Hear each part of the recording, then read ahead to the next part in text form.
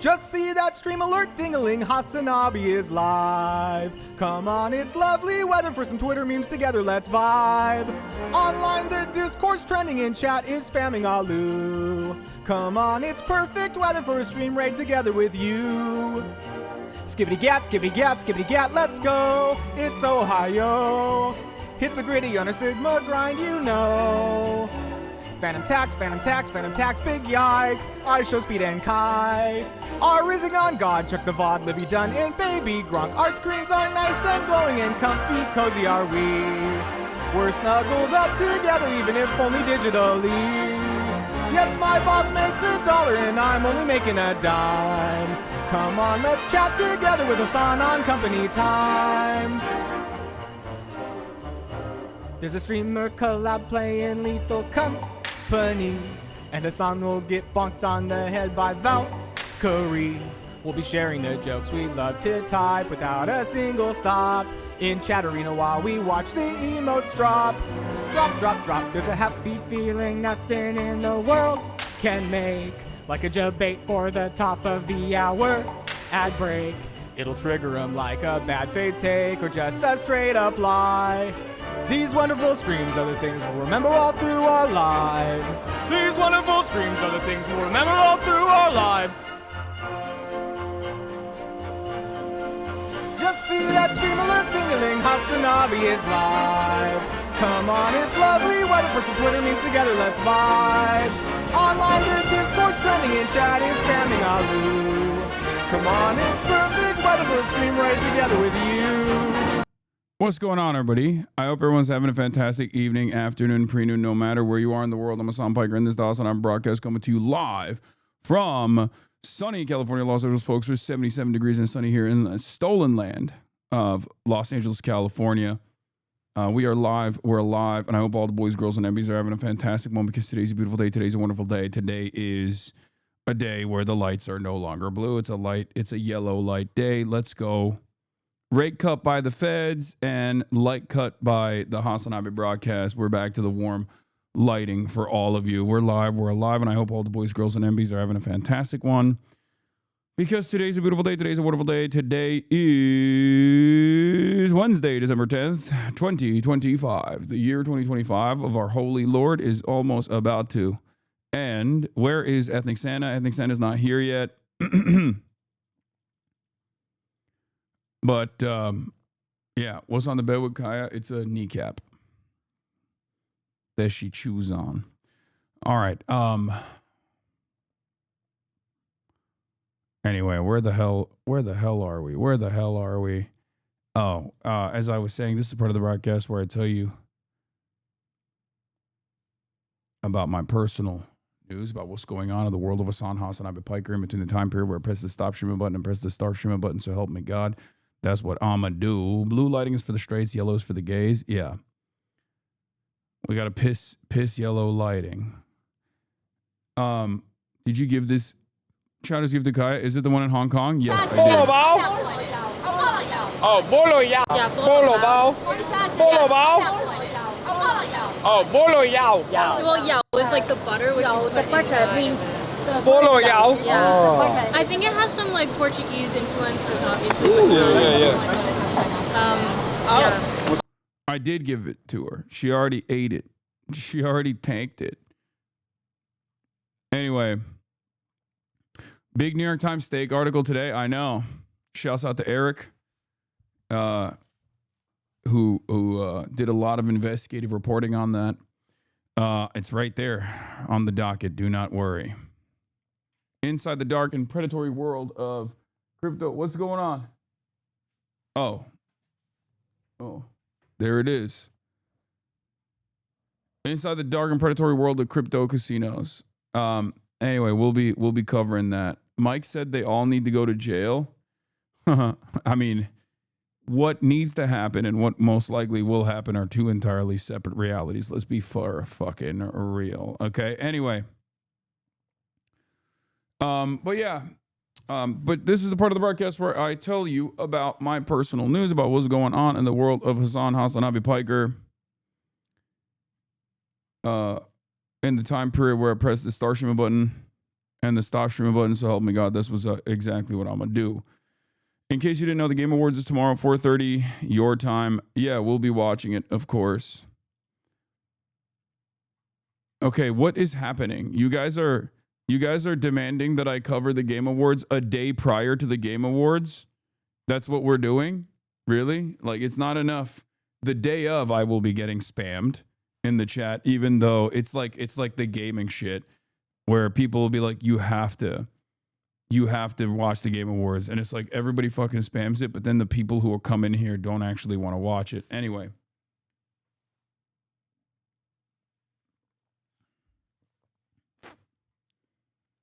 But in any case, ladies and gentlemen, personal news-wise, hung out with the family last night. I had to end the broadcast after a spectacular failure playing Dispatch. Spectacular failure playing Dispatch took place where we had to reset the whole thing. And I had to go and hang out with my family anyway. So I was like, fuck it. And I ended it after 20 minutes. I apologize. Or half an hour. Is the save broken? I haven't even started the save yet. I haven't. By the way, the bug wasn't from Resin Golem, but downing him before his event. Yeah, okay, sure. It was a bug with the chat backing. You should promote that new pod you did. Didn't eat. Shit was great. I didn't even realize the pod was out until I saw the updates account. Yeah, I will. Trump just abandoned EU and NATO. Wait, really? Awesome. I doubt it, but. You peeped the Miami mayoral race? Yeah. I'm familiar. Anyway, ladies and gentlemen, I went to sleep and I woke up early. I went to sleep early. I woke up early and I got a really cool announcement on my phone that said, you finally reached 8 hours of sleep for once. And what's really crazy is Phoenix emoji, thank you for the 50 bones. Goddamn. Now, the reason why that's really cool is because I had looked at my summary prior to that. And this last week, my like Apple Watch fitness shit was basically screaming at me, telling me that my average sleep time was 3 hours and 39 minutes for the last week.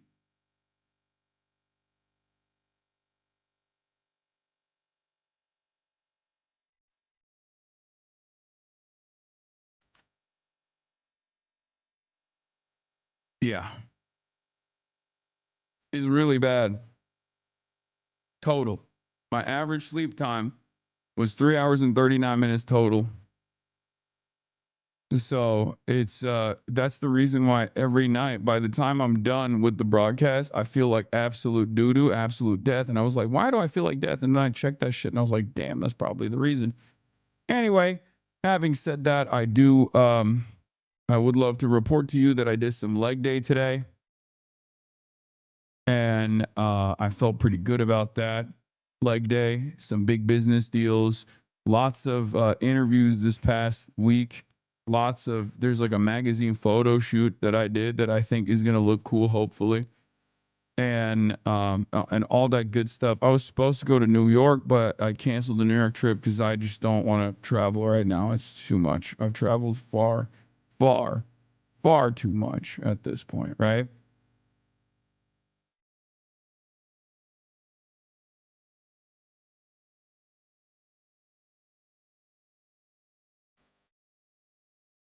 Any thoughts on One Piece? I haven't had time to really watch a lot of One Piece. You also drew a drawing of a vagina. I saw that. Yeah. Hairline looking good. Thanks. Thank you. That's what I'm excited to hear. You just crashed the prediction markets with that news? Wait, what do you mean? He's manipulating Kalshi?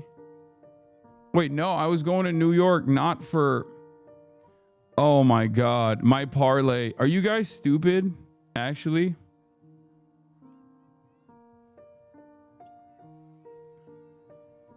Shit, your hairline's good. The political best just crashed. Every single thing. Are you drinking olive oil? Yes. Oh shit, you're drinking olive oil and not cold brew? The political markets have crashed. Is that the new meta? Oh no. Oh no, every damn thing I do is crashing the political markets over and over again. What will we do? Yes, have you not noticed? We are stupid. Yeah, we're gonna do Vince Staples X Z-Way. Okay, we're gonna do that. No, they just watched a new TrueAnon app. Oh, did they do one on it? Bro, you were talking about hash oil on Fear and that shit you smoked was fucking PCP. New York City during Christmas was my dream vacation. I just want to not do vacations anymore. No more travel for me. Yeah, America's doing piracy, Venezuela oil, stuff like that. We'll obviously talk about all of that. Listen to me, okay? Listen, old ass, bitch, you don't travel as much. It's not normal to travel this much.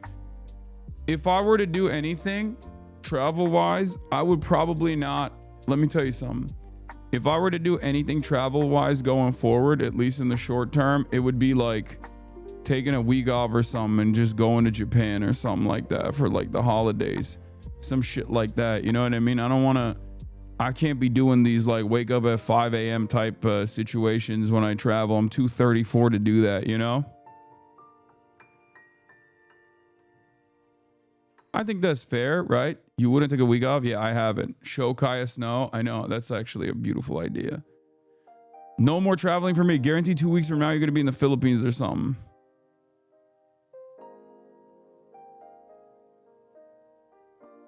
I'm just jealous and taking it out on a million-ish or middle amount. I'm doing my part. Hell yeah. Multiple trips are harsh. Singular long trips are easy. Yeah.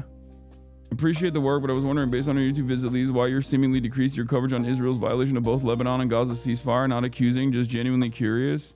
This is a consistent thing that people ask me whenever I don't do Israel Palestine related coverage every single day nonstop. It's just there's a lot going on, you know. I don't know if you know this, but I haven't really been here.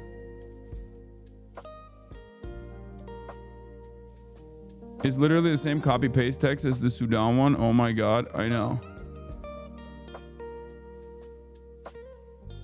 I wasn't here. And also in the time period where I wasn't really here, the American government has been collapsing or accelerating on its collapse. So,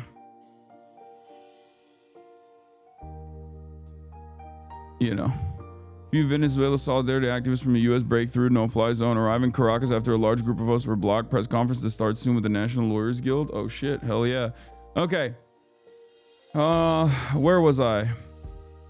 Yeah, Brad Lander is running in New York City. DHS social media tourism check. Epstein files unsealed. Trump's first rally on affordability flops. We got a lot going on. Vince Staples is based. Dispatch later. Get it now. Can you fit more Christmas in that frame, my dog? No. I am the most Christ cucked. No one is as Christ cucked as me. No one can come near my level of being Christ cucked. Yeah. Oh, right-wing drama continues as well. With Erica Kirk, Brett Cooper, and more. Yeah. It's pretty crazy. Is him Christ Cuckington? Yeah. New York Times is on my ops' ass. Dude, right? It's not a right too early situation with stuff like that. I know I'm gonna be covering the New York Times Gamba article. New York Times steak article as well. So the thing is, the media moves much slower than I do. like traditional media especially moves much slower than I do. In a lot of instances, it requires like, I will give you a little bit of inside baseball here. There's a lot of journalists in here that already know this, but many of you might not. But it takes a long fucking time and sometimes a lot of hand holding and a lot of convincing to be able to get an article like that pulled off. Okay? So there's a reason why someone like CoffeeZilla or someone like myself can be on the ball on an issue like this and consistently talk about it for almost like a year or something until the New York Times even figures out that there is a serious issue, right? And obviously part of the reason why, there's downsides to what we do as well. Like, for example, an investigation conducted by the New York Times into the dark and predatory world of crypto casinos will most likely have a lot more information in it than something that even myself or CoffeeZilla could potentially find, right?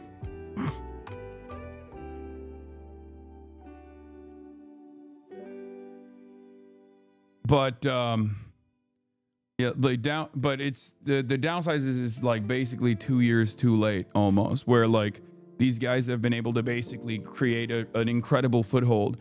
And not only that, but also by the time this article comes out, right? By the time this article comes out,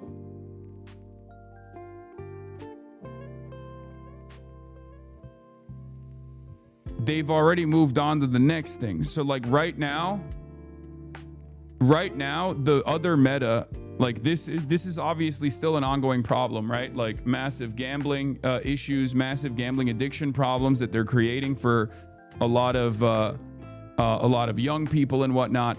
But and Eric obviously Eric Toller, shouts out to Eric Toller. He's a great investigative reporter. I'm a fan of his work. He played a big role in this article. So the current meta right now has shifted beyond crypto gambling, or at least like what the crypto gambling casinos have been doing is basically paying creators on every social media platform to consistently funnel people in, and also engage in some sort of media manipulation as well, whether it be botting the shit out of Reddit and different subreddits, LSF and the like, or whether it be the clip accounts, the clip farming accounts that they have, that they utilize for whichever, like they have basically they've moved on from purchasing and sponsoring major streamers into this new method of finding and plucking young talent and trying to make them into notable figures, right? Investing into them and potentially locking them into 360 deals with a management company.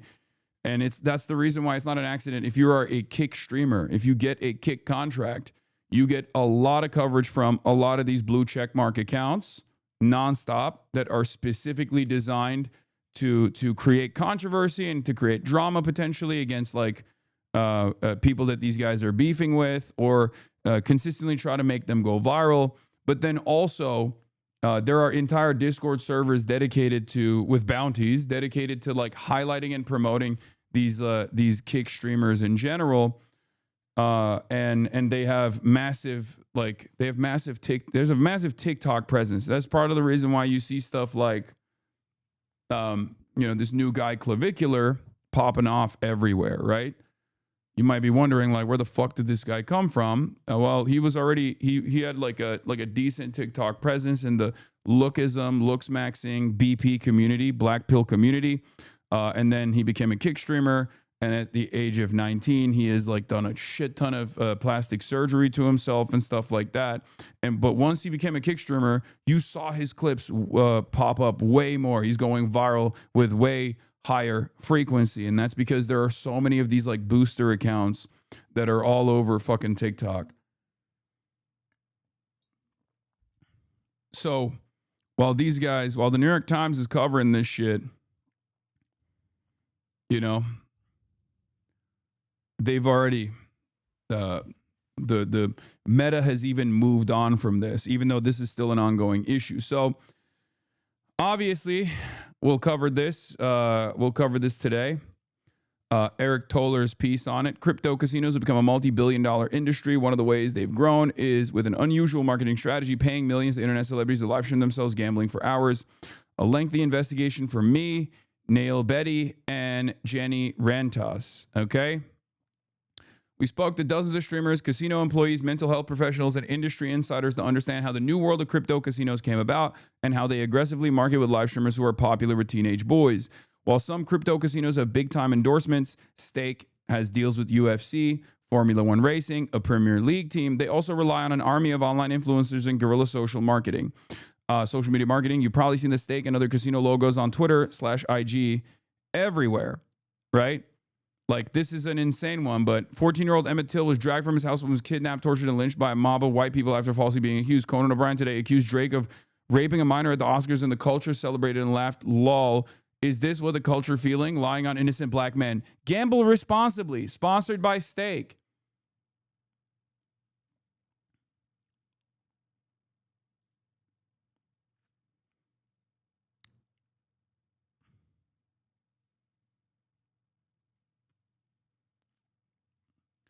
We first started the story after noticing Vitaly Z playing Stake casino games while doing this pedophile catch videos where he would sometimes play on his phone with the alleged predators on stream.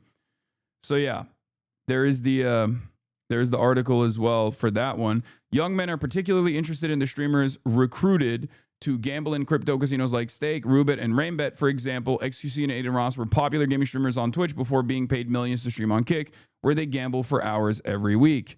A young man we spoke to who graduated from high school in May told us that he started gambling in crypto casinos when he was 14. He lost over $10,000 gambling and even took out personal loans to chase his losses. We found many stories such as this. And for those of you who, this is something that I've talked about quite extensively, as you guys know. This is something that I warned about quite frequently, as you guys know. And of course, they never let me fucking get over that. Like, virtually every single one of these guys that went and got the kick bag became my number one ops, my number one enemies, and consistently would shit on me. And the irony is there that, like, many of their fans that initially were also saying, like, fuck Hasan, he's a snake, he's a bad person for calling this shit out, he's actually evil, he's a hypocrite, yada, yada, yada. Many of them also now agree with my position. Many of them also now basically realize, like, yeah, this was actually pretty bad. It ruined the content for us, whatever. They still hate me, but at least they are of sound mind on this issue, you know? But often these gamblers told us video games with gambling features drew them in. The three I heard most often: NBA 2K with its Gacha S packs, Fortnite through wagering, CSGO with its skin market. Many gambling streamers got famous with these games, especially 2K. Roobet and many other crypto casinos are not legal in the United States, but U.S. gamblers, teenagers, and adults alike can dodge regulations with relative ease through the use of VPNs and verified accounts used with IDs purchased online, often from people in Africa and Asia. We spoke to a Canadian man who makes money just under 20 grand in 2025 through this fall, creating accounts on crypto casinos after purchasing photos of IDs in Kenya and India. He sells these accounts, and he also uses his referral code to get a fraction of what they wager. This referral system is a bedrock of crypto casino marketing. Streamers drive signups to their code, which rewards them based on the account's wagers. Often, this is also how casinos assess streamers' success. More wagered on your referral code equals a better deal from the casino. And for those of you that don't know how this stuff works, obviously, just like in the world of drug dealing, the thing that matters the most is the whales, okay? Casinos and drug dealers rely on people who are deeply addicted. It's not the, casual gamblers and people like that casinos make money off of. Like someone like myself, I am a casual gambler, okay? I have a lot of disposable income, and I will go and I will travel to Las Vegas and I'll fucking drop a bag every now and then. But ultimately, I am not, despite the fact that I have a very addictive personality, I've never been, luckily, addicted to gambling, right? I've never been addicted to gambling because I just, do it in a very responsible and controlled way where it's like, this is money that I'm lighting on fire for entertainment, and it's fine if I lose this much, but I don't go beyond the amount that I've lost, right? So someone like myself is not a real earner for the casinos. However, someone who is deeply addicted, that makes much less money than I do, right? But is deeply, deeply addicted to gambling, is going to be a much more valuable person to a casino because they are willing to take out loans so they can continue gambling. They don't know when to stop. They will never stop. Like, they have a deep and crippling addiction. Those are the people that casinos make money off of. The reason why the marketing for gambling, for regular casinos even, revolves around casting as wide a net as possible by trying to get as many people in through the door with, like, you know, your first one is on us. Your first bet is on us. Here's $100 for you to do your first ever bet. The reason why they do that is because they want to cast as wide a net as possible so that they can find those whales, okay? This is what casinos consider whales. That's why they give them a lot of benefits to hook them and then to keep them there to the best of their ability, right? So you can have someone who's super wealthy who is not seen as like a valuable enough client to make money to the casino, as opposed to someone who is middle class or someone who is poor that will be a much more reliable outlet for the casino, much more reliable earner for the casino, because they will dump a lot more money than they actually have. So basically, it's a very dark part of the business, but it does revolve around preying on the most vulnerable. And crypto casinos work in the exact same way. If a regular casino that has to be in a physical space requires a shit ton of entertainment to keep people inside of that casino, pumping oxygen, taking away the clocks from the walls, regulating the temperature in the rooms to make sure that you don't know exactly what time it is and you're getting free drinks in the process of gambling. Crypto casinos also have to have an entertainment function or a draw to draw you in to the room, right? To the online casino. And that is kick.tv, right? So that's where Kick comes in. Kick is the entertainment that is supposed to, at the very least, directly bring in new clientele. And if they can't do that on Twitch, because Twitch has banned Stake.com's crypto gambling initiatives and sponsorships, then they have to create their own. That's how they. That's how we arrived at Kick. I didn't know that. That's good on Twitch. That's so funny that we have people who are in this community that didn't even know that that was happening. You know what's really funny about that? There were a couple streamers who were actually very upset about this when some of the top streamers were getting paid a fuck ton of money to do crypto gambling and getting paid. I was one of the streamers. That's what I was trying to describe early on. There is a reason why so many of the people that went to Kick, some of the top content creators on this platform, from Asmongold to XQC to Trainwrecks and all these other people, they all fucking despise me and Pokey specifically as well, because they think that we were the most responsible for that website, or for Stake, the crypto gambling casino, getting banned off of this platform.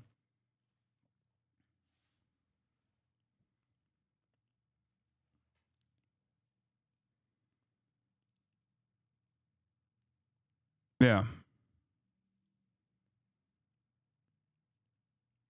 Anyway.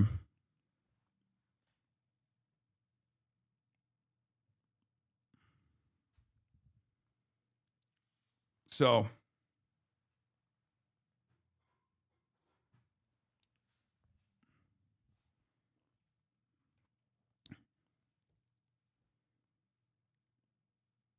Could you explain what would be the difference between Vegas residencies and entertainment sphere of Vegas in general? Easy. Vegas is a physical location. Therefore, that automatically creates a natural barrier of entry for young people to be able to go and gamble. Also, there is a shit ton more regulation in Las Vegas casinos as opposed to a crypto casino that is based out of some island somewhere, some island nation somewhere where there's very little regulation, very little opportunity to legally, very little opportunity for legal recourse. Okay. The other side of the story also is because I'm not like across the board anti-vices. I've never been that. I'm much closer to social libertarianism when it comes to consumption than an authoritarian when it comes to consumption. That's not a secret. Something that I've talked about quite a bit. I myself have gambled as well, and continue to do so. I don't have that major of an issue, but for me, it's the immediate access that you have on your phone with these gambling apps that makes it infinitely more dangerous. It's the cryptocurrency and the unregulated nature of this that makes it infinitely more dangerous, and it is the direct marketing. Because the thing is, you can have a Vegas residency, right? You can have a Vegas residency in a casino, but the person that's doing a Vegas residency in the casino isn't stopping in the middle of their, entertainment session. Like Bruno Mars isn't stopping in between songs. He sings apata apata and then goes, and right now I'm going to go, drop $10,000 on red. You should gamble with me. You know what I mean? Like, that's not, like, even if he's doing that for his own, personal gambling addiction. I know he's not the best example to use here because there was suspicion that he was deeply addicted to gambling. But, like, do you see what I mean? There's a difference between, like, if someone is personally gambling or whatever, that's their own thing, but they're not, like, literally marketing themselves gambling in real time in between their sets. Because that would be the equivalence to like what a person getting paid specifically to gamble with the house money to try and bring in more people into the casino, into the crypto gambling casino.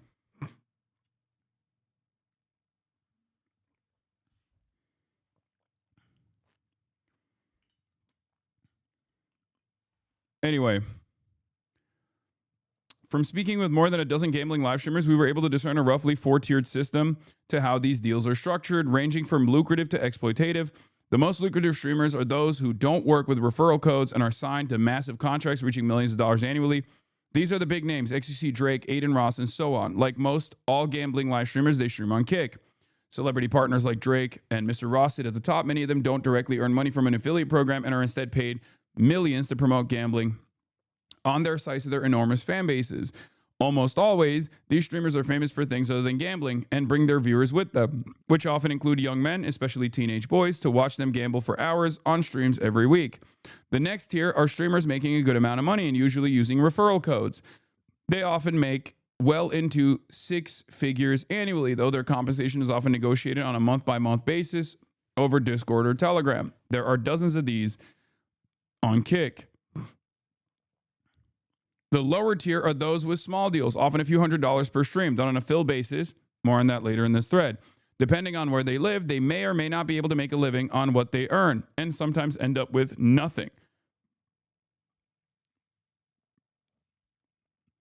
The lowest rung are raw, self-funded streamers and those on microscopic fill deals. These are the guys who will bet with their own.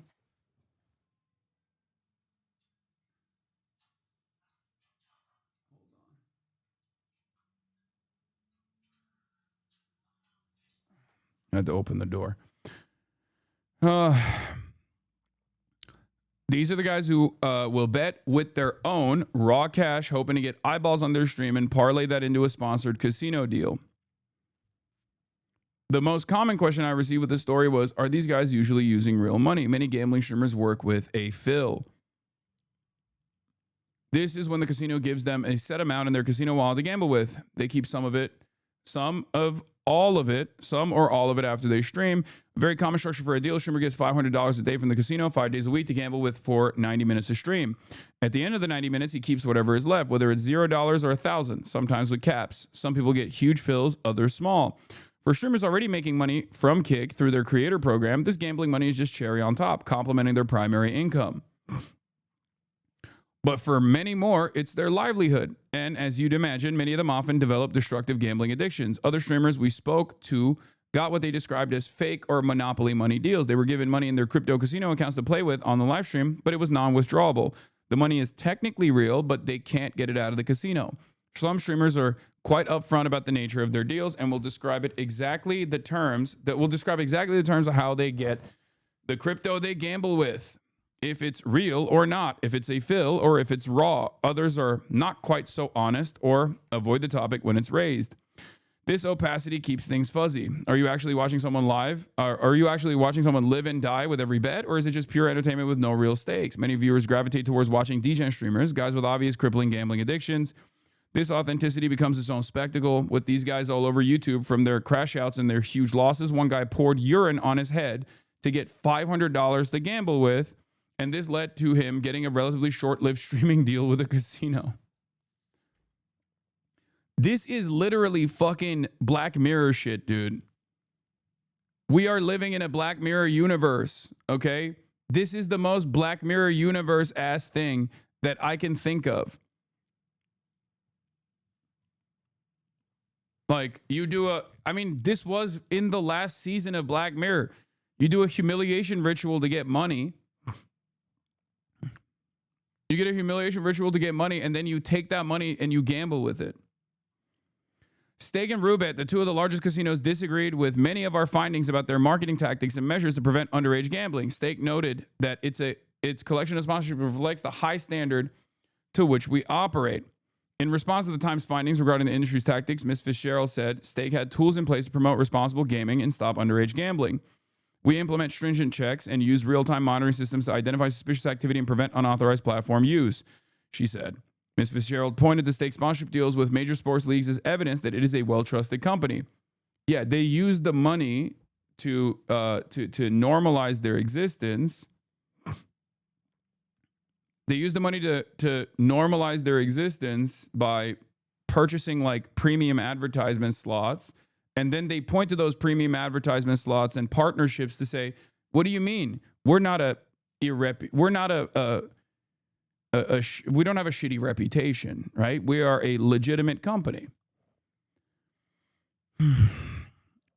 Jeff Ifrah, a lawyer for Roobet, which is founders based in the United States, said in a statement that the site complies with all laws in accordance with its Curacao license and removes users who are violating its terms. Roobet is proud of their streaming partners and works to promote safe and responsible gaming to adult audiences, Mr. Ifrah said. Other crypto casinos include Shuffle and BC Game did not respond to our request for comment. The spokesperson for Snoop Dogg, who had a deal with Roobet that ended shortly after we sent him questions, gave this response. The other celebrity streamers we reached out to didn't respond. Drake, whose full name is Aubrey Drake Graham, declined to comment for the story through a representative, Mr. Ross, as well as XG and Trainwrecks, whose real names are Felix Lengyel and Tyler Nicknam, did not respond to requests for comment. As a spokesman for Snoop Dogg, who partnered with Roobet, said in a September statement to the Times, Snoop take these issues seriously. He's no longer working with Roobet and has no plans to do so in the future. There's much more about these crypto casinos that we wrote about, including the trouble states have in regulating these sites. Read the full investigation here. Okay. This is so far, this is one of the most comprehensive articles that's been written about this. A very long investigation that took months to put together. And the situation has gotten even more dire. If you guys recall, this was something that I warned about years ago. Okay. This was something that I first warned about. This was something that I first warned about when Stake, the actual casino, came onto the scene, right? It was something that I first said was not the best. And then when Stake was banned,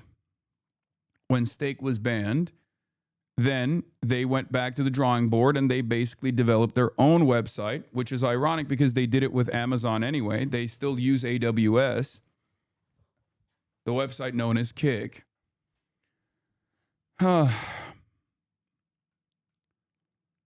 And I was punished endlessly for speaking the truth at the time.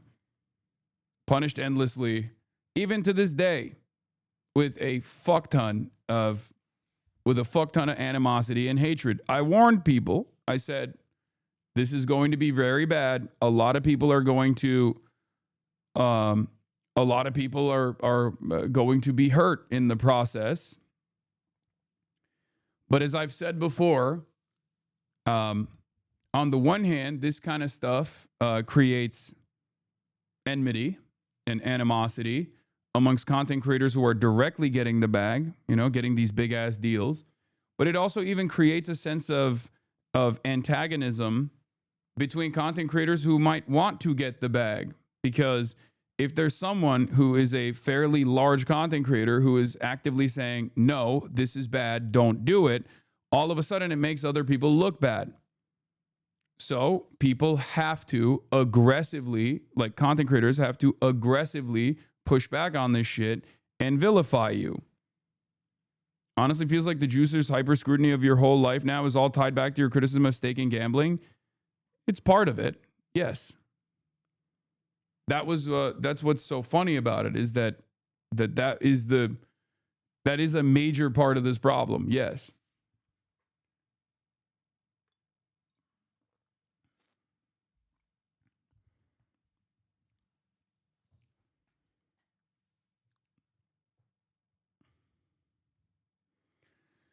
Does CNN partner in Kalshi also legitimize stake, even though I don't think Kalshi is crypto? Yes, it does. It absolutely does. I was going to say that this environment has gotten even worse. This environment has gotten even more dangerous. And it ties back to something I talk about quite a bit with hustle culture and Sigma grindset memes and things like that, where people only care about hustle. People only care about the hustle. People only care about making their money, getting the bag. That is the highest priority. And it's like average people that aren't actually getting the bag in this process, but are simply riding for their favorite content creators who are actually getting the bag in the process. And the watchers are actually getting fucked over in the process because they might develop crippling gambling addictions, lifelong crippling gambling addictions, are without realizing, advocating for this shit and defending this shit, even if it harms them. Okay?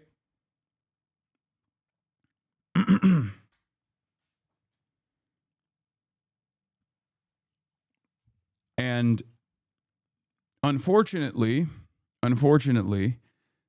things have gotten completely out of control, especially with these prediction markets, right? Which is gambling by a different name. Kalshi is another one that recently sponsored CNN. There's a partnership with CNN now between CNN and Kalshi. And it's really fucked up.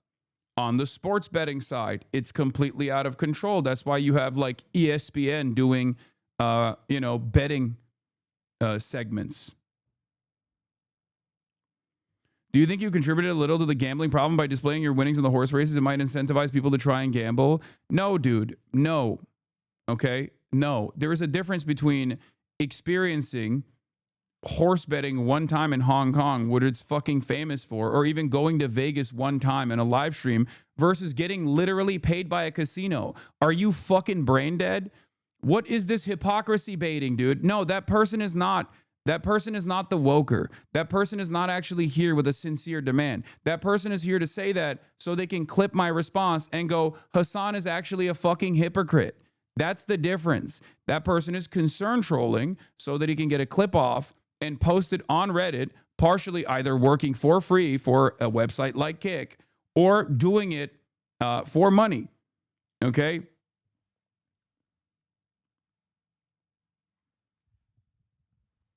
This is what it is. This is unironically what I was talking about with respect to like how you can't even have a serious conversation about this shit without people immediately turning around and being like, well, yeah, well, you have also contributed to this as well. It's like, dude, one guy we're talking about has gotten $100 million to fucking do unrestrained crypto gambling on the fucking directly on the crypto gambling casino website. I also am not like I'm not shy about openly admitting that I myself gamble. I gamble all the time. I gamble relatively responsibly. Not everyone can do that, but I don't have a approach to gambling that's like ban it across the board. I've never been a prohibitionist. Okay? The difference is I don't get paid to gamble, and I don't promote gambling in general. One of the biggest issues here is the accessibility. I don't know why this is like difficult for people to comprehend. The accessibility and the lack of regulation surrounding this stuff is the major problem. Okay? Like, how many people am I going to influence to fly out to Hong Kong so they can also go and fucking horse bet?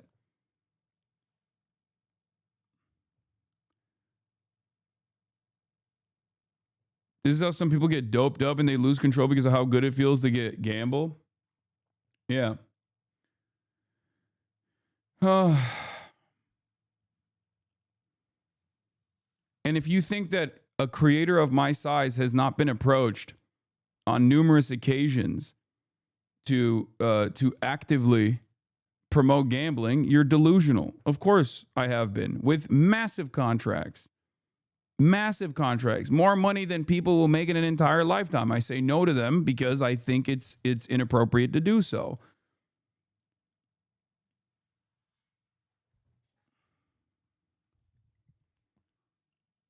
Once again, I am not and I will not be in favor of prohibition. I am in favor of regulation. Okay? I'm not in favor of prohibition. I'm in favor of regulation. The issue that I have with a lot of these new initiatives is that it makes it endlessly accessible, not only just for children, but just endlessly accessible in general. If you can gamble on your fucking phone, it makes it infinitely harder to combat. It makes it infinitely harder to deal with. Anyway.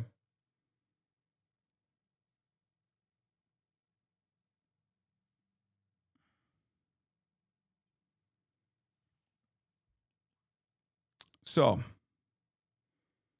hidden crypto casinos like BoxGG are hiding their gambling before Pokemon cards.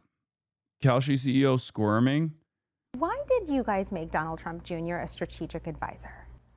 We have a lot of advisors, and they span across the board, across different functions. But really, this is all about growing this industry, the prediction market industry that a lot of people really believe in. What kind of advice does he give you? So it really is, again, about growing prediction markets, you know. Yeah. The advice he gives you is how to get around any sort of what remains of the regulatory, what remains of regulation. Here, look. There's always someone who is a gambling addict that has not encountered gambling yet. Okay? And they know that. HasanAbi reacts to Twitch needs to stop gambling streamers by Ludwig featuring XQC. Wait, let's take a look at your YouTube videos really quick. I lost $50,000 in Vegas and made money. How I stole $100,000 from Mr. Beast. No way. You're a gambling addict? I am so shocked, dude. This is, wow. You know, it's really a hidden addiction. You know, it really is one of those hidden addictions that you just never foresee. Like when you're a content creator and then you do a poker tournament on your page. Yeah, you really think you know a guy, and then they come out with a video and say, anyway. This era, is he looking at my video? Did he fucking crop me? Did he put me? Fucking, are you serious, dude?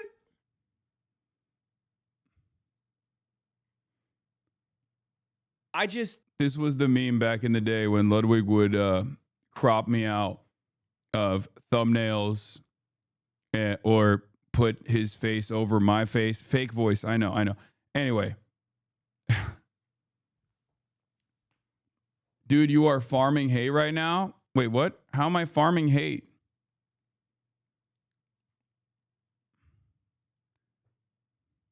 Hasan, don't talk about Israel. You're farming hate. Hasan, don't talk about the dangers of crypto gambling, something you've talked about for years. You're farming hate. Hasan, don't talk about Kelshi and CNN. You're farming hate. What if CNN starts writing mean op-eds about you? The fuck do you mean? My entire fucking life is farming hate from that perspective. Why do you think I have so many fucking haters? Why? Why do you think I have so many haters? It's because there are a lot of things that people just don't want to think about, whether it be their fun that they perceive me as taking away, whether they perceive me as taking away their fun or not, doesn't matter. I've always operated with the same principle. If I see something and I think it's fucked up, I'm gonna say it. Okay? It don't matter. Because this community hate Ludwig right now. Wait, what? What the fuck does this have to do with Ludwig, man?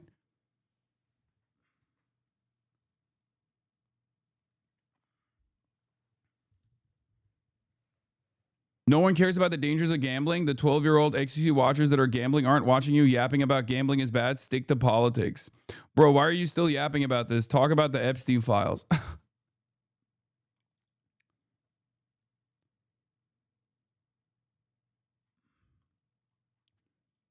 He believes in prediction markets. We believe in prediction markets. A lot of people believe in prediction markets, and it's really about go-to-market and expansion plans. Does he come to meetings? How much do you pay him? What's his role? I mean, this is the son of the president.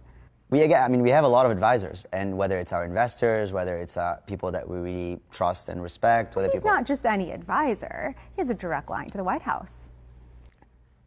We have a lot of advisors. Why? Yeah, great response from this guy. Anyway, the whole point is gambling is the gambling addiction out of all the other addictions has the highest rate of suicide. Okay? A lot of people don't understand what the actual addictive nature of gambling is. It's not about winning. It's about the predictive element. It's about waiting to see whether you won or lost. That's when your dopamine spikes. Okay?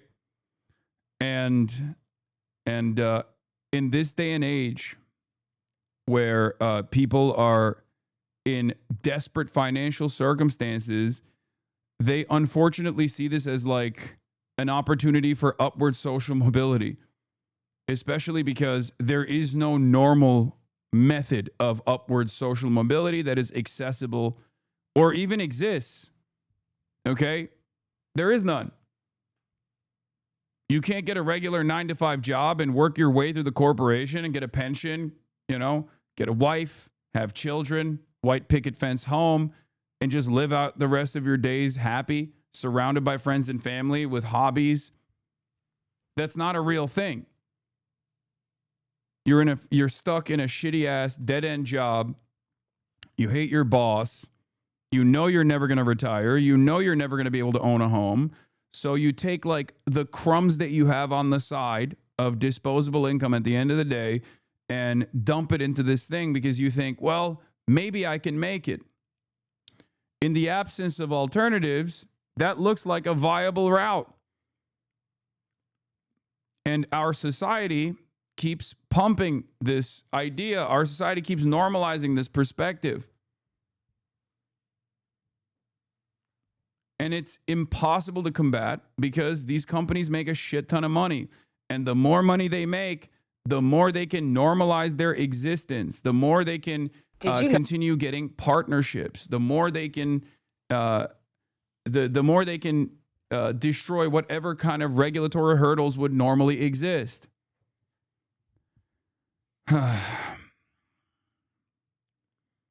It's the same principle behind sports washing and other forms of whitewashing for like Saudi Arabia or the United Arab Emirates, right? Like Gulf states that have done a whole bunch of horrible things have unlimited funds to basically hire every celebrity to go there and talk about how wonderful and how awesome it is until they have until they have forcibly placed themselves in the collective conscious of people in the Western world that might have looked at them a certain way, but no longer do, because they're like, well, you know, my favorite celebrity went there and he really liked that experience. Maybe they're fucking sick.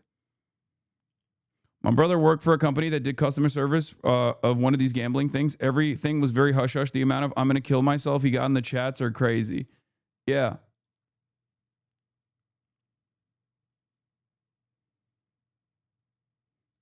Just start streaming, folks. Stream your 9 to 5 if you need to. Just find something to stream and stream it till all you do is stream and the money rolls in. I don't know how successful that will be, how viable that is either, but, you know, do you, I guess.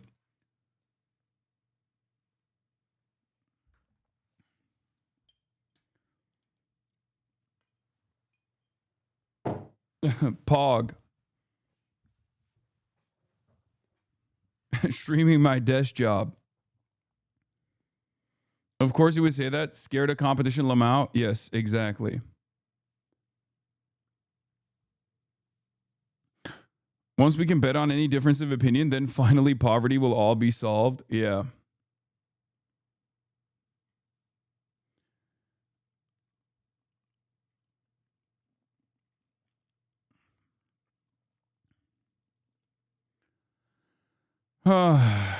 I work at a law firm. I can't stream my 9 to 5. I'd go to jail, literally.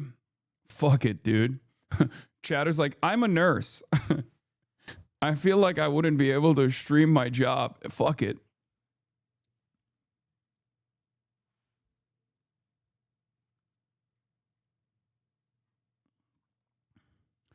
Did you know some people are earning 6 figures betting on things like movie reviews, album release dates, and even whether a CEO gets fired? Here are the prediction markets, the other side of this. The commodification of hope has turned into the gambling on virtually everything. Back in the day, I feel like when you had to go to a fucking bookie or something to bet money on any kind of, you know, athletic competition, there was a level, there was a separation between like the average person, the average Joe being able to do this, and you know, the real fucking addicts engaging in this sort of act. Now you can do it on your fucking phone. And not only that, but now you can gamble on virtually everything. And back then, if someone like Michael Jordan, for example, would gamble on whether or not he could actually make a shot into the trash can, people kind of understood that as a guy with a serious problem. Okay? Like there are stories of Michael Jordan, you know, putting up massive bets about whether or not he'll be able to throw trash in the trash can or something from afar. Like, and he like gambles with the security or some shit. Like, because people fucking know that that's a big issue, right? Like when someone would do that, when someone started gambling on like their golf swings or whatever, you were like, okay, Hank, it seems like you have a little bit of a problem, right? Whereas nowadays, with the invention of prediction markets, you can basically do that on your fucking phone. And everyone can do that. It is like completely accessible. That's like the max. If there are tiers to degenerate gambling addicts, being able to gamble on an album release date is probably the highest tier of a gambling addict. And now the highest tier of gambling addiction is completely serialized and incredibly accessible. No, some people are now making 6 figures betting on things like movie reviews, album release dates, and even whether a CEO will get fired. A new wave of prediction market traders are earning full-time incomes on platforms like Polymarket and Kalshi, where users wager on real-world outcomes in politics, sports, pop culture, and finance. And the payouts are getting big. One bettor made more than $44,000 correctly calling how Moana 2 would perform. Another pocketed $7,500 predicting the release date of Taylor Swift's latest album. And these aren't random guesses. Super users say the edge comes from being early and being obsessive. They scour small review blogs for early film reactions. They analyze. Brother, I'm on these fucking gambling markets. As we've shown on this broadcast before, is it Polymarket or Kalshi? that has like a bet on whether or not I will attend the Zohran Mamdani swearing in ceremony, dude. Like, that's insane. That's fucking insane.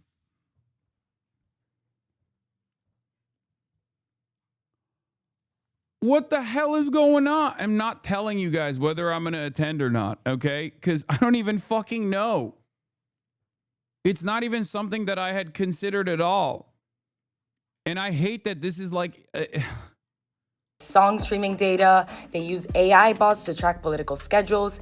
Some even study arbitrage techniques that look a lot... But like, think about how fucked up this is. I could literally every day talk about how I'm going, how I'm going to go, definitely, and then just not show up. And I could put money on the no pick. I could dump a shit ton of money on the no pick and then make money off of my audience thinking that they're going to actually win and win big. Okay? Please do not bet on this shit. Don't be fucking stupid. Jesus Christ.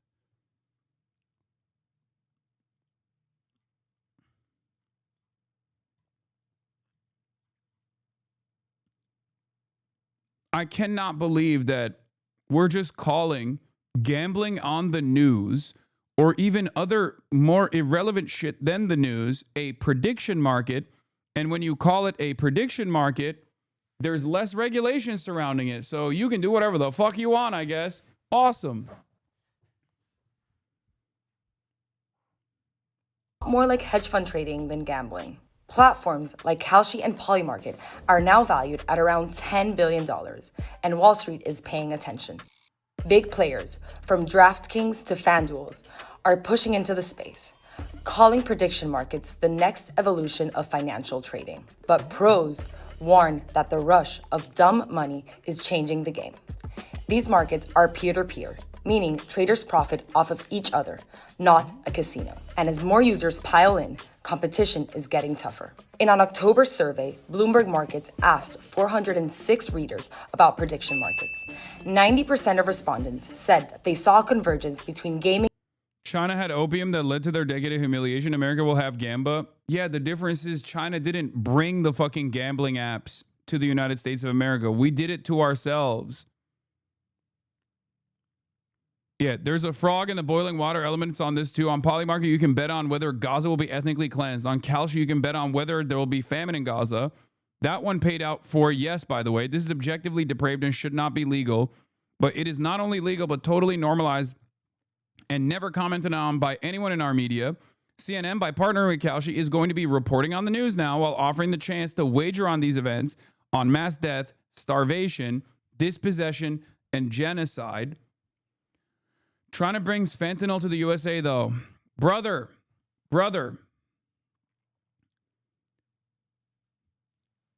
The Purdue family, or the Sackler family, is not Chinese. Okay? The Sackler family is American. The Sackler family is not Chinese. They are capitalists, okay? They are capitalists who wanted to make money off of an unimaginably addictive substance that they specifically lied to every doctor and pumped every fucking healthcare provider with. That's the starting point. That's how this happened. It's pure cope to be like, well, the Chinese are shipping in the chemical substances that are necessary to create fentanyl on U.S. soil. Okay? That's just fucking pure cope. Is pure cope. This is the problem. This is why this kind of distraction is so stupid for a lot of people, because it works on a lot of people. They go, yeah, this is not a homegrown issue that the American government refused to fucking tackle, refused to deal with, refused to punish the people responsible for it. It must be China, you know? Is there an affordability crisis that is imminent, that is actually harming a lot of people, ruining what shred of hope Americans might have had for upward social mobility? Nah, it's the Guatemalan migrants. A lot of people who think that they're fucking free thinkers don't realize that they're blind sheep. They hear someone go, nah, it's the Guatemalans, and they go, you know what? That seems right to me, brother. Don't need to think about it any further.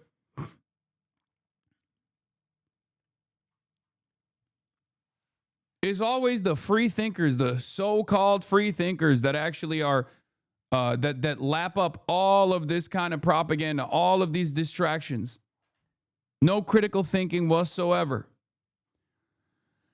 Anyway, the fate of victims on an ongoing genocide, a genocide often supported and backed by these same investors and executives of these gambling apps, are just another chip on a roulette table. The total dehumanization of the billions of NPCs they wager on and fleece is complete and total. Someone should ask CNN reps, now that they've partnered with Kalshi, if they will be offering betting markets on air that involve wagering on mass famine and populations experience genocide, like Kalshi did a few months ago. Would love to hear their answer. They will never ask that.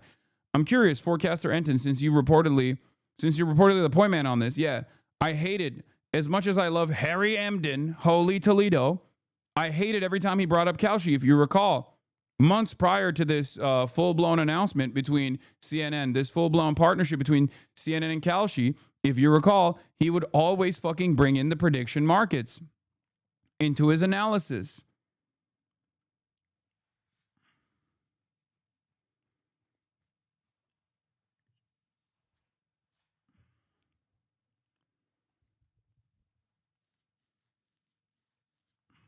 Toledo has fallen.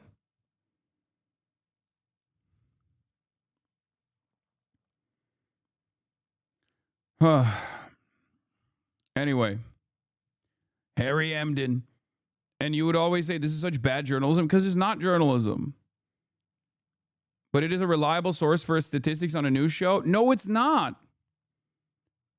No, it's fucking not.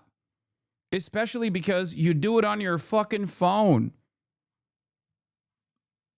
No, there are so many instances where Kalshi and Polymarket tried to literally game out the outcome. Or so many instances where these betting markets, these prediction markets, were getting massive donations to make it seem like one candidate was actually overperforming as opposed to the real polls that were coming out. Are you crazy? But you're not allowed to bet unless you're an expert on the topic. Yeah, exactly. Only the experts are betting on Kalshi and Polymarket.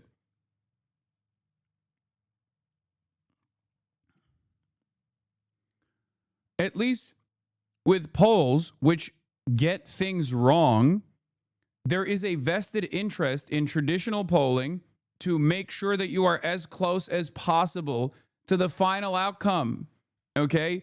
And if you get it wrong, then you're fucked. Your reliability goes down, right? With betting markets, if you get it wrong, it doesn't matter because one side is still winning over the other.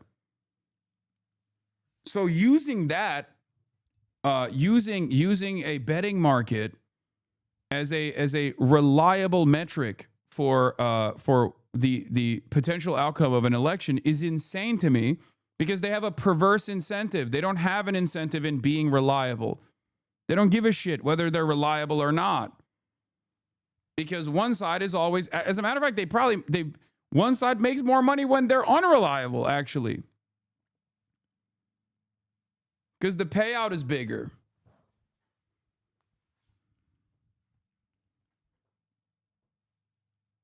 And finance in the future. And almost an equal number say the blurring line between investing and gambling warrants further regulation. Still, many see opportunity. For traders with real skill or real luck, prediction markets have become the latest speculative boom, blurring the line between investing, gaming, and everything in between. Anyway.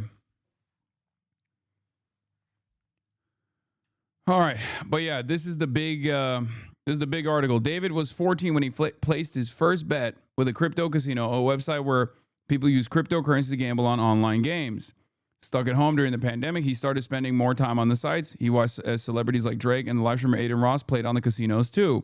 Social media personalities collected huge paydays for streaming more and more videos hyping up the sites.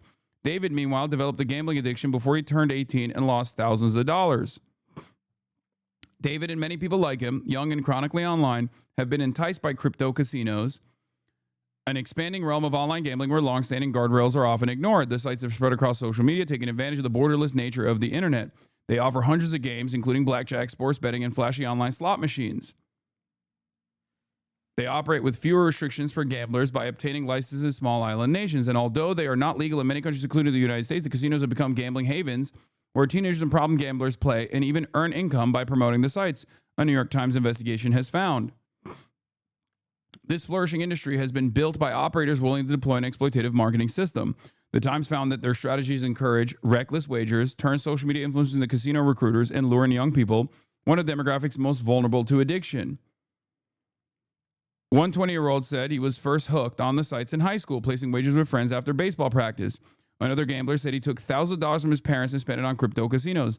David, who asked to be identified by his middle name to protect his privacy, said he emptied out more than $12,000 in childhood savings when he turned 18 this year and converted it into cryptocurrency on a website. He bet it all, doubled it, and then lost it all. He later took out and gambled away $4,000 in personal loans without his parents knowing, trying to earn it back. I lost sight of what money actually is, said David, who graduated from high school in May. Online gambling, particularly sports betting, has spread across the country over the last several years as more states have legalized it. Crypto casinos operate outside of these structures by functioning as offshore entities and by allowing gamblers to use cryptocurrencies instead of traditional financial systems.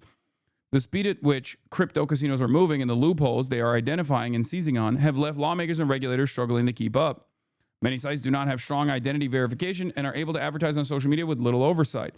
The other side of the story is it's infinitely harder to actually take out the money, whether you actually end up getting, even if you end up actually winning. It's also much more difficult to take out that money. It's super easy to sign up and super easy to gamble and super easy to lose real money. It's much more difficult to actually take out that real money, for the record. 8 years ago, crypto casinos were obscure websites. Now they are a multi-billion-dollar industry with dozens of operators. The success of Stake and Roobet, two of the largest casinos, has enabled them to sign partnership deals with UFC, Premier League soccer teams, and celebrity rappers like Drake and Snoop Dogg. To help drive this growth, Stake and Roobet and all other sites like Shuffle and BC.game have built an army of live streamers who broadcast themselves gambling for hours a day. The streamers create online communities centered on the casinos, and they offer giveaways to dedicated followers. All the while, crypto casinos incentivize content creators to bring in more customers through affiliate programs, which pay a commission on wagers placed by gamblers they recruit. Now, the interesting thing about Stake is that Stake couldn't actually directly sponsor a Formula One team, but Kick is technically a separate entity, even though it's not, right? Kick is a money sink. But because Stake is a money printing operation that is almost entirely controlled by like 3 people or something, all of which are like multi-billionaires at this point, they can use Kick. They can basically burn billions of dollars on Kick because they're generating billions and billions of dollars of revenue. So Stake is the actual crypto casino, but Kick is the front-facing operation of said crypto casino that has like 1 degree of separation from Stake. And therefore, if European regulators say, hey, you're an online crypto casino, you can't sponsor this Formula One team, well, Kick certainly can. You understand? Popular gambling streamers flaunt their extravagant lifestyles while their fans wager more, vying to be the next gambling influencer. Their content thrives in the manosphere, the male-centric online community where prominent voices talk about getting rich quick and skipping the traditional route to a 9-to-5 employment. As these sites grew larger, they paid online celebrities multi-million dollars to promote the casinos. In August, Drake and the famous live streamers Aiden Ross, XG, and Trainwreck gambled together on Stake for a live audience. I've dreamed of this night. All my guys in one spot, Drake said, before the group streamed themselves gambling together for 3 hours. Drake, whose full name is Aubrey Drake Graham, declined to comment on this article through a representative. Mr. Ross, as well as XG and Trainwrecks, whose real names are Felix Lengyel, Tyler Nicknam, did not respond to a request for comment. A spokesman for Snoop Dogg, we already covered that part. To understand how these sites built an online marketing machine, the Times analyzed hundreds of videos produced by gambling streamers, sifted through thousands of messages in online chat rooms, obtained private messages sent by casino representatives, and reviewed cryptocurrency data from gamblers and the casinos. The Times also spoke to more than 24 people who worked in the crypto casino world, including affiliate streamers, marketing managers, and casino employees. Some said it was an open secret that the marketing practices could encourage gambling addictions and entice underage gamblers. Thousands of people have produced videos of themselves gambling on crypto casinos. In August, viewers of the top 100% gambling streamers watched 12 million hours of their videos, according to data from the analytics website Streams Charts. The finances of crypto casinos, which, by the way, I think like streamer charts. What? As a self-proclaimed socialist, why do you take part in Christmas, which is purely a capitalist manipulation of people to spend money? It's not even related to Jesus. Dude.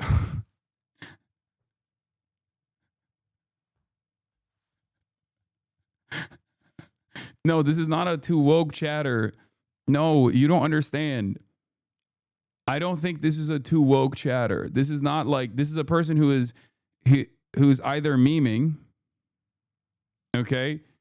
And I assume this person is actually, no, this person is just memeing, okay? They're not being sincere. They're not being sincere. I'm not memeing, I swear. Jesus was not born on the 25th. Okay, never mind. This person is a too woke chatter. I'm 100% sincere. Oh my God.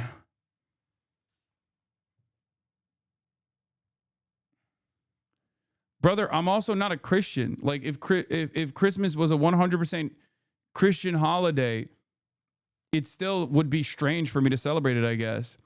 It's because I'm not a fucking antisocial weirdo, okay? I enjoy fun things. I don't give a shit whether or not it's like whether or not this is a true Christian holiday or not. Are you okay? We also do a thing called Socialismus as well, where I'll take Amazon wish lists of chatters and I'll fulfill them as Santa Claus. You know? Also, yeah, I'm waging war on Christmas as well. I'm turning it into Socialismus.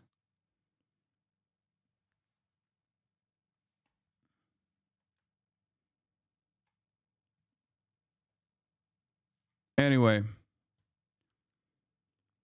I do like that that's the extent of but why is it tied to spending? What do you mean? Americans have fucking made commodity consumption a formative aspect of every holiday. It's awesome. I like that. I'm not shy about saying I like that. I enjoy it. I think it's fun. Okay? Because I'm not an insane person, I guess. An insanely antisocial person.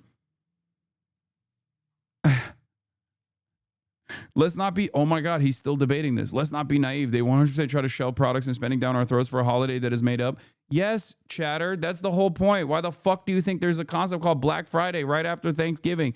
All of this revolves around spending. Okay?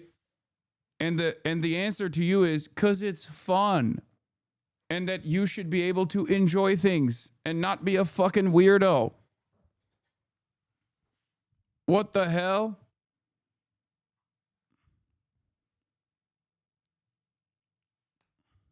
Socialist, by the way. Exactly. Socialism means no fun. You must live a boring, ascetic lifestyle.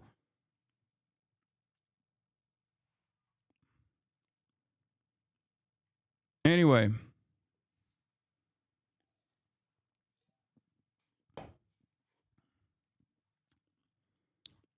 Labeling the YouTube streamers in partnership with Stake, but not the kick streamers. Yeah, okay. Yeah, this is Stream Charts, I guess. Top streaming analytics site Streams Charts has begun attaching in partnership with Stakes to unaffiliated streamers in their 2025 recap. Ludwig, Valkyrie, iShowSpeed, and several others appear on the site, labeled in partnership alongside the illegal online casino. That is fucking insane.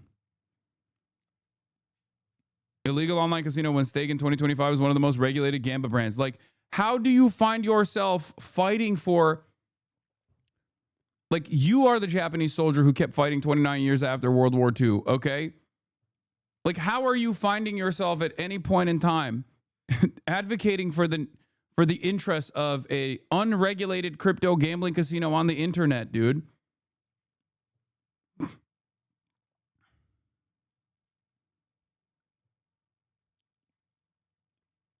It blows my fucking mind that there are people like this out there. Like, you are less than a human at that point. I mean, which this person might literally be a bot regardless. But like, this is crazier than people who lose their minds at the fact that like a major multi-billion-dollar corporation might actually have a lower profit margin if workers decide to unionize or something. You know what I mean? This is even more insane. Like, you have no, like, what is the brand loyalty that you're demonstrating towards a cryptocurrency casino on the internet? It makes no sense.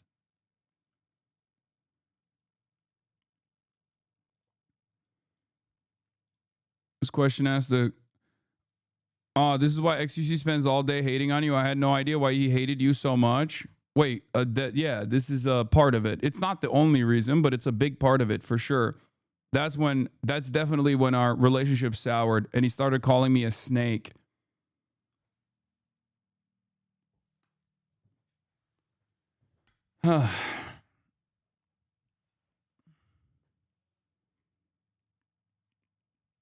Hasan. It was just pure projection.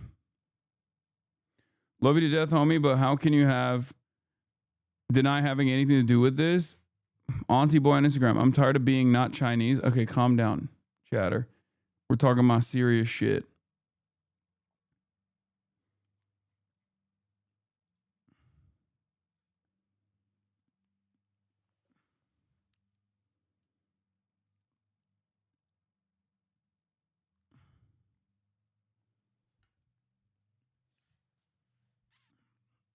But yeah, that is a lot of, I forget that there's a lot of like new watchers who are probably completely unaware. It is a lot of new chatters are completely oblivious or unaware to like what this relationship used to look like back in the day.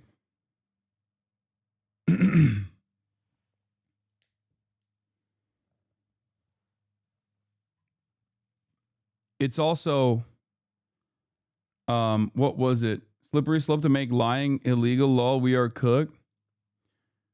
Ah, fuck. What was the there was another thing I was gonna say, and I'm forgetting.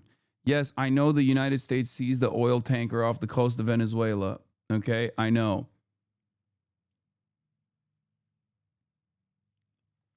There was another thing I was gonna say. Something that XQC even admitted the other day on Twitter, like a while back, was basically like that all the streaming space fell apart because of all this drama, right? Like that was because back in the day, all the streamers were close friends with one another, you know, and not like fake, straight up. We would hang out off camera, and there was much more of a collaborative nature with the content that we were creating. Something that you see with like clicks on the platform right now with like the FaZe Boys, AMP and whatnot. It was broader than that, right? And I mean, we used to do like shit camp. This is a great example of this. Like all of these content creators, many of which you now like, you'll be shocked to see next to one another. It's a 5-minute walk. Is this hot dog? Many of these content creators that you will never, see next to one another used to collaborate with one another with regular frequency all the fucking time. And basically XQC admitted that like the reason why the streaming space fell apart is because Pokey and Hasan came after gambling on the platform. Like he said something along those lines on Twitter. Like he admitted that. And it's like, how is that not a ridiculous admission? How is that not an admission of guilt personally?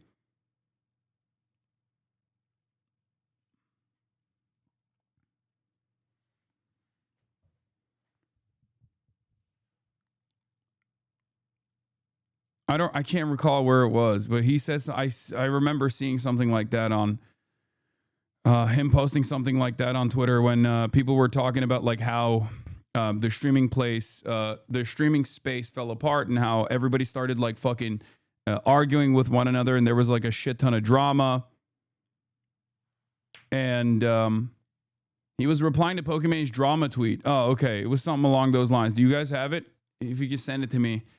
I'll pull it up. But he said something along the lines of basically saying like Pokimane is directly responsible for drama blowing up on the fucking platform. And the reason why, drama blew up on the fucking platform is because Pokimane and Hasan or some shit like that came after gambling on the website. It's like, wow, sorry.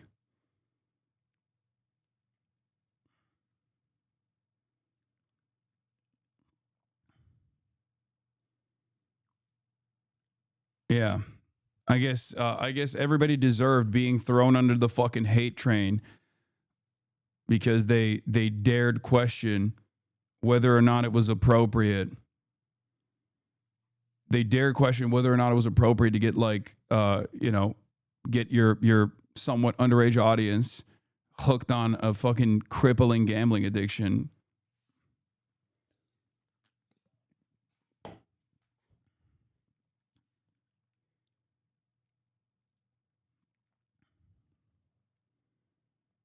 Yeah. Daily reminder that I was doing GTRP by day, slots by night in my corner, streaming until everyone heard. Farm me and Trainwrecks TV for drama and clicks. Miss me with that energy. Walk the walk. You can reply to her post directly. It's on the same website. Also, I just read this again. What the fuck are you even saying? People know where I stand on everything always. Do you think she doesn't know? That's how I view things. Pick unrelated. Yeah, just say it to her instead of replying to Fearbuck. You are 30 years old, lol, learning how to grow a spine from Jellywig. Afterwards, the most prominent streaming circle completely dissolved, relationships broken. We ended up so divided that kick had to be made, which even though it created competition, divided us even more. Want streaming to be more about games? Play games. I mean, this is literally a fucking admission, right? Am I crazy?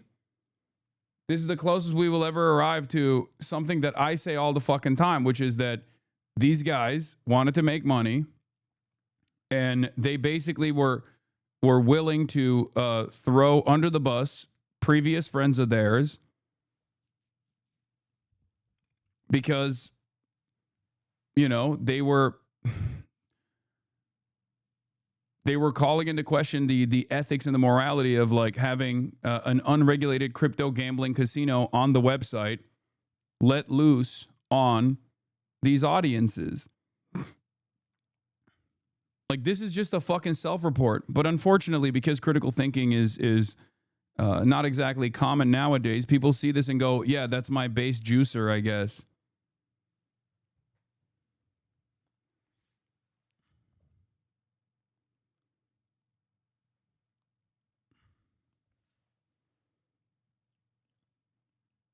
It blows my mind. Anyway.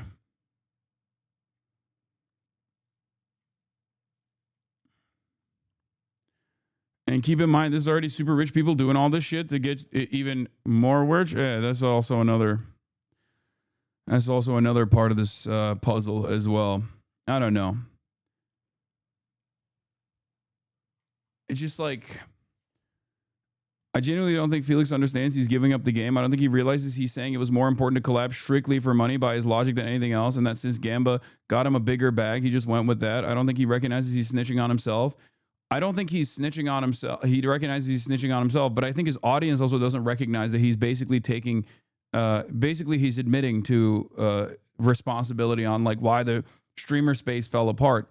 In his mind, he thinks, I'm a good guy. Of course, I'm going to take the fucking gambling money. What the fuck are you talking about? And all the people that are criticizing that are bad guys. I was also still fairly understanding of like the development of Kick at the time as well. I just had a lot of concerns. I had a lot of warnings for both XUC and Trainwrecks.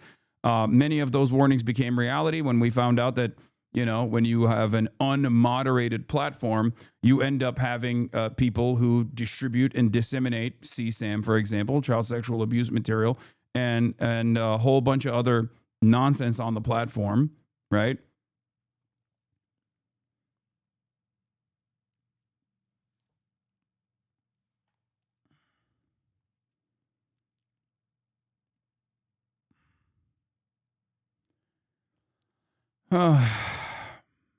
But of course, there's no reward for being right, especially being right too early. The finance of crypto casinos, private companies licensed outside the United States, are not public. Stake told Forbes it earned $4.7 billion in gambling revenue in 2024, more than MGM reported earning from casino games at all of his Las Vegas properties. Stake would not comment to the Times about its finances. Some of the largest crypto casinos are finding new ways to navigate global legal landscape to bring in more customers. While Stake's original crypto casino, Stake.com, is licensed in Curacao, it later created additional platforms in more highly regulated countries like Italy and Brazil. In the United States, Stake started Stake.us, which it says legally operates in most states. It circumvents the need to obtain a gambling license by calling itself a social casino where players use virtual currency instead of real money. But ongoing lawsuits, including one from Los Angeles City Attorney, argue that Stake.us still functions as a casino by allowing players to purchase the virtual currency and withdraw it as cryptocurrency. Audrey Fitzgerald, the head of global communications at EasyGo, the Australian company behind Stake, said, Stake.us rejects the allegations in the Los Angeles lawsuit. She said Stake no longer saw itself as a crypto casino business because of its expansion into markets that accept only traditional currencies. Many U.S. gamblers who spoke to the Times say they still prefer Stake.com and were willing to mask their location to access it from the United States. In response to the Times findings regarding the industry's tactics, Ms. Fitzgerald said Stake had tools in place to promote responsible gaming and stop underage gambling. We implement stringent checks and use real-time monitoring systems to identify suspicious activity and prevent unauthorized platform use. She said, Ms. Fitzgerald pointed to Stake sponsorship deals with major sports leagues as evidence that it's a well-trusted company. Yeah, it's like we have so much money that we can actually purchase legitimacy, and then we can use the purchased legitimacy to say we're legitimate. That's sick. But that is how it works. Jeff Ifra, a lawyer for Rubit, which is founders based in the United States, said in a statement that the site complies with all laws in accordance to its Curacao license and removes users who are violating its terms. We already covered that part. Because their brains are still developing, teenagers and young adults under 25 are a demographic at high risk of developing addictions, according to experts who study gambling problems. It's impossible to know how many minors are using crypto casinos. The sites themselves do not have accurate information because the customers use false identities. And there isn't substantial research or data on the topic, the experts said. Still, mental health clinicians who work with young people see signs that the problem is growing. Matt Missar, a gambling counselor at the Better Institute in Pittsburgh, said he had seen a few dozen patients between 16 and 26 years old in recent years, and most of them were gambling on crypto casinos. They're watching these streamers, and these streamers are winning their bets, Mr. Missar said. They have this false notion in their head that it's just a matter of time until I hit it big like Drake did, or like Aiden Ross did. Nancy Key, a therapist based in New York who sees patients with online addictions, said she has been treating more young adults with gambling problems over the last few years. They develop anxiety, she said. They're not sleeping, they're not sleeping, they're dropping out of school. They're thinking that their career is going to be like this. The backbone of this industry, after Bitcoin, the first major cryptocurrency, gained wider traction in 2017, sites like Stake and Rubit helped transform online cryptocurrency gambling into a major business.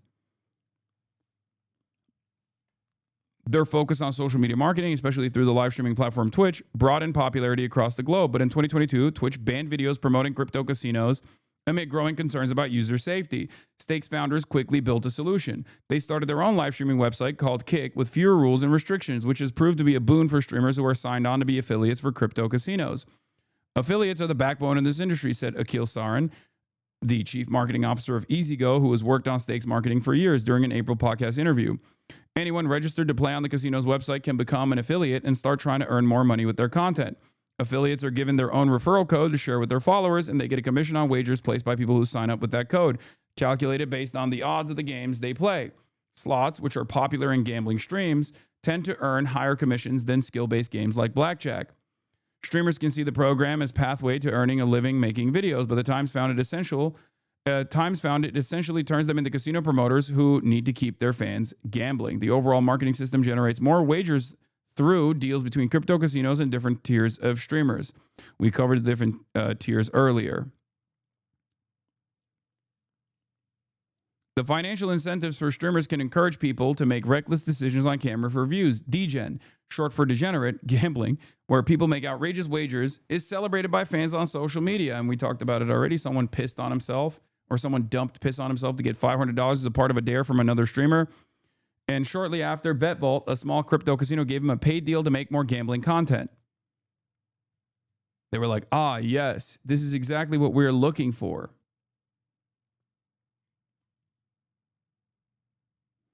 Some gambling streams misled fans who may believe they are watching people take real risks.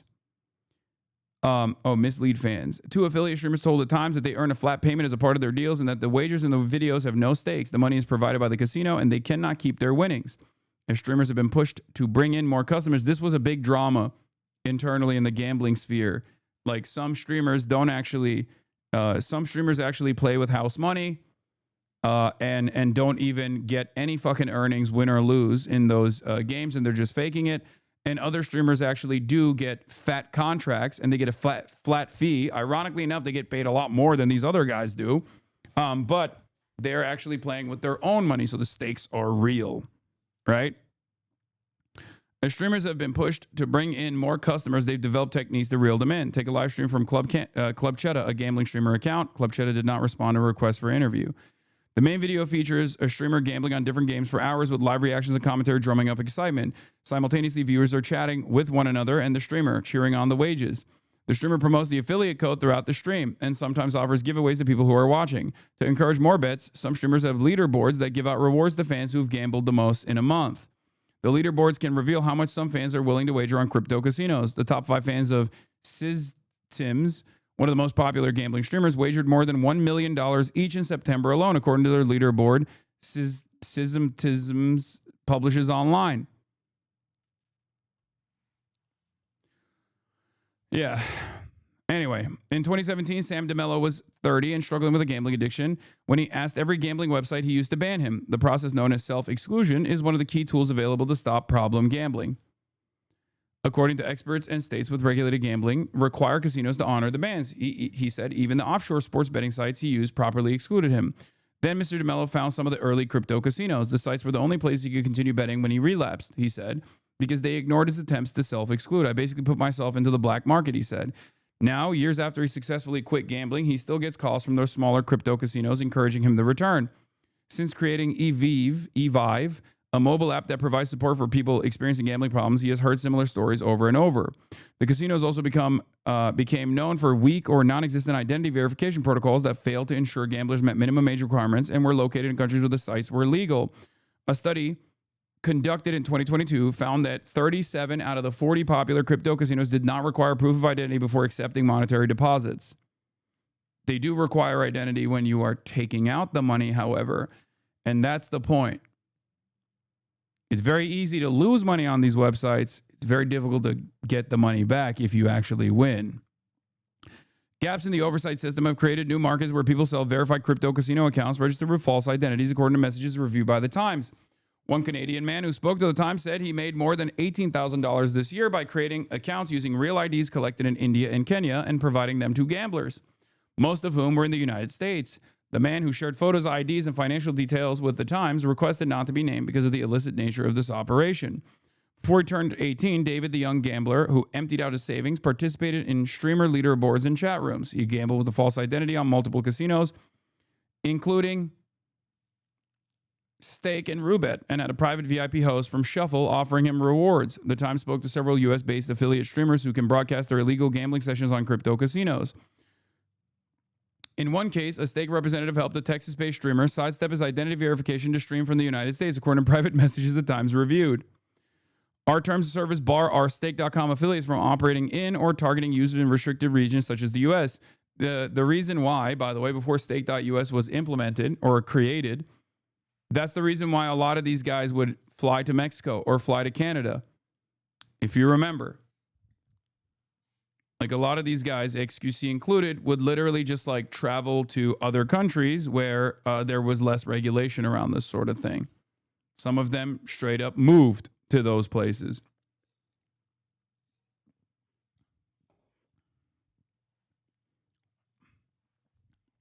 Permanently.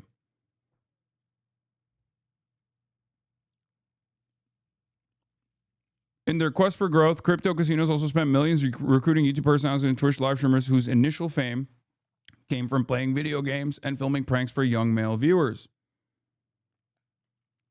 For example, Steven Delonardis, known as the prank video star Steve Will Do It Online, signed a deal with Roobet to live stream himself gambling on the website.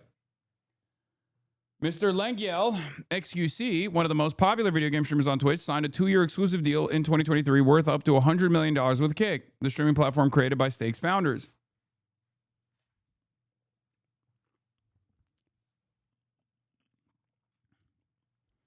Recently, Mr. Ross, who started streaming video games as a teenager, claimed to his viewers that he earned $100 million by signing a new partnership deal with RainBet, another crypto casino. RainBet did not respond to questions or confirm the details of the deal to the Times.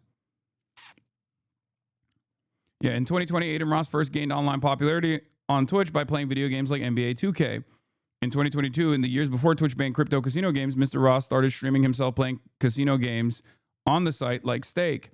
2025, for the last 3 years, Mr. Ross has streamed himself gambling on crypto casinos on Kick. Some crypto casinos have even worked with streamers who were under 21. Duel, a new crypto casino that started this year, was promoted by Neon, a young social media celebrity who first made a video as a preteen and now has more than 250 million views on YouTube. Neon, whose real name is Michael Rafik, made promotional gambling videos in July when he was still 20 and appeared to be streaming from his home in California, where the online gambling is illegal, according to the Times analysis of his streams. He said in a video that he had a contract to stream himself gambling. In one stream, he told his fans, "I remember when I was a 17-year-old kid gambling every day. It was so much fun." Duel and Mr. Rafik did not respond to a request for comment.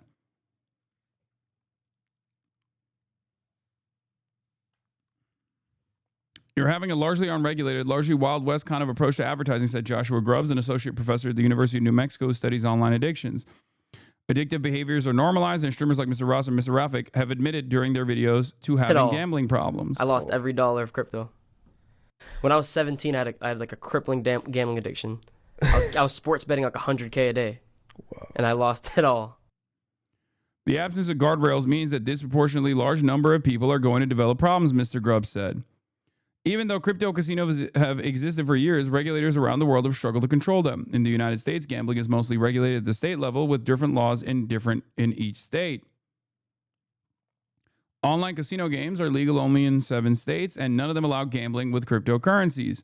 But the fragmented regulatory system and outdated laws have left authorities slow to react. The young people who use the sites, on the other hand, have become increasingly sophisticated. They use virtual private networks or VPNs to hide their locations, and they are well-versed in social media networks where illicit activity is encouraged. So the thing is, having this administration, which is seemingly the most open-minded to transparent graft, right, is probably the best bet that these guys are ever going to make. Watch out. No. It's probably the best opportunity for websites like this to gain complete legitimacy in the United States of America, because all it takes is to get Donald Trump's ear. That's it. So that's the other side of the story as well. We have a president that is doing crypto rug pulls himself personally, that's pardoning other cryptocurrency criminals personally because they're investing into his cryptocurrency rug pull. So,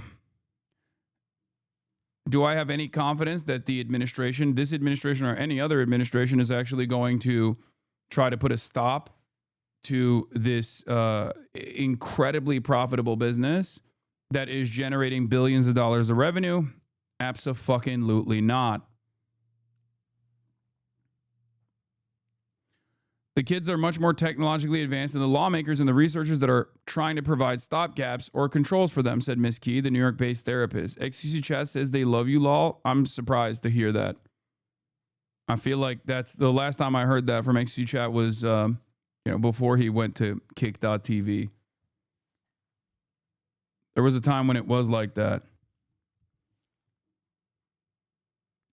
Anyway.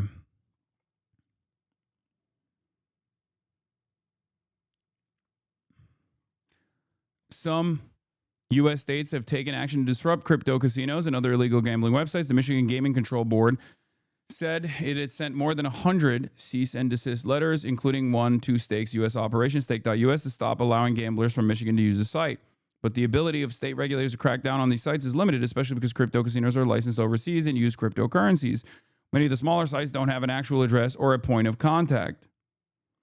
Legal experts said certain states have laws banning advertising of illegal gambling, which could be used against crypto casino streamers based in the United States.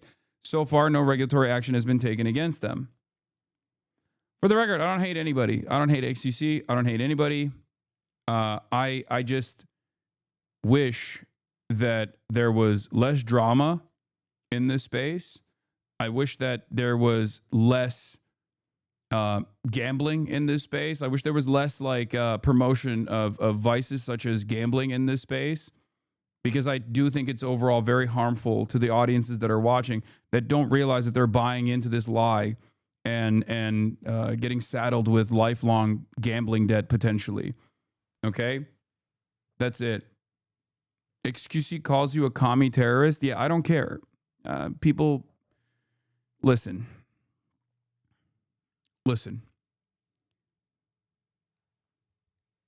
People call me a bunch of different names, okay?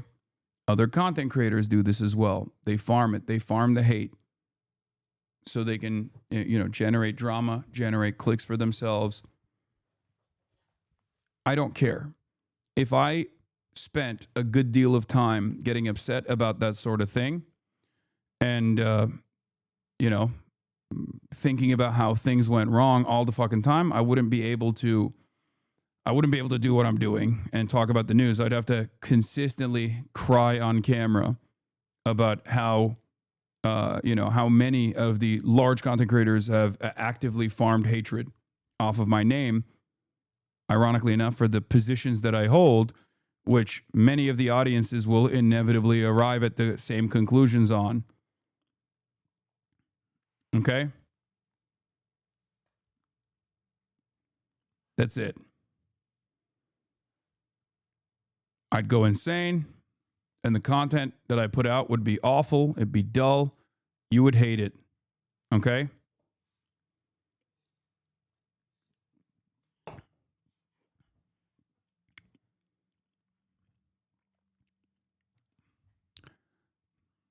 Time will vindicate me, as it has time and time again. Okay? It sucks that the space is fallen apart, and there's so much drama, and there's so much clickbaiting, and so much clip farming, and so much hatred. And even like the FaZe boys are finding out about that as well. Because like once a community gets to a certain size, all of these other like drama-focused streamers will start seizing on that fame, seizing on that shine, and will actively farm hatred off of them. And it just happens to there is a contingency of parasitic streamers and other content creators in the periphery that are always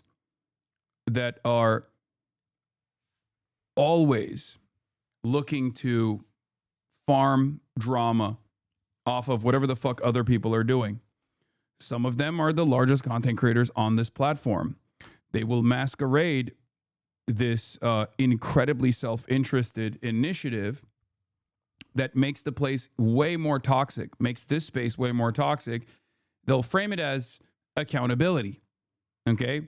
They'll frame it as though they are actually demanding accountability when in fact there is no need or no such demands for accountability at all. They just want to beef up the toxicity, push and pull in different places.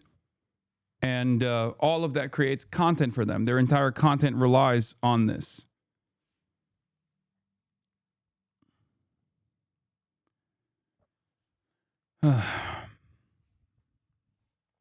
None of that shit would get traction if there wasn't an appetite from it from the audiences, though. The problem is US in reality. Yes, there is an appetite from the audiences for sure. Okay? There is. It's very real. It's unfortunate, but there's not really much you can do about it. I think that streamers should have, or content creators should have a higher degree of responsibility with what they promote and what they push for, though, in my opinion.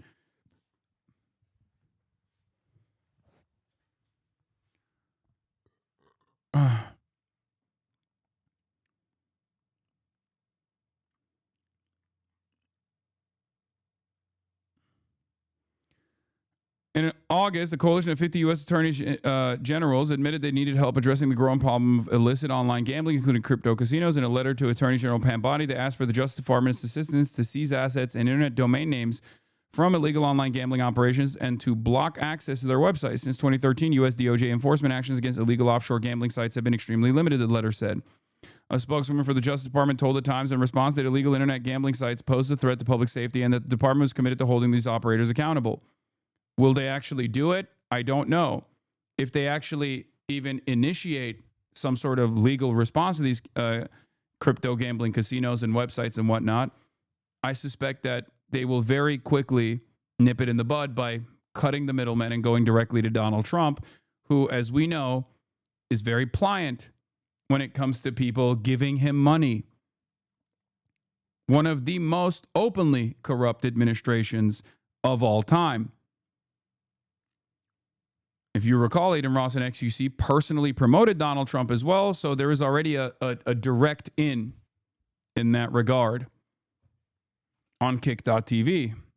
So Donald Trump is a man who will return that favor.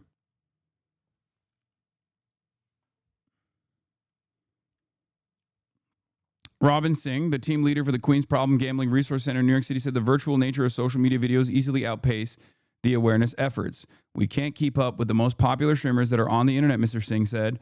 That's the problem. Unfortunately, that the issue spreads way faster than the solution does.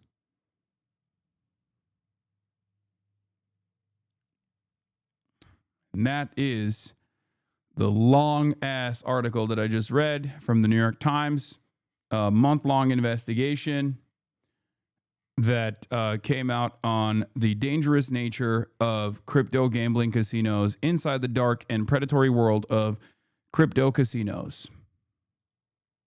Okay? Rare New York Times W, you have to remember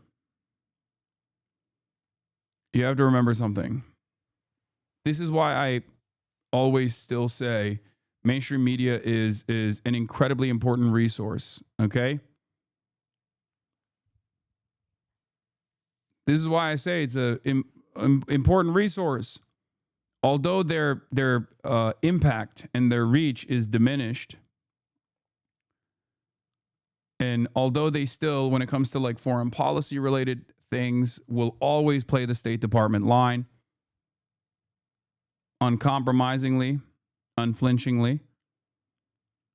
When it comes to like domestic affairs and things of that nature, there are still very good articles that they write. There's still always going to be good investigative reporting that takes place in these websites.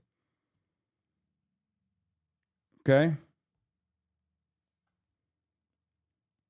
I think in today's day and age, calling something popular needs to be considered differently. Drama clips might be popular, but is that because they are genuinely popular or because the algorithms are promoting it? It's like when Facebook altered the algos to show folks way more video content. It wasn't as popular as the views of the algos showed. I mean, there's definitely a popularity argument for this.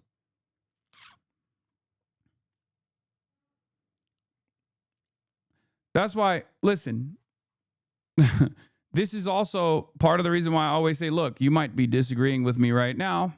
Just give it a couple months, maybe a year, and you might find yourself agreeing with me, okay? At least that's how it's gone so far. That's why whenever I receive pushback for a take that I have on like something that people consider to be popular or haven't really thought too much about and yell at me over, I just say, look, history will vindicate me, and I fucking move on. Okay? Your background looks like an Irish hotel. Yeah, it was so good. The Irish hotel background was so good, I brought it here.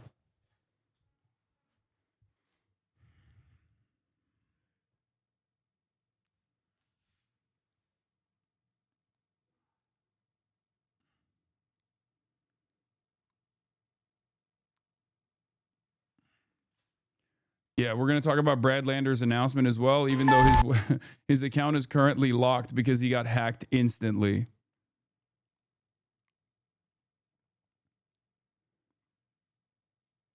But before we do that, and yes, I know that the United States seized the Venezuelan oil tanker. I don't know why people keep coming in here to tell me that the United States seized an oil tanker. I know. I promise you I know. But before we do that, we're going to talk about Erica Kirk, Charlie Kirk's widow, who went on Fox News for the third time in the last 24 hours, this time on Outnumbered, to push back on conspiracies, evil conspiracies about the husband's death. Let's take a look. With Erica Kirk sharing her journey with America and the world, we are grateful at Fox to have her here to shine a light on healing as we all miss and mourn the loss. Yes, this is literally the third time she's been on Fox News in the last 24 hours. She did it twice yesterday to promote Charlie Kirk's new book that's coming out. And then today she's talking directly about the conspiracies. Now, you guys already know that a lot of these conspiracies are coming from one woman and one woman only. Her name is Candace Owens. We are the clandestine operations, the clandestine operators for Candace Owens. As you guys know, she has gained tremendous prominence, especially in the aftermath. First, after getting fired from the Daily Wire for not only being anti-Semitic, but also anti-Israel. And then her prominence exploded in the aftermath of Charlie Kirk's assassination because there was a lot of appetite from the administration to come out in unison and blame Democrats, liberals for Charlie Kirk's assassination. And she just came in with a grenade and exploded that, okay? And said, nah, it's actually Israel that did this. And a lot of people listened. Seemingly there was a robust appetite for that kind of commentary. Okay? Yes, we are clan members of the Clandis clan.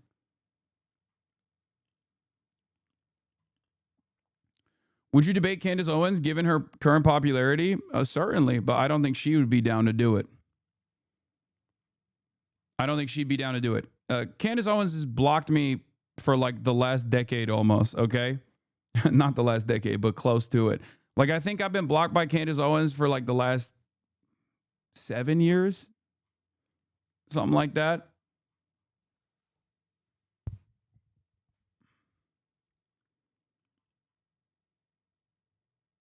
The Confederacy, yes.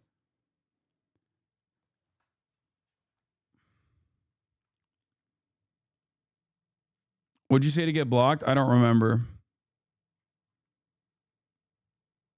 I do not remember. But it's been such a long time that I don't even remember. Anyway, let's continue. Her beloved Charlie Kirk. Not all of her journey has been without, well, hate, conspiracies, and oddly, speculation about where her husband is buried. Now, for the first time, Erica, who's with me now, addresses all of it from the perspective of a grieving widow, a mom, and a... It's not working, man. You're trying to farm this, but it's not working. You can't. I feel like we're too ruthless and we're too mean. You know what I mean? Like we're too ruthless and we are too mean to ever be sincere about this shit. Like I don't think anybody cares about like a grieving widow, you know? Battle-tested American. Good to see you again today. Talk to me about this part of the conspiracies that are out there, this disturbing part that people are trying to guess where Charlie is. Can I have one thing? Can I have one thing? Can my children have one thing?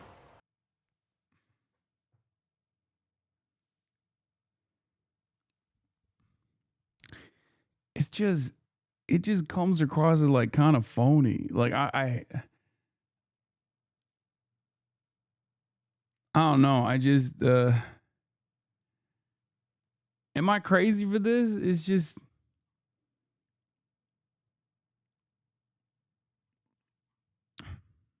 Anyway, let's see. Everything was public. We will be building the most beautiful memorial for my husband at Turning Point USA, and it will be for the world to see, and it will be spectacular, and it will have basically museum style for our Charlie, for my Charlie. But can I have one thing? Can my babies have one thing where we hold it sacred, where my husband is laid to rest, where I don't have to be worried about some secular revolutionary coming and destroying my husband's grave while my daughter is sitting there praying? One thing. This is my husband. Yes, he was Charlie Kirk to the world, and I know so many people love my husband, and I am grateful for that, but this is my husband, and I want to be able to have one thing left that is sacred to our family, to my in-laws, to my babies, and to my parents. One thing. What are they taking from you right now? Nothing. But I will tell you what they are doing. It reminds me so much of chapter 6 in the book of Nehemiah. He is building a wall, and the townspeople are at the base of that hill saying,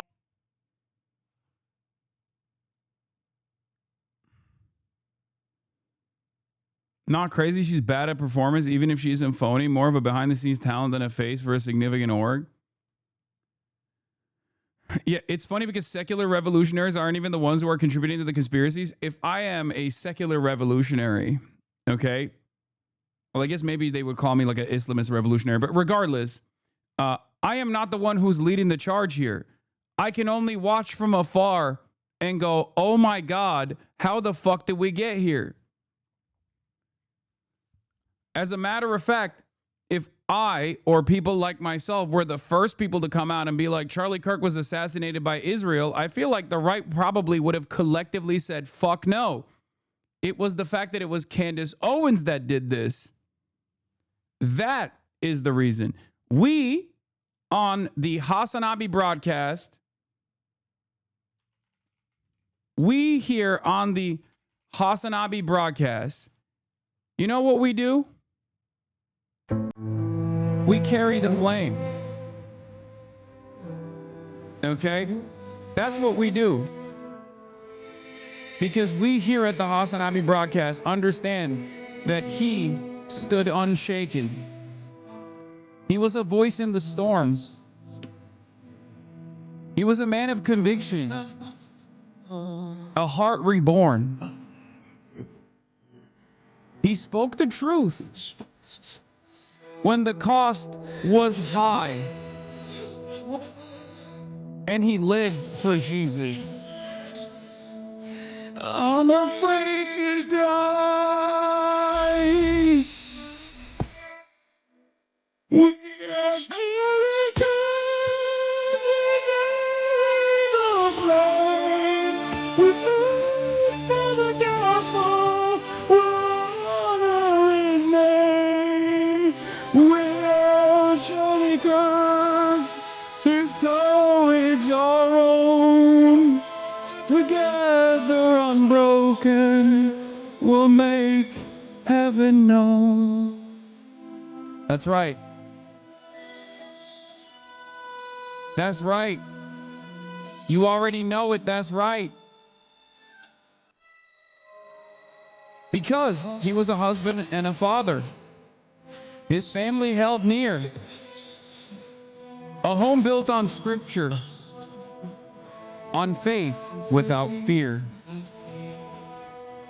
The world tried to silence him, but his voice remains. In us, it echoes, and in Christ it sustains, ladies and gentlemen. Why, you might ask? Because we are Charlie Kirk. We carry the flame.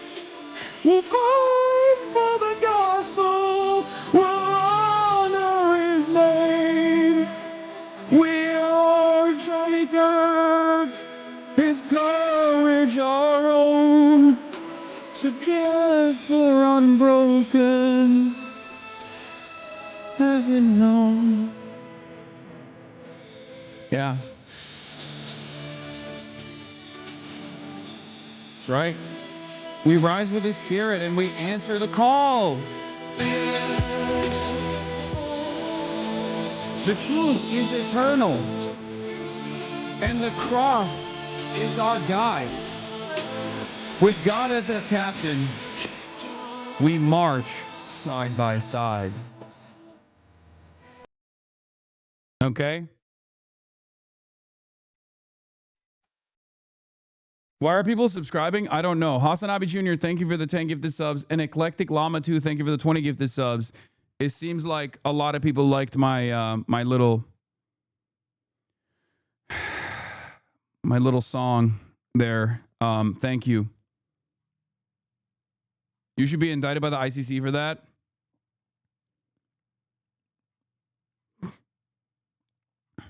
Yeah, that was a beautiful moment. That is by Spalexma. We are Charlie Kirk. Anyway, so like I said, that's what we do here at the HasanAbi Broadcast. We fight for the gospel, you know. Whereas there are those who don't want to fight for the gospel and they want to fight Charlie Kirk's widow. Not us, of course, others. And yeah, if it literally wasn't Candace Owens leading the charge, I don't think it would have gotten this much motion, but she's got that motion. Let's be real. I hate to admit it, but she is popping the fuck off. Nehemiah calling him all these names, saying all these things, come on down. Every single time he had. Yeah. People were calling for civil war over this man's death, and now no one even give a fuck. Charlie Kirky. Charlie Kirky. I just popped a perky. I just popped a perky. Charlie Kirky. Yeah. I took my coworker's computer and made his Slack alert that song's chorus because it rules. I've had to start muting you when you play that, and my niece is out here because she started singing. Yeah, because it's a beautiful song that literally, it's a beautiful song that basically channels all of our thoughts and all of our feelings in our hearts, whether it be fighting for the gospel or honoring his name. Okay? So let me have this moment. I think a lot of you are being insincere and a lot of you are getting mad. It's AI, dog. Yeah, not when I sing it. Okay? It's AI, dog. Okay. We are Charlie Kirk. You think this is AI? Something can start off as AI and then, you know, something can start off with machines, with robots, and then turn into a real movement. Okay? We carry the flag. Yeah. The only art ever created by AI? Yes. Anyway. The same message 4 times in a row. I cannot come down. I am busy building. That is how I feel. I do not have time to address the noise. My silence does not mean that I am complacent. My silence does not mean that somehow Turning Point USA and all of the handpicked staff that loved my husband and my husband loved them is somehow in on it. We are busy building. And you know what I thought? I thought these people are human. We are all grieving in our own way. And they are trying to find the answer to something that happened that was so evil. They are trying so hard. And I get that. We're doing the same. Anytime we hear a lead or anytime we hear anything, we send it to the authorities. Please dig into this. No rock will be unturned. I want justice for my husband, for myself, for my family, more than anyone else out there. So for me, you want to keep telling me to come down while we're building? I don't have time for that. But here's my breaking point on that. Come after me, call me names, I don't care. Call me what you want, go down that rabbit hole. Whatever. I would never. I wouldn't do that. Never. But when you go after my family, my Turning Point USA family, my Charlie Kirk Show family, when you go after the people that I love, and you're making hundreds. She said, come after me. Don't fuck up the bag. That's crazy. She said, you're allowed to shit on me. Just don't try to shit on the bag. The bag making operation must remain. Okay? Hundreds and thousands of dollars every single episode going after the people that I love because somehow they're in on this. What are you No. doing? You know, I have to say it. I've never seen you like this. No, this is righteous anger because this is not okay. It's not healthy. This is a mind virus. Yes, I believe in our judicial system. I do. We have a hell of a team working on this. Excuse my French. But this is not okay. Wait, what is So the you French? want to... Like hell, because she said hell of a? Is that what it is?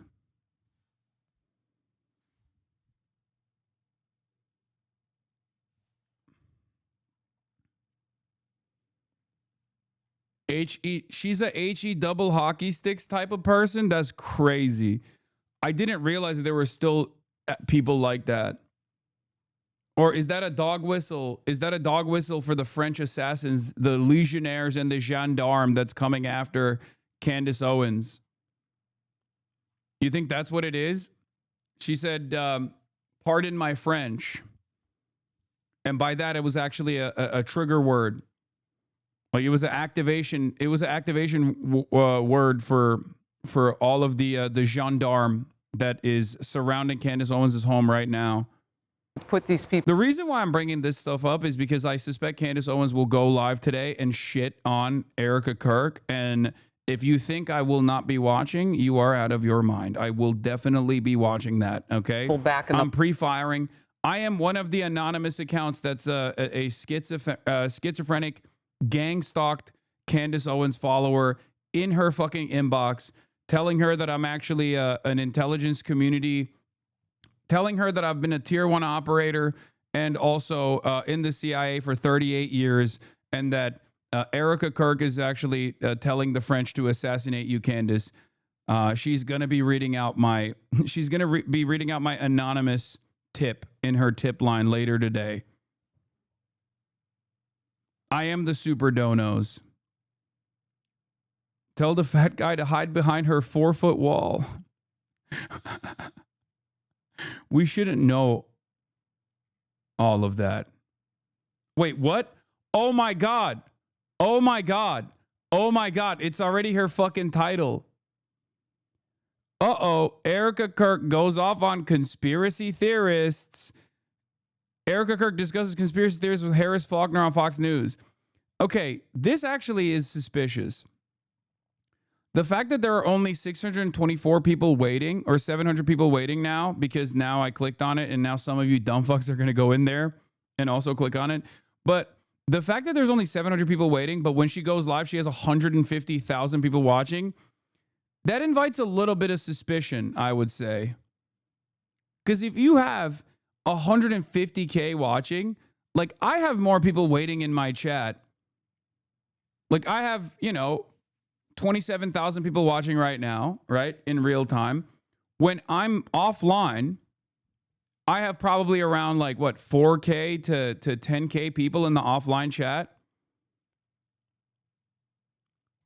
It's in 46 minutes, bro. No, I'm 46 minutes prior to my stream. I have usually around 4 to 10K people in here. Not like 1K. No, I have looked it up before. Now it's YouTube. It's a different platform. They don't have an offline, offline stream culture. But it is kind of shocking that someone with 150,000 people directly as she starts her broadcast doesn't have that many people, doesn't have even at least 10,000 people waiting,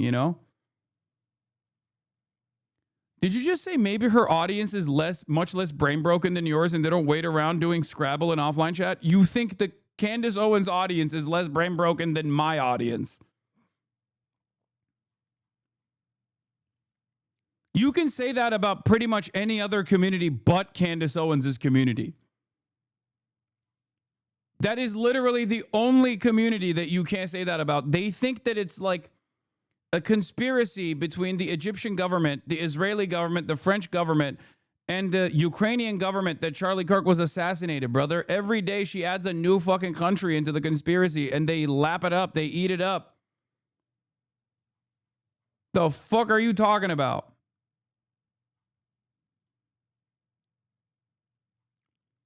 Yeah, if we're brain broken, they're brain dead. All right. Maybe she does bot. I don't know. Erica Kirk is going hard at Candace Owens News' Fox News interview. Peter Twinkler says she's feeding the beast. Between this and her planned town hall with Barry Weiss, Erica is making a major strategic error left and right. Candace Owens alone is responsible for the anti-Semitic bile she spouts, but Erica is doing herself and TPUSA no favors. Yeah, I get it on a human level, but Candace is just thinking about content and views. Yeah.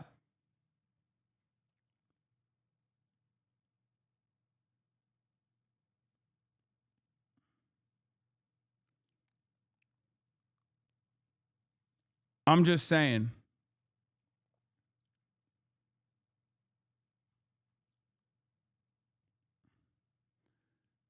Maybe she bots a little bit, maybe. Because the numbers are pretty crazy. I mean, she's pulling a bigger crowd than Kai Cenat every day. Like, that's pretty wild to me. You know? Someone gave a $50 dono in our offline chat. We're not going to be in that audience in 45 minutes. What does that make us? We are going to be in that audience. And Tucker Carlson is getting involved as well. Oh, let's go. Oh my God, this is so awesome. I'm sorry. It's fucked up, but like, this is so dope. I love watching the right wing fall apart over the behemoth that they created. Endless amounts of conspiracies and this incredible knife fight, this incredible intense need to be the top dog. Every single one of these guys is a fucking charlatan. They're ruthless. They're monsters. All they care about is clout. All they care about is making more money. And when you leave this power vacuum in the aftermath of the Charlie Kirk assassination in this sphere, all of a sudden everyone is fucking trying to be the top dog. Kirk off or Kirk out. Oof. Box where they've been creeping from. I don't care what box you're in, but just know that your words are very powerful. That's why I'm trying to carry the flame and fight for the gospel in the absence of Charlie Kirk, because these guys obviously are not invested in carrying the fight, you know, and fighting for the gospel. I am, and it's gone unnoticed. It's not being appreciated, but you know, we'll keep fighting. We'll carry the flame. Powerful, and we are human. My team are not machines and they're not robots. They are human. We have more death threats on our team and our side than I have ever seen. I have kidnapping threats. I have, you name it, we have it. And my poor team is exhausted. And every time they bring this back up, what are we supposed to do? Relive that trauma all over again? They watched my husband get murdered. I have no idea how I would have reacted if I was there that day. And thank the good Lord that I did not have to see that happen. But my team, they are rocked to the core. So why every single day do they have to be dragged through the mud, analyzed, hyper-analyzed? You know, the conspiracies that are out there, all of the like, do you think that there is more of it now because you do shine your light? I mean, did people just expect you would just go away? I don't know what they expected. I don't know what they expected. They pick on you because of your accessories. I mean, I've seen some of it. Oh, yeah. No, at this point, it's what, the conspiracy collection. Get it before Christmas. Like, seriously. Wow. You will, if you want to find and pick me apart, go right ahead. I do not care. I don't. This was happening before Charlie was murdered. Both of us have been through the ringer of people will call you whatever they want to call you. They will. But I have seen it firsthand impact the people that I love, and I'm done. I'm done. And if people think that I was just going to wilt away, I'm not going to sit in a corner and cry and be in fetal position. This is a duty to my husband. I don't think she's ready for the smoke. Like, I think she's fairly ruthless in her own way, but it's an entirely different, you have to be an entirely different kind of demon to deal with this stuff. Like the wheeling and dealing that goes on and the allegiances that you need to cultivate. You are not ready for this level of fucking scrutiny. Okay, but criticizing her for this is insane. Grifting is what Charlie would have wanted. Oh no, for sure. Like the irony, of course, is that God damn. Hello? What is happening? Hello? Look at this.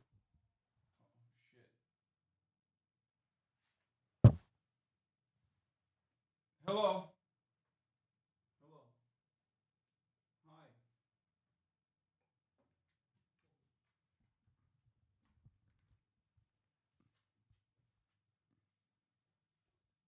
What's happening?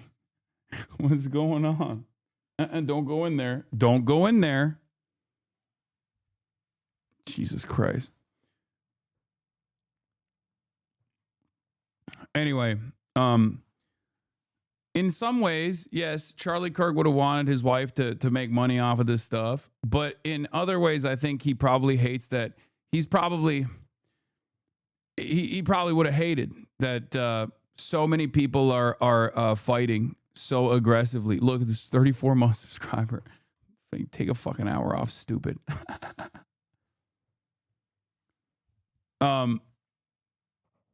In some ways, I think he hates that the right wing is infighting, and this will actually hurt the midterm chances of the Republican Party even further.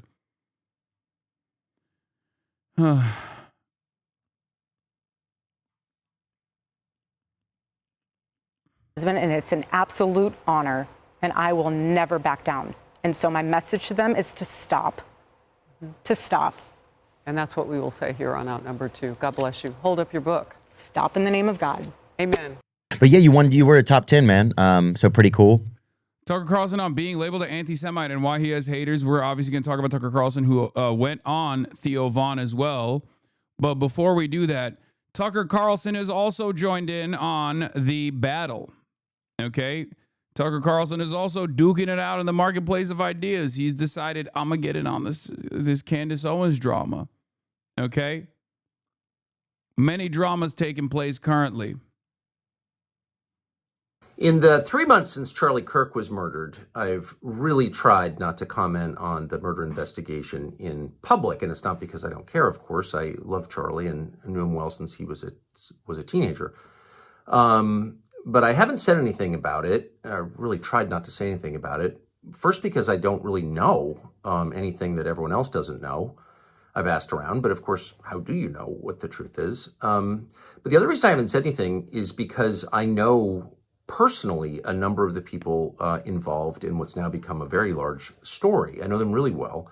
And I really think a lot of all of them on every side.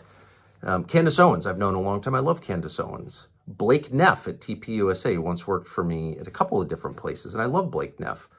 Erica Kirk, I've known since she was dating Charlie Kirk, and I love Erica Kirk. And I think these are all... Blake Neff literally was his... Blake Neff is the one that was the white supremacist writer for Tucker, who got fired from Fox News when they found out that he was anonymously posting in like white supremacist websites. You know what's really interesting, actually, about how much the culture has changed around that sort of stuff? Some of the things that he was saying on his like anonymous white supremacist account was shit like, oh, I would never want an Indian doctor. Like that. I still remember because I covered it at the time, but like some of the things that he was talking about, some of the things that he was talking about back then was, you know, how he thinks that like Asian doctors are worse than like white doctors. Now, what's really crazy about that is you can literally say that and be elevated, be promoted nowadays. Okay? That is something that J.D. Vance has unironically defended as the vice president when the Doge boys were outed for saying identical things publicly on Twitter. And J.D. Vance, whose wife is Indian, whose children are Indian, came out and defended them. Came out and defended those statements, said, oh, it's just a kid.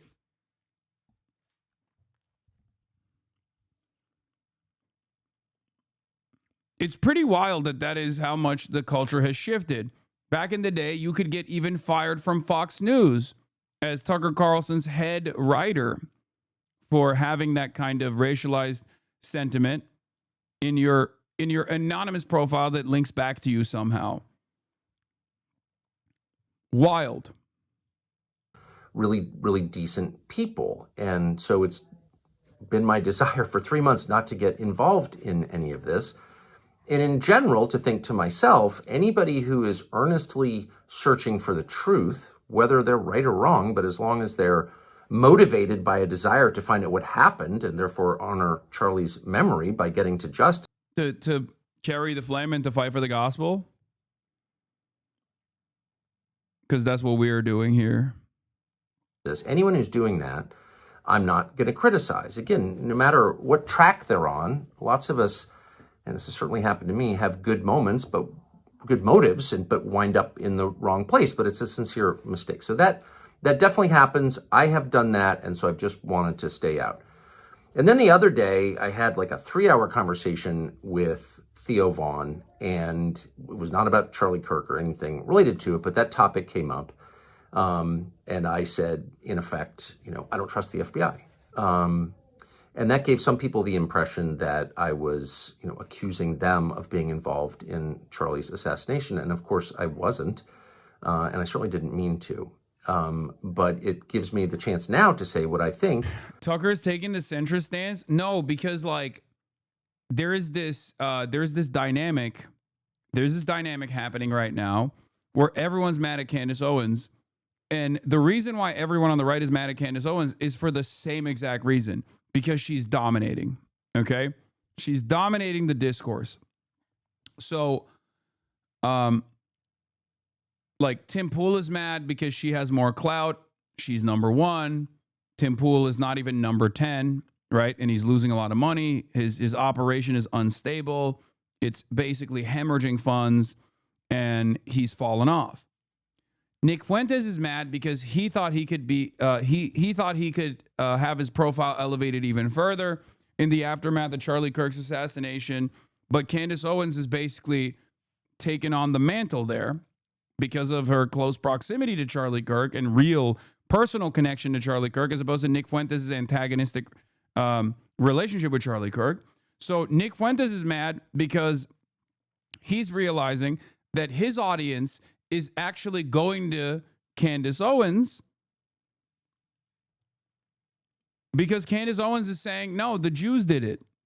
And Nick Fuentes is like, no, you can't do that. You can't blame everything on the Jews. I'm a much smarter anti-Semite. You are being stupid. You're doing low IQ anti-Semitism. I'm doing high IQ anti-Semitism, not realizing that, yeah, of course, if you're a fucking anti-Semite, you're not high IQ at all. You are going to demand more and more insane conspiracy theories. So he's like losing his fucking mind because his audience is basically going on Team Candace as well. And he's actually really pissed off. He's doubly pissed off because she's also a black woman too. It's like Highlander, dude. It's Nazi Highlander right now on the right. So Tucker Carlson, on the other hand, ironically, is taking the Charlie Kirk route and tried to be the guy who everyone comes to, try to be the guy that unites the different kinds of, the Sig Highlander. Sig Highlander. Exactly. But basically, Tucker Carlson is the one who is trying to do what Charlie Kirk actually was trying to do as well, but he is more effective at it because he has an anti-Israel position and a mind for conspiracies as well. So Tucker is taking a centrist stance here, because if he were to attack Candace Owens, then Candace Owens is going to turn around and be like, Tucker Carlson's dad is CIA. He's also a French legionnaire. He tried to also assassinate me, and then her audience is going to freak out on Tucker Carlson in the same way that they're freaking out on Nick Fuentes a little bit, right? But if he shits on Nick Fuentes, then Nick Fuentes' audience is going to say Tucker Carlson's a Fed. So he's trying to take this like centrist stance here. It was pretty awesome. Which is that we should not necessarily trust the FBI. And by the way, why would we? It's not an attack on, the political leadership of it. I've known Dan Bongino, for example, for a long time and like Dan and don't imagine he would ever be involved in intentionally covering up a murder of somebody. I don't believe that. But Dan Bongino and Kash Patel, for that matter, are at the top of the org chart, but this is a huge organization, and parts of it act independently from leadership. That's the nature. Oh, they're being failed by the woke underlings in the FBI. That's what's going on. Dude, I didn't even think about that. Yeah, no, Kash Patel and Dan Bongino are good still. They're just being failed. That's what it is. That's what it is. I thought the FBI had turned completely... what is this? You're mad because a right-winger had leftist ideas sometimes? You're an idiot? No, they aren't the same. Tucker's actually saying a leftist position and Trump is a nationalist, socialist idiot. You're mad because Tucker is advocating for leftist positions? Dumb tanky? Wait, what? You're a guy that calls other people tanky as a pejorative, but you're also pro-Tucker, who's pro-Russia? Like, what the fuck? What the hell's going on? Bro, new guy unlocked. Explain to me your worldview right now. Yes, I'm pro-Russia and pro-China. Okay, but you just said tanky to someone.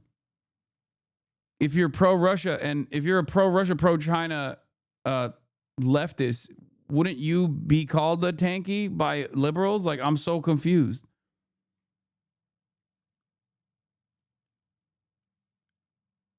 Where I see you're unfamiliar with liberal Tuckerism, Maoism.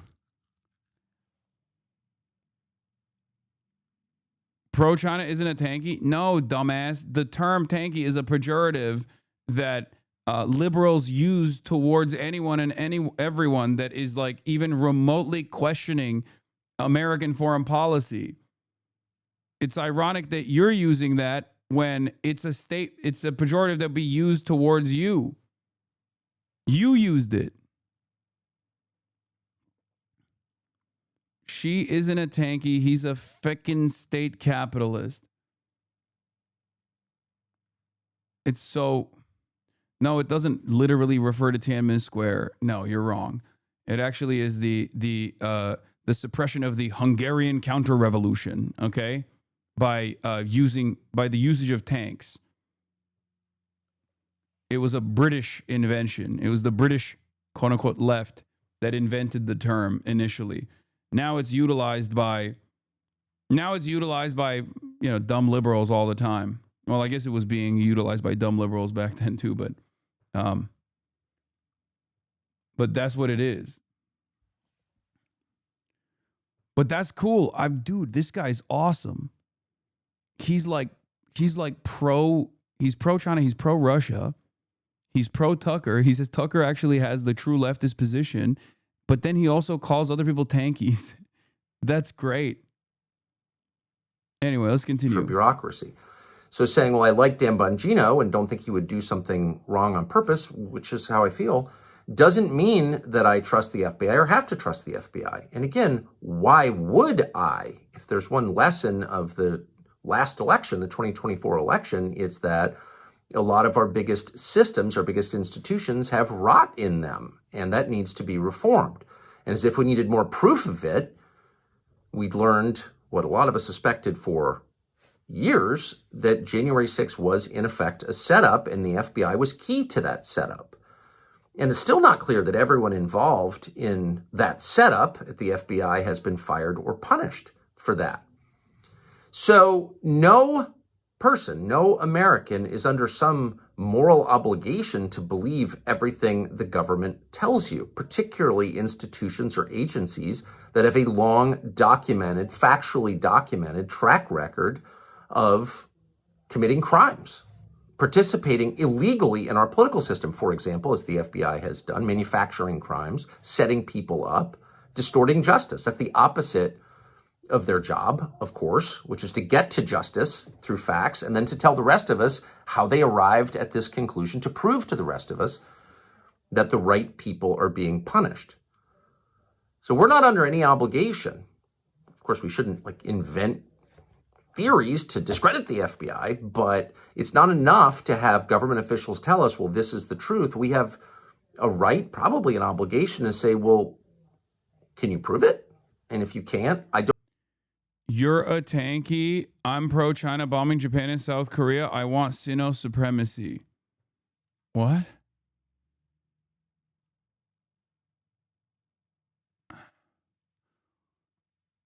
I don't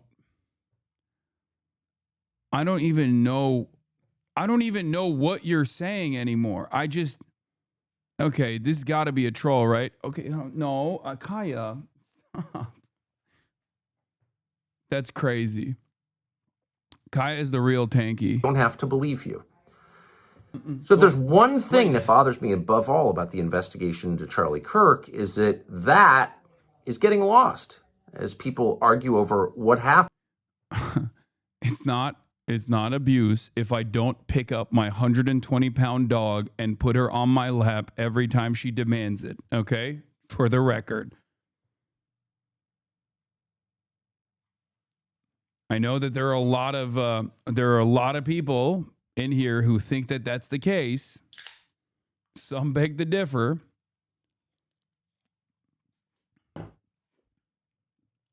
Your abuse is sick. It's not abuse, but it's kind of uncool. Yeah, okay, well. We are potentially... Charlie Kirk, we carry the flame.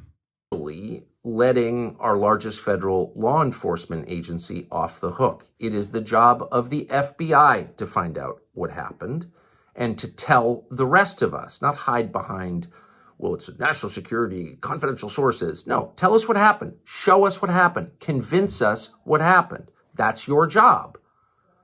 And we shouldn't accept anything less. And by the way, when we do accept... Yeah, he took the safest route here, which is blame the FBI for all of the inconsistencies, blame the FBI for creating confusion by not revealing instantly what happened. You know, that's what's going on.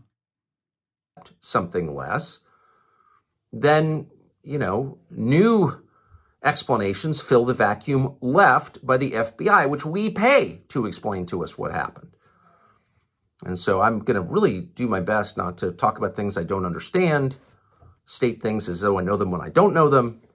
I'm going to do my best to stay out of it because I love Charlie and I want justice to be done in this case. But the rest of us should remain skeptical. We have a duty to remain skeptical, and we...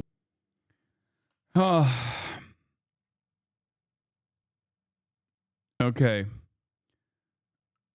Let's see what he had to say to Theo Vaughn when he went on the Theo Vaughn show this past weekend with Theo Vaughn.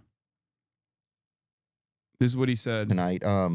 What is one of the things about the Charlie Kirk assassination that rubs you the wrongest, do you feel like? About the investigation into it? Yeah. I mean, it's the whole thing with the kid and the images, and then they see him at like a Dairy Queen. Some of the, it's just like, it's all so confusing. You can't decide what to believe. But also the fact that it doesn't feel like there's any presentation from the FBI or something about reality. So it feels like it's just, it's internet sleuths filling in all the pieces. What do you think? I've called directly to say that, just, you know, as an American, as a friend of Charlie's who is interested in seeing justice and is interested. Dude, he does such a good job at just like the fake sincerity. He's like the opposite of Erica Kirk. We'll be like, oh, I was so saddened as a real American, you know, just like you. As an honest, God-fearing, tax-paying American who is a wonderful friend to Charlie Kirk, I was devastated. He is so much better at fake sincerity than all of these other people, and that's because he's been doing this for like 30 fucking years, you know? That's what it is. Very dangerous guy. In preserving our system beyond this year. Like, if you want the system to continue, you have to satisfy people that the system is real. And if they're convinced that it's not real, at some point they'll overthrow it. That's just going to happen, okay? Oh, but Mamdani. Yeah, how do you think we got Mamdani? And you think Mamdani's radical? The dude went to Bowdoin. It could be a lot more radical than that. And we're going to get that. They have a good sailing team there.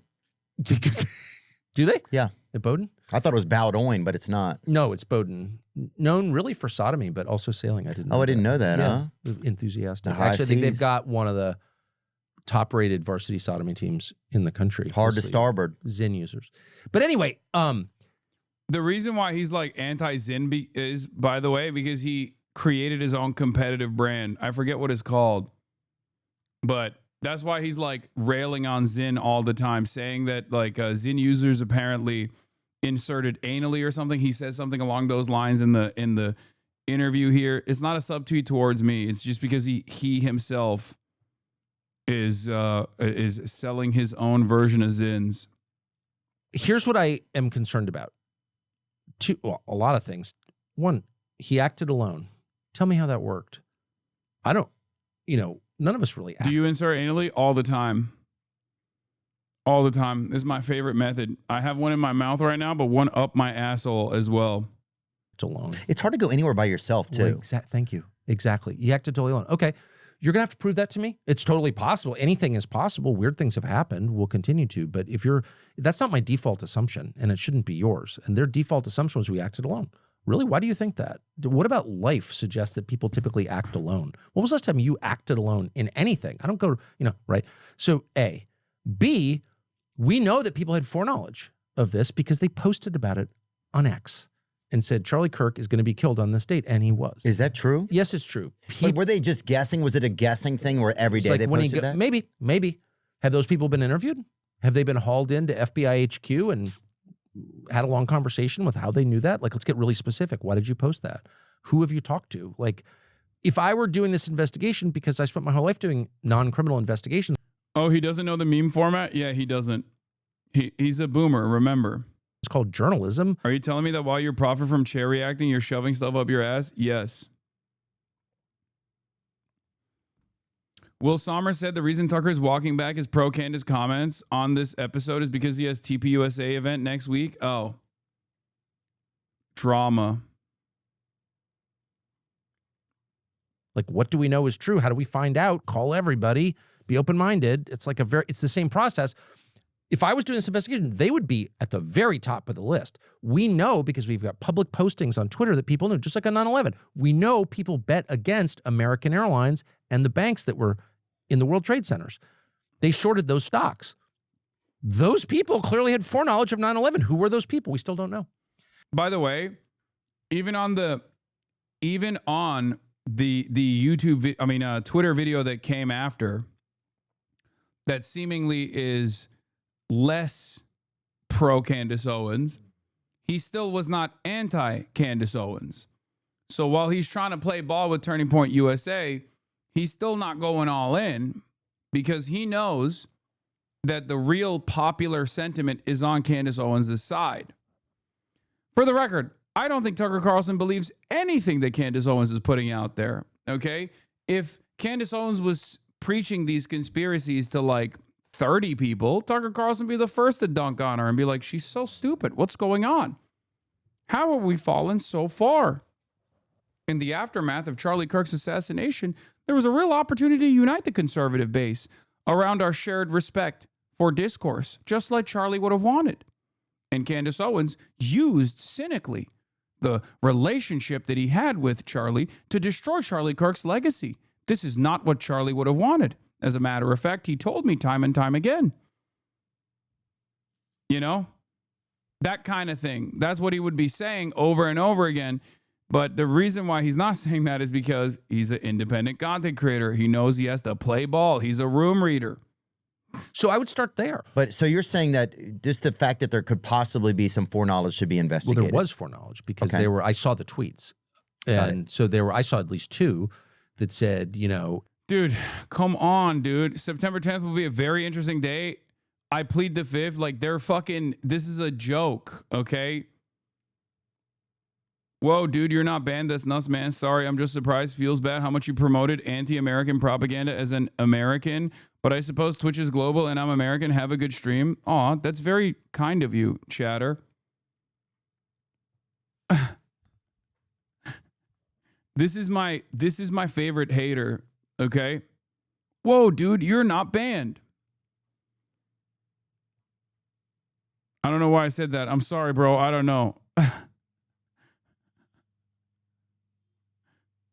Nice guy. He's a nice guy hater. I like that. I appreciate that.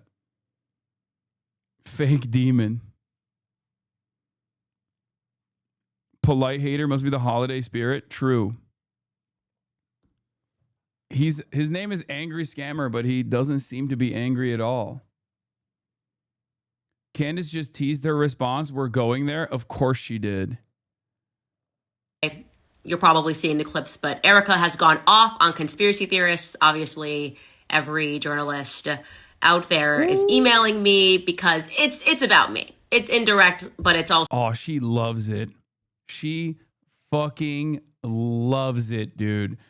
Oh my God. She's like, oh, thank God. Thank God I can keep it up for one extra day. Oh my God.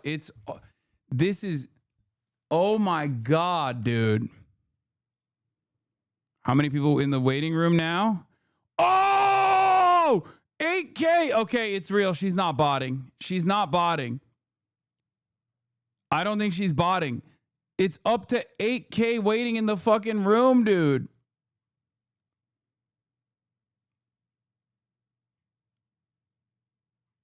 Oh my Lord. She's got something for everybody. Also about too. me. And don't worry, in case you think it's not about me, she is going to name check me on stage with Barry Weiss on Saturday. How do we know? Because our mommy sleuths be everywhere. And they recorded the town hall today. And as soon as the town hall concluded, we got a flutter of emails. And what she says about the Egyptian planes, I'm sorry, not gonna lie, it's a little suspicious. It's weird. It's a weird response. So look, we got to go there. Join us at the link below. Offliners and HasanAbi offliners and Candace Owens offliners have made a peace agreement. Everything's going to change when Charlie Kirk gets to the college in Utah. She is going to say Erica Kirk had a hand in this. Okay? You can bet on it. She's going to say maybe Erica Kirk played a role in Charlie Kirk's assassination, considering how much she's benefited from it. Oh my Lord. Oh my Lord. I don't know. Will she? Will she go that hard? Will she go that hard? I feel like this is a real test of how much people trust her and how little people trust Erica Kirk, I guess. Because if she just goes nuclear and says and implies, Yashar provides context that she once said she would stop if Erica told her to. After Charlie Kirk was assassinated, Candace Owens said if a number of times that the only person besides her husband who could get her to stop filming episodes about Charlie's assassination was Erica Kirk. Candace has not promised that in some time, but even if she had, I have always suspected that she would say she must continue because Erica is being controlled by Israel or France or whatever nonsensical conspiracy theory she wants to promote. Yo. Hey, yo. Of course she's not going to stop. Are you kidding me? 150,000 people tuning in every fucking day. 10,000 people waiting in the waiting room, including our 30,000. Technically, 40,000 people are waiting with bated breath for what Candace Owens is going to promote today. Okay? I open your stream and instantly hear Israel. Well, sorry to offend you, chatter.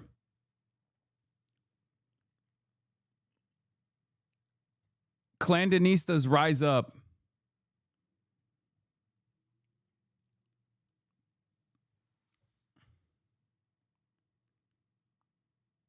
They call in your stream the Candace waiting room is true. Can't wait for that fucking ad read in between how devastated she is. She's going to talk about how devastated and how scared for her life she is and then instantly hit a fucking ad break. And the beauty of Candace Owens' grift is that because her audience is looking for potentially the dumbest type of commentary and the most insane type of commentary, they're not going to question it. They're not going to turn around and be like, wait a minute, why is she doing a BetterHelp ad in between talking about how she's about to get assassinated? This is the beauty of the right-wing grift in general, as opposed to as opposed to like quote unquote grifting to the left.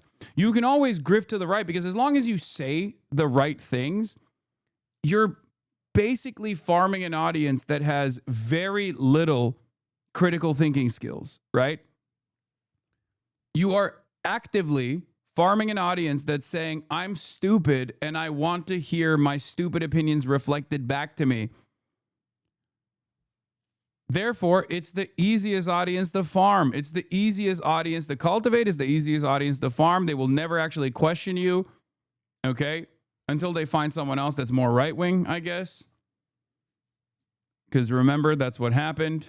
Because there's an endless demand, an endless appetite for dumber and more far-fetched conspiracies. And as long as Candace can continue upping the ante, you're just jealous of our audience? No, first of all, we are clandanistas. We are the Ku Klux Klandis fans, okay? Excuse me. We are Charlie Kirk, okay? We carry the flame. We honor the gospel, okay? Just understand that. And a part of being, as we are Charlie Kirk, we are also Candace Owens.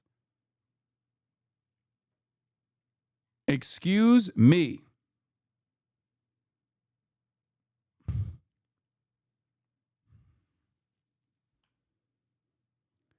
Okay. So those people, I'm not saying they're a part of a conspiracy, but there's evidence that they had foreknowledge. Okay, so that's where you begin. And then I could go on. Like, tell me how this guy who seemed normal became a radical trans furry murderer? It's not enough to tell me, oh, trans. I'm not pro-trans, by the way. But was that the guy or his boyfriend? Well, exactly right. Tell me how this guy became so radicalized that he murdered a stranger. I'm not saying it didn't happen. I'm saying I want an explanation for how it happened. Why wouldn't I? I agree. Oh, we can't talk about that because it'll, prejudice the jury pool. Really, you've told the world that you have both a confession from him in his text to his boyfriend and the murder weapon with his fingerprints on it. I think you got a pretty solid case. So why is it so difficult to just explain, dude, 9/11, the rubble was still smoldering whenever I was on television on 9/11, so I remember this very well. People were instantly appeared. Oh, this is Islamic radicalism. Here's where it comes from. Yeah, you were one of those guys, Tucker. Like, I like that he tries to distance himself from the instant we must bomb every Muslim country narrative that was the prevailing narrative on television at the time, when he was the guy doing that alongside everybody else. Oh, how quickly we forget, I guess. It's like, yeah, I was on television at the time. I was so shocked that everyone was saying, we got to bomb every Muslim country. I was like, what's going on? Let's hold on. Maybe Israel did this. Nope, you didn't say that. You said, let's bomb every Muslim country. We're going to invite this guy in from Columbia who's just written a book about it. And like the whole explanation was ready to go. Yeah. There's no even attempt, which is both good and bad, but there's no attempt to explain how this happened. Like, that's the key question we all want to know. Yes, I know Charlie Kirk was murdered by gunshot. Got it. Saw it. Why? And they never want to tell you. Yeah. Was the kid on SSRI? Shut up. Are you a Scientologist? And they immediately start name calling you. Oh, you're Candace Owens now? No. Yeah, but if you're just a curious person who wants to know why your friend got killed. Well, that's kind of what I am. That's what I am. Right, that's what I'm saying. It's a human person. Well, that's what Candace is. So I have said from the beginning, if you don't like what Candace Owens is saying, why don't you call her and offer a more plausible explanation for what happened? Oh, she's bad. She's bad. Okay. I mean, I like her a lot. I don't think she's bad, but I love her actually. But let's just stipulate she's bad. But why wouldn't you do that? Because I don't agree with some of the stuff that the rabbit hole she goes down, but I don't even know. But I like the fact that she likes to dig in the garden, So it's like, I like the fact that she's curious, and that obviously if people weren't resonating with what she's doing, then nobody would be paying attention. But you know how many places I go, people will come up to me and be like, and I don't think they want to say something to me. They'll be like, I love Candace Owens. Dude, did I tell you what happened to me in Oslo this summer? Mm-mm. I was with my family, salmon fishing. White Oslo. This is why, dude, I was on the ball on this fucking Candace Rise post Charlie Kirk That's why when I did that interview with, was it Vanity Fair or Variety? And I was talking to the person and I was like, and I was telling her, I was talking to the journalist, I was telling her, like, you know, a lot of people think Israel killed Charlie Kirk, right? She was like, what? What do you mean? Really? That's the case? And I turned around and I was like, watch this. And I randomly asked the waiter, like, what do you think about the Charlie Kirk assassination? Who do you think did it? And he instantly said Israel. A lot of these people, yes, I was aura farming. A lot of these people were completely fucking, it was on Variety, yeah. They were so oblivious. This one did numbers, dude. This one did crazy numbers. I watch every Candace Owens, Piker says, referring to the new media star of the far right who has fanned the flames of the Israel theory. He nods in the direction of our waiter. It's the reason why I know exactly where he is coming from with the Charlie Israel thing. For me, no matter how far-fetched the conspiracy is, if it's getting 2 million views in 24 hours, that means a lot of people are tuning into it. That means a lot of people are paying attention to it. And in this day and age, I think a lot of people are believing in it.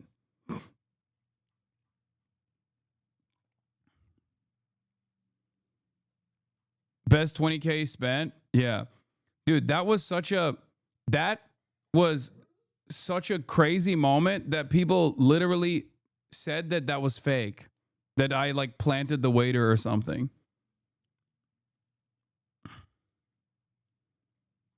Yeah, this tweet from the article got 150,000 likes, the Gal Gadot one.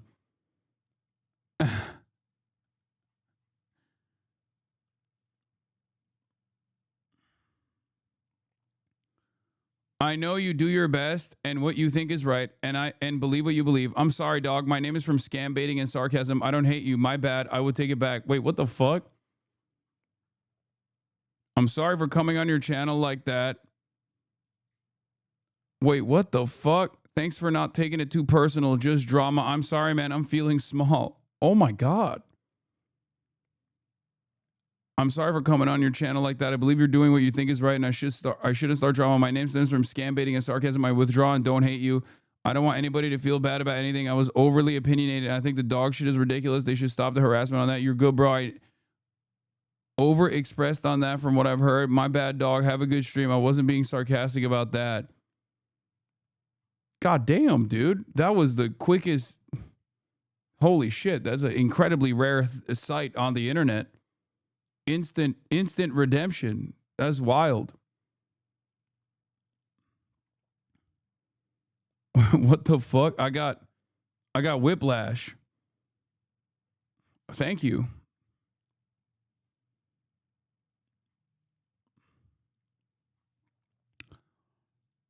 All right, when is she going live, man? Oh, 1 minute and 38 seconds. 22,000 people waiting. Okay, her audience is real. Oh my God. Her audience is 100% real. Chat, the 150,000 is not botted. It is definitely real. Oh my God. Her audience is so real. It's not even funny. Holy shit. She literally is bigger than Kai Cenat. It doesn't matter if it's real because her impact is real. Yeah. I mean, no shit. Quick look at her IG mutual. She's in with the normies.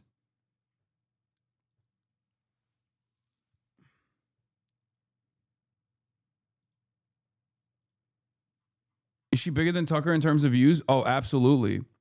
She's also bigger than Tucker in terms of impact as well. Candace Owens, I think, is the most impactful right-wing content creator right now in the United States of America.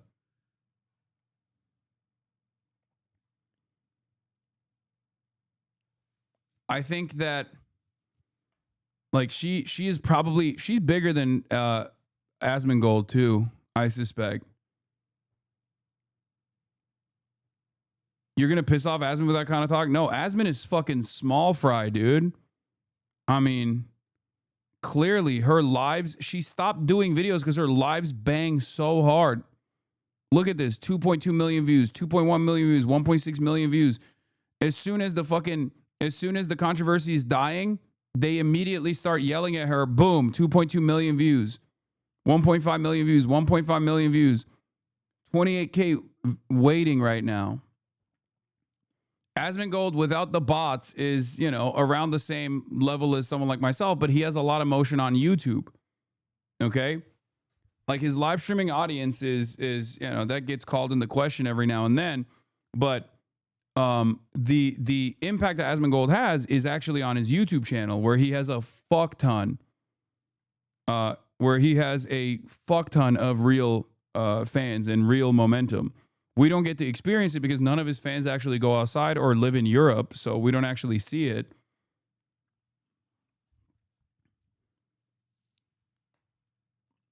Imagine telling your 2023 self that this was where her career was going.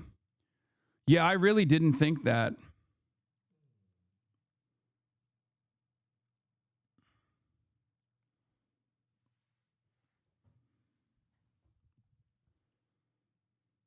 Which I don't know how your views on YouTube are as low as they are. Seems like you should be doubling your numbers on any average video. It's because I have a fuck ton of fan accounts that are very quick to instantly post videos.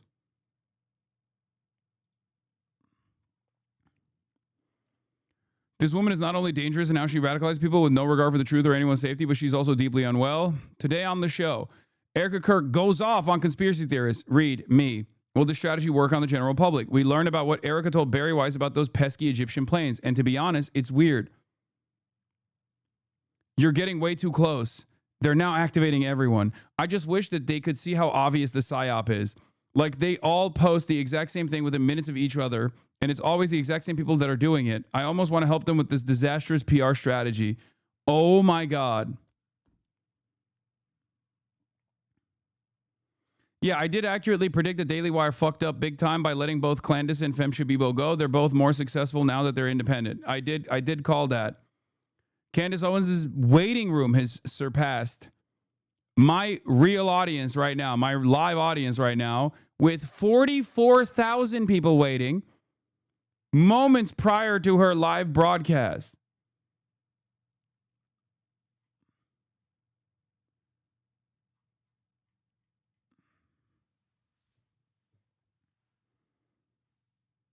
Oh my God.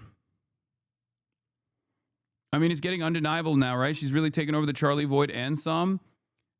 She's taken over the Charlie Void because of her closeness to Charlie Kirk, but also simultaneously moving them further and further into the reactionary, conspiratorial. Nick Fuentes had 60K after peers. Yeah, no, that's bullshit. It's on Rumble. That doesn't mean anything.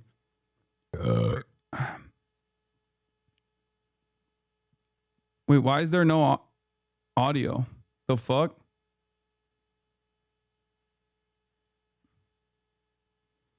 Let's look at what the chat is saying.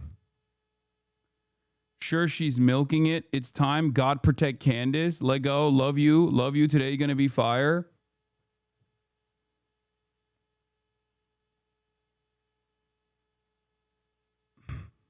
Okay, you guys. Now, I wasn't sure about Erica. I was waiting, kind of a situation for her to be in, obviously, having lost her husband, becoming the CEO and the chairman of a company. It's just a lot of transition, and it's nice to wait for more information before you prejudge or just make an assumption about somebody, and it maybe is not based in reality. Well, we are getting a lot more of Erica Kirk this week. I'll tell you that, because she has been doing the rounds in the media really over the last couple of weeks. And she just gave an interview live with Harris Faulkner on Fox News, where she finally addressed the quote unquote conspiracy theories. And I have to say this because 51K. It's true, but it completely missed the mark for me. I am sorry. It just has. But the good news is that she is now unmurkying the water in terms of her intentions with this massive political organization. That's good news, truly, because we knew Charlie, and now we are getting an opportunity to know Erica. Plus, later on in the show, it's Knives Out for Tucker Carlson. As always, he's trending right now because he has officially waded into the Who Killed Charlie Kirk narrative. And since he is not a bought and paid for Fed, he is are they all Egyptian? With not just the American people worldwide. And he says that he's not buying the official narrative. And there are some lingering questions. And he confirms what I told you about the Egyptian planes. So Let's jump right back into this. Welcome back to Candace.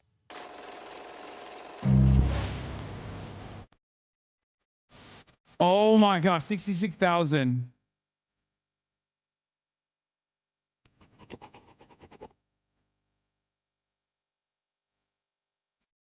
Look, I have been very patient. I do tend to focus on the evidence that's in front of us. Obviously, asking questions when we come up across something that someone has said and it doesn't add up, or if they lied, create a list. And you guys were coming after me because I was saying, look, we can write into our imaginations how Erica is thinking or how she's feeling or what she should be wearing, but she hasn't actually said anything yet. Right? She's that an was my amateur. stance. She hasn't actually said anything yet. She's an amateur. She doesn't have a personal news segment. Chance, okay? She cuts right now to it. she is making the rounds in the press because Charlie's book, his 80,000. Humus book, is coming out about the Sabbath, and she's speaking HasanAbi about watching her? the quote No. unquote conspiracies as she sits down with a lot of these news anchors. So first and foremost, she's sitting down here with Harris Faulkner, and I just want to show you a couple of clips did blast from off. this She sit blasted down, off which is on now Twitter and trending. Instagram. She does the same thing that I do. And she begins by addressing the question, which has been in the air, regarding where Charlie Kirk is buried. That question resurfaced this week in a big way because Milo Yiannopoulos and a few others have asserted with absolute certainty that Charlie has not yet been buried. That's what they're saying. They say they have proof of that. And at first, Harris Faulkner is asking about that claim. Take a listen. Talk to me about this part of the conspiracies that are out there, this disturbing part that people are trying to guess where Charlie is. Can I have one thing? Can I have one thing? Can my children have one thing? Everything was public. We will be building the most beautiful memorial for my husband at Turning Point USA, and it will be for the world to see, and it will be spectacular, and it will have basically museum style for our Charlie, for my Charlie. But can I have one thing? Can my babies have one thing where we hold it sacred, where my husband is laid to rest, where I don't have to be worried about some secular revolutionary coming and destroying my husband's grave while my daughter is sitting there praying? One thing. This is my husband. Yes, he was Charlie Kirk to the world, and I know so many people love my husband, and I am grateful for that. But this is my husband, and I want to be able to have one thing left that is sacred to our family, to my in-laws, to my babies, and to my parents. One thing.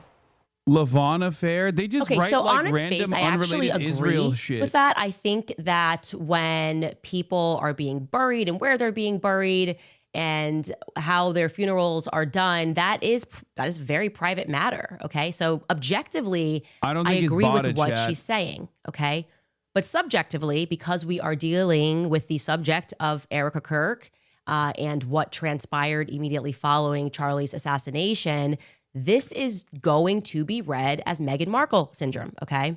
Meghan Markle syndrome, where you want privacy when you want it, but you want publicity whenever you want it, and that just doesn't Tying it back work, to popular okay? resentments It doesn't work that people way. have. I honestly think it was said Towards best other by Bethany unfavorable Frankel, media not related to figures? this situation. Bethany Frankel Take is on Real notes. Housewives, a show, notes. a reality show. And she was referring to one of the housewives who lived her life very publicly, showcased her marriage, was buying tons of Louis Vuitton bags, Tying and it they to, had like, tons of money. pop culture and then when the references relationship of other soured, villains the from pop housewife culture. basically asked the public for privacy. And Bethany was like, no, this isn't how it works. Like, we were riding with you on the way up. We're riding with you on the way out. You don't get to like pick and choose when you want privacy and when you don't want privacy.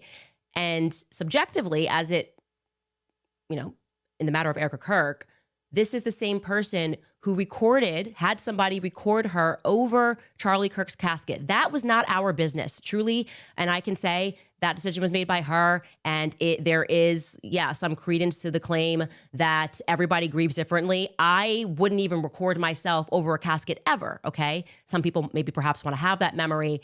But the decision to publish that, you crying over your husband's casket, and to publish his dead body on Instagram was a decision that was made by Erica. And we can watch that. Take a look. Oh, I love you. I love you. I love you. I know. I love you. I love you.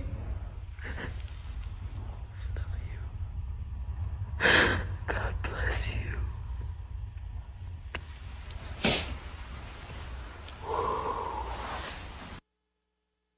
That is an incredibly personal and an incredibly intimate moment, an intimate moment that you invited the public into. Okay, there was no reason to do that outside of wanting to share something that was very private with the public.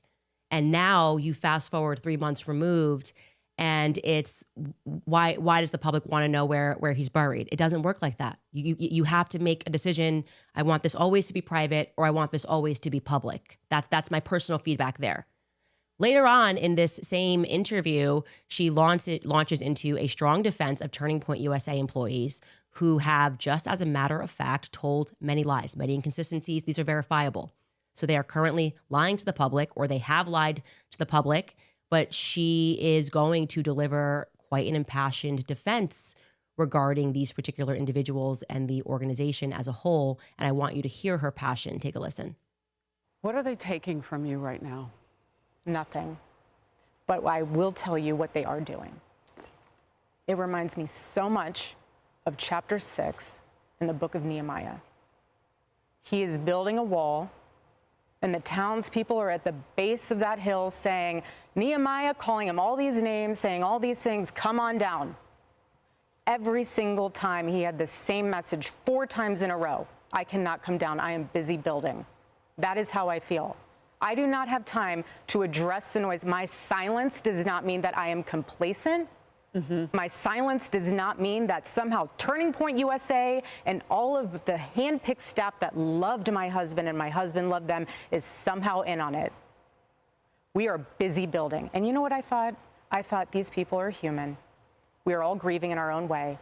And they are trying to find the answer to something that happened that was so evil. They are trying so hard. And I get that. We're doing the same. Anytime we hear a lead or anytime we hear anything, we send it to the authorities. Please dig into this. No rock will be unturned. I want justice for my husband, for myself, for my family, more than anyone else out there. So for me, you want to keep telling me to come down while we're building? I don't have time for that. But here's Ethnic my Santa breaking Claus point on is that. back, baby. Come after me, call me names, I don't care. Call me what you want, go down That's that right. rabbit hole, whatever. But when you go after my family, my Turning Point USA just family, my Charlie shaking Kirk it. Show family, when you go after the people that I love, and you're making hundreds and thousands of dollars every single episode going after the people that I love because somehow they're in on this, no. I'm sorry, but that whole thing right there is frustrating. And I'm going to explain to you why I just do not accept any of that. First and foremost, the idea that she does not have time. Okay, she definitely has time, okay? She's done Hannity, she's done The Five, she's done Fox and Friends, she's done Outnumbered, she's done Megyn Kelly Live, she sat down with the New York Times, she made time, cooking. By the way, in case you don't remember, to fly to 109,000. DC for Sergio Gore to be sworn into the ambassador to India, as the ambassador to India, which feels kind of obscure and not necessarily related to Turning Point USA affairs, building affairs, or whatever it is. But sure, that's fine. I mean, obviously, you're also allowed to be a person if that's the homie and that's what you want to do, sure. But we are indeed speaking about a coast-to-coast flight to stand up next to somebody and basically say, Charlie loved you. That was like the whatever 15-second speech that she gave, right? Here's actually, we have a clip of that speech that she gave. Well, he was also very good friends with a guy named Charlie. We just knew him as Charlie. And his wife, who we love so much, is here with us. And maybe, you know how close they were together. Maybe, Erica, you could say a couple of words, please. I'm honored to, sir.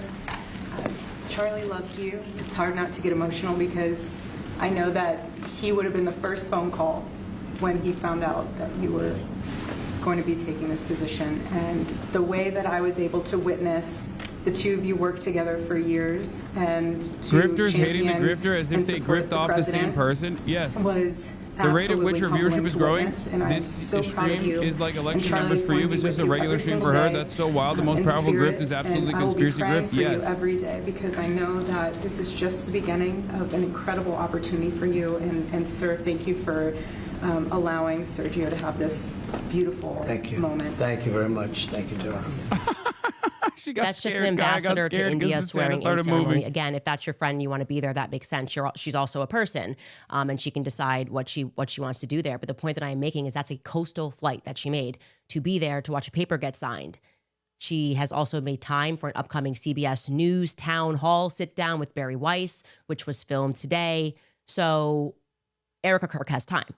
She has time. It is just what she means to say, not her priority.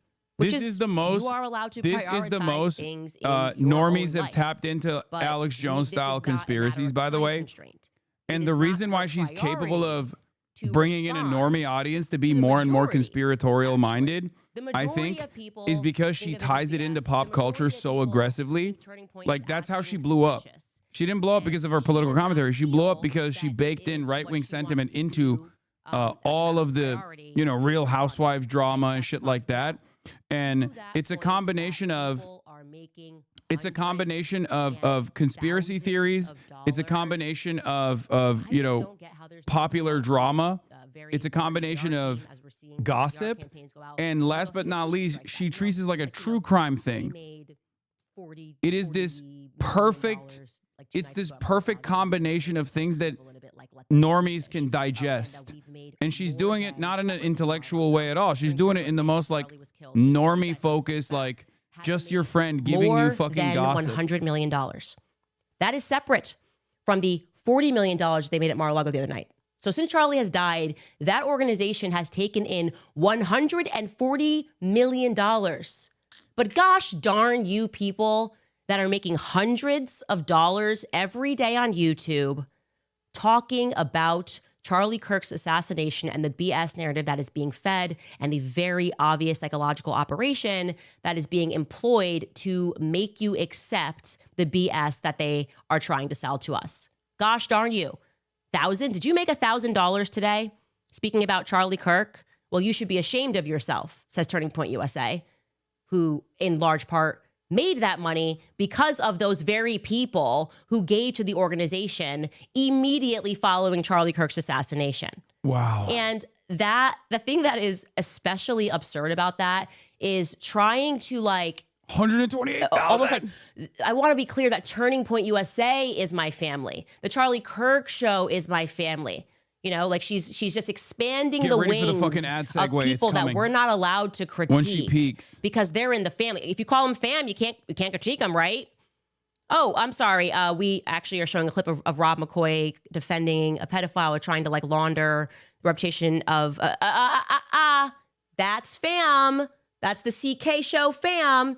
Oh, I'm sorry. We are actually pointing to the fact that we know for certain that this person in your organization is a sexual deviant.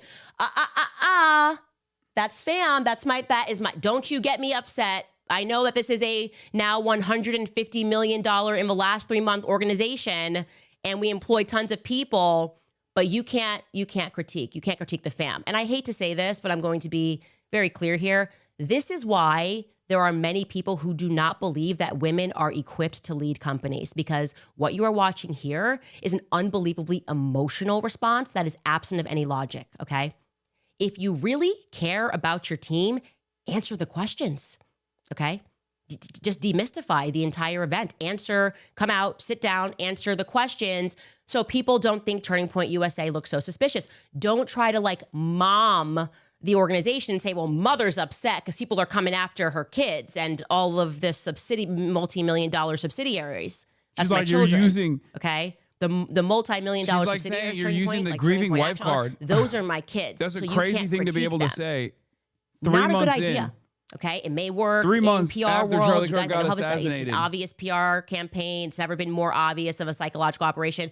I actually wish they would put me on payroll so I could help them make these things look more organic than having every single person that has been telling us to stop asking questions all make the exact same video within 4 seconds of each other, being like, whoa, whoa, Erica Kirk shuts down the No, she didn't even respond to one of the conspiracies. She gave us emotion. She gave us emotion. She said, I'm a mother, I am a wife, and we never asked about whether she was mother or wife. We want to know if she is a CEO and a chairman. And a CEO and a chairman has to compartmentalize. A CEO and a chairman cannot respond to valid questions and critiques about finances, about shady actions that are being taken by people that require presidential pardons, people that are meaningfully asking why we are not getting a clear answer of what took place on September 10th. A CEO, okay, does not get to respond and say, that's my family. Okay, that's the energy of what I would expect. I'm not looking at a YouTube chat from again. a mother speaking to a teacher. Would I call this a crash out? No, I'd call this a cash in. That's my kid. Okay, and I'll shut this down right now. That's my child. This is not a child. Turning Point USA is an organization, and Erica already had an uphill battle to climb. Like that, she had to climb this because, by the way, just because if this was Goldman Sachs. And the president of Goldman Sachs or managing director over at Goldman Sachs died in a horrifically violent way, the Goldman Sachs family might mourn for a couple of months, but they would have instantly had someone to replace that individual. And beyond that, they would have never accepted the public and the people that are investing money. They would have never accepted, well, he's gone, but here's his wife. She already had a hill to climb here, right? Like, this does not make you qualified because you love someone to take on their job. I am not qualified to do what my husband does. That's why I said I wouldn't want to be the CEO and the chairman of a company.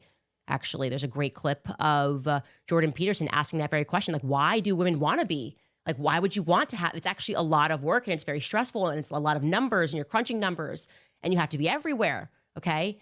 If you want that, great. If you built the company and you're in the room like Charlie Kirk did, and you have proven to the public, like, hey, I built this company, I didn't even go to college, and I've been doing this for over a decade, as Charlie Kirk did, you've earned that street cred, okay? So she already had a hill to climb because now they're saying, well, this is his wife, and so, that's it. Well, now you're gonna have to prove that you have the ability to be a CEO and a chairman, and not just a wife who we expect emotion from, and you're rightful in that capacity. You are rightful to have emotion. You are rightful to be the aggrieved widow, but you don't get to just be widowed into the position of chairman and CEO. You don't get to respond to, well, in this case, investors, donors who have given money and are asking meaningful questions with no, you don't get replies right now because this is the Charlie Kirk show, fam. Doesn't work this way, okay? And the broader point removed from Erica, which a lot of these mockingbird influencers seem to be making, is essentially they're saying to us that scientific inquiry and investigation in and of itself is now patently wrong, right? Essentially, we should just scientific trust inquiry. States. Don't That's believe what your she's own calling what instincts. she's Don't doing believe your every own day. eyes. Don't ask any questions. And I really want to stress to you guys how utterly ridiculous that logic is, right? Because if we followed that logic in any other situation, there would never be a crime solved ever, okay? If we just ascribe to the idea that scientific investigation is on its face wrong, it would not work. I'll give you a crappy analogy here, but imagine if there's like some young mother and she dies suddenly in the middle of the night, presumably in the middle of the night, and her husband is the first one to report it in the morning, and the cops show up who happen to be his buddies. They get there, and then they dramatically close the case in 48 hours. And neighbors are like, wait a minute. Excuse me, officers. Actually, you might want to know some other facts here about this guy. Like, he's in the mafia. Erica did it. These people would be like, how dare you question the people closest to, he loved her. That's his wife. Being a gang member is not evidence. Why are you saying he's a gang member? It's not evidence. And you get another nosy neighbor. The analogy means evidence Erica in the did middle it, of the night before she died. They and saw is a part of the gang the guy that killed Charlie. outside, the husband outside removing cameras in the front yard. That's not evidence. Yeah, but I saw him go out in the middle. He put something in his car in the trunk. He was looking shady. That's not evidence. How dare you find that to be suspicious? More nosy neighbors start discussing, and they were like, hey, we heard them. They were having actually a heated argument before she was found dead. I think it was about money. All of a sudden, the next thing you know, you got Allie Stuckey from the HOA. She blasts out an email and she says, it's unbiblical Some biblical to gossip. Hearing an argument is not hard evidence. You have no right to discuss it.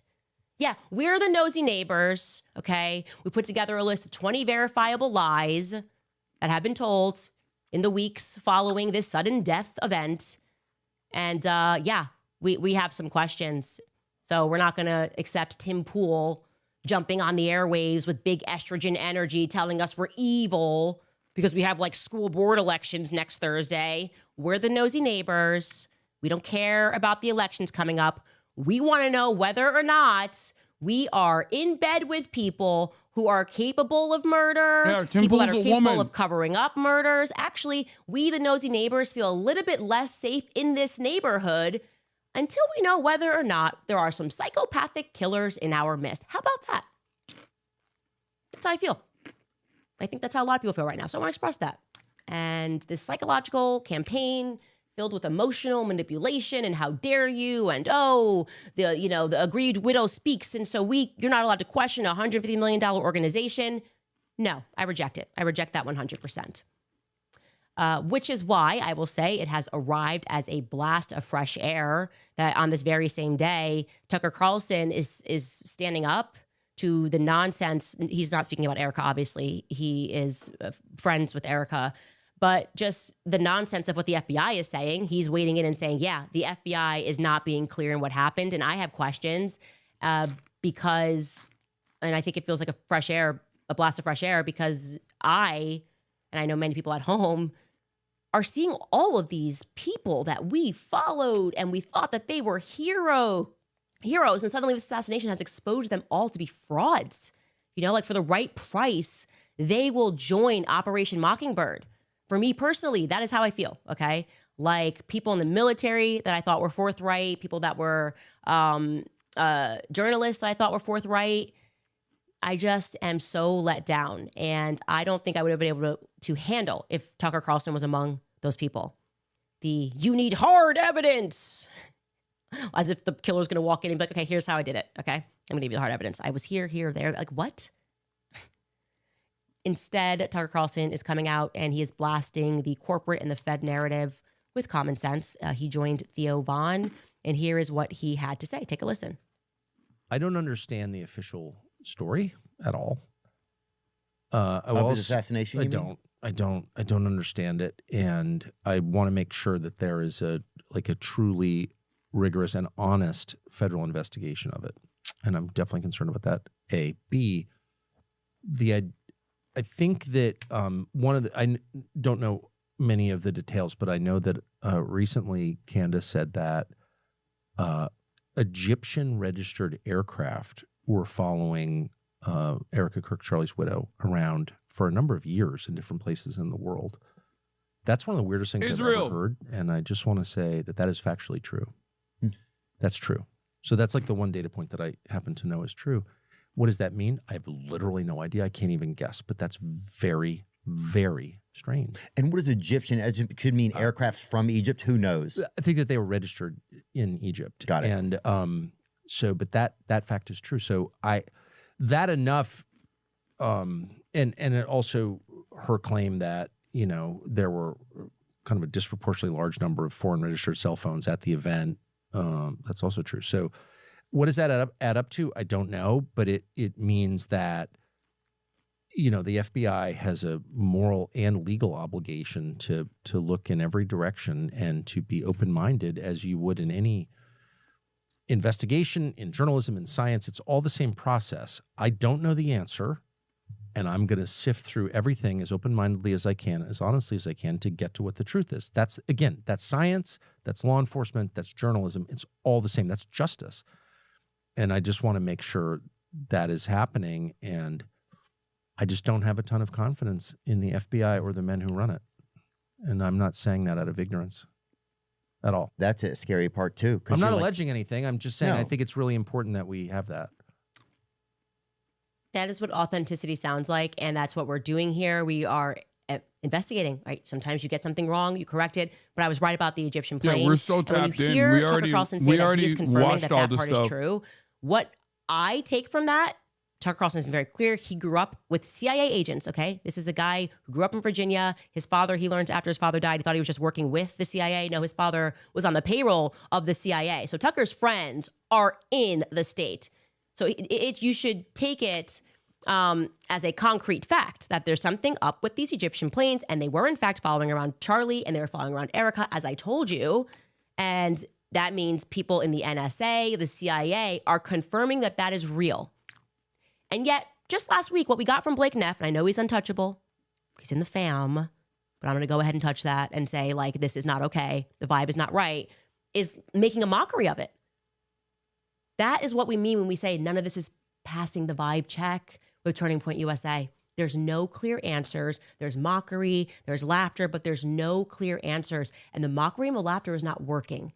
Neither is this idea that, well, now the widow has spoken. We're not dealing with the widow. We want the CEO and the chairman of Turning Point USA to answer. Okay? If you can't compartmentalize, then I don't see how you're going to be able to lead this organization in the future, because Charlie worked. We knew who Charlie was because he was authentic. Okay? He didn't just go, well, I only make time for like big pocket donors. Okay? He was sitting college campuses. He was speaking to people, understanding people. He was changing his ideas and he was changing minds. And you are not changing my mind about the fact that something weird happened that day and that TPUSA is acting funny because you give it an impassioned plea and speak about Nehemiah on Fox News. Okay? None of it makes any sense. Anyways, Tucker then goes on and states the obvious predicament further, which is that we just don't have any faith in the government. Take a listen to him discussing some of these lingering questions. Here's what I am concerned about. A lot of things. One, he acted alone. Tell me how that worked. I don't, none of us really act alone. It's hard to go anywhere by yourself, too. Thank you. Exactly. You acted totally alone. Okay. You're going to have to prove that to me. It's totally possible. Anything is possible. Weird things have happened. We'll continue to. But that's not my default assumption, and it shouldn't be yours. And their default assumption was we acted alone. Really? Why do you think that? What about life suggests that people typically act alone? When was the last time you acted alone in anything? I don't know. Right? Brilliant. So, A. B, we know that people had foreknowledge of this because they posted about it on X and said Charlie Kirk is going to be killed on this date, and he was. Is that true? Yes, it's true. Were they just guessing? Was it a guessing thing where every day they posted that? Maybe.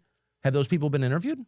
Have they been hauled into FBI HQ and had a long conversation with how they knew that? Like, let's get really specific. Why did you post that? Who have you talked to? Like, if I were doing this investigation, because I spent my whole life doing non-criminal investigations called journalism, like, what do we know is true? How do we find out? Call everybody. Be open-minded. It's like it's the same process. If I was doing this investigation, they would be at the very top of the list. Going to Tell prison. me how this guy who seemed normal became a radical trans furry murderer? It's not enough to tell me, will shock the world memes. I'm not pro-trans, by the way. But was that the guy or his boyfriend? Well, exactly right. Tell me how this guy became so radicalized that he murdered a stranger. I'm not saying it didn't happen. I'm saying I want an explanation for how it happened. Why wouldn't I? I agree. Oh, we can't talk about that because it'll prejudice the jury pool. Really, you've told the world that you have both a confession from him in his text to his boyfriend and the murder weapon with his fingerprints on it. I think you got a pretty solid case. So why is it so difficult to just explain? So I have said from the beginning, if you don't like what Candace Owens is saying, why don't you call her and offer a more plausible explanation for what happened? Oh, she's bad. She's bad. Okay. I mean, I like her a lot. I don't think she's bad, but I love her actually. But let's just stipulate she's bad. But why wouldn't you do that? Because I don't agree with some of the stuff that the rabbit hole she goes down, but I don't even know. But I like the fact that she likes to dig in the garden, Theo, we are in this garden, okay? And we're not getting out of this garden with the Fed slop narrative. We're just not getting out of the garden with trying to emotionally manipulate us and say it's not. This feels like COVID, right? It's not like COVID-19. It's like Candace 19. It's another fake. They're pretending it's a fake virus. Like, oh, you got infected. You just can't do it. 6 feet social distancing from Candace Owens. We're gonna get every influencer on social media. 6 feet social distancing. Save lives. What are you, a grandma killer? What, you just don't like what? And then Tim's all fired up. She's a C word. People are going to die if you don't get this vaccine. And I'm like, I feel like maybe the government's not telling us the truth. We're right back to that, but it's Candace 19. It's Candace 19. That's what it is. And they think that maybe if they put the little 6 feet social distancing pads in the grocery store, that the PSYOP will win and make us believe that this is like common sense is the virus. I'm the common sense virus. It's coming around. It's so evil. Stay at home, wear a mask, save lives. You don't want to catch it. You don't want to catch the common sense, you guys. You don't want to catch it. Anyways, I dare. I'm sorry, I dare. And I have been very careful because I wasn't sure what direction she was going to go. If she was like, I was like, look, she's got a whole business that she's got to figure out. There's a lot of people in her ear. Maybe they like did this transition too quickly and she's just like keeping her head like, no, what she's saying is Turning Point USA is untouchable. And it's a no from me. But you know me. I'm just out here saying what needs to be said. We'll be right back after a brief message from our sponsors. Oh, it's out. All right, you guys, when they double down on abortion, we know that we have to double down on supporting life. Through our partnership with Preborn, we can help save babies and support mothers in need. What the fuck is Every day, Preborn's clinics rescue hundreds of babies because when a mother sees her baby on an ultrasound and hears that tiny heartbeat, her chance of choosing life doubles. And now, thanks to a generous match program, your gift can be doubled as well. That means twice as many ultrasounds, twice as many lives saved, and twice as many mothers that are given hope. They're also provided diapers, car seats, counseling, and care for up to 2 years. If you've heard about Preborn before and have not yet taken action, there is no better time than right now. Their work is some of the most important work to help heal our country. One ultrasound costs just $28, but you can, of course, give 10 times that amount if you're able to. Head to preborn.com/Candace to give. Again, that's preborn.com/Candace. Also reminding you guys about American financing because what if you could delay your next 2 mortgage payments? That's right.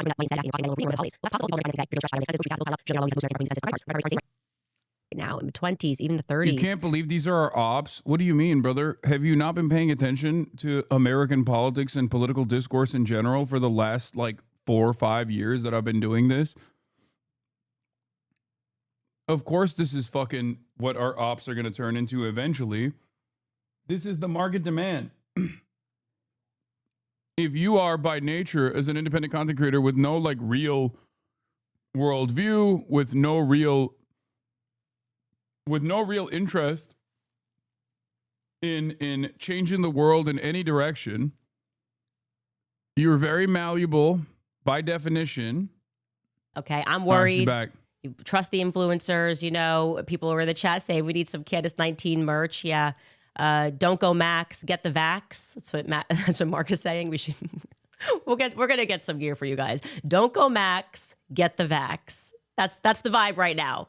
How many influencers is it going to take to get everyone to roll up their sleeves and not go Max? That's where we're at right now. How many people do you have to send out to tell them? Please do it. Wild. Okay. I didn't get the Vax. I didn't get the COVID-19 Vax. And I'm not getting whatever the heck this is. Okay. Which is honestly on its face, federal stupidity is what it is. Now, I can also tell you that because my mommy sleuths, they're so fast before stuff even ends, I get tips about things. And Erica literally today sat down with Barry Weiss. It's been marketed all over. They're going to have this big sit down, a conversation moderated by Barry. It's going to feature voices from across the political spectrum. They're going to talk about grief. And I got this email after, and it's interesting. I got actually a couple of emails, but I'm going to read this one to you because it was a town hall-ish event. Here's what they said went down. This person writes, I just came from the CVS. By the way, whoever wrote this email, I love you. I just love all of the mommy sleuths that are this quick. They wrote, I just came from the CVS Times Erica Kirk town hall, and this is what she said about the conspiracies and Candace. 1, Erica said she was pregnant when the Egyptian planes were flying and following her, so she wasn't on them. She said she has photo proof. Huh? I'm sorry. Did I ever accuse Erica of being on Egyptian planes? When I found the Egyptian planes, I was concerned that they were following Charlie because I thought, wow, Has Wait. there been a foreign government that has been tracking his events? Egyptian maybe, planes have been tracking I don't know, Charlie? like That's real? What the running through fuck? the operation early, and then we broadened it when someone clued us into the fact that actually these planes have been following Erica. You just heard Tucker Carlson confirm that. I thought she'd be concerned. Instead, she's gonna tell us on Saturday that she wasn't on the planes. I never said you were on the planes. Why would I think you were on the Egyptian planes? I don't like. Well, that would be. I have no idea I don't what think this that you Egyptian took off planes thing is referencing. and went to for the Wilmington, record. Delaware. I know you didn't go to Wilmington, Delaware on the day of Charlie Kirk's assassination. I find that answer to be lacking. Okay, that is weird to me. It's a weird answer to give. And by the way, you can fly when you're pregnant. Even if you were on the Egyptian plane, that's a possibility when you're pregnant. So I don't understand that part at all. 2, when Barry asked her about the conspiracies and what she had to say to those saying them, Erica said, stop. No. 3, not about Candace, but she talked about Israel and said good things about Jews and how TPUSA is having Shabbat dinner. No, I didn't read that before we went live at AmFest. Okay.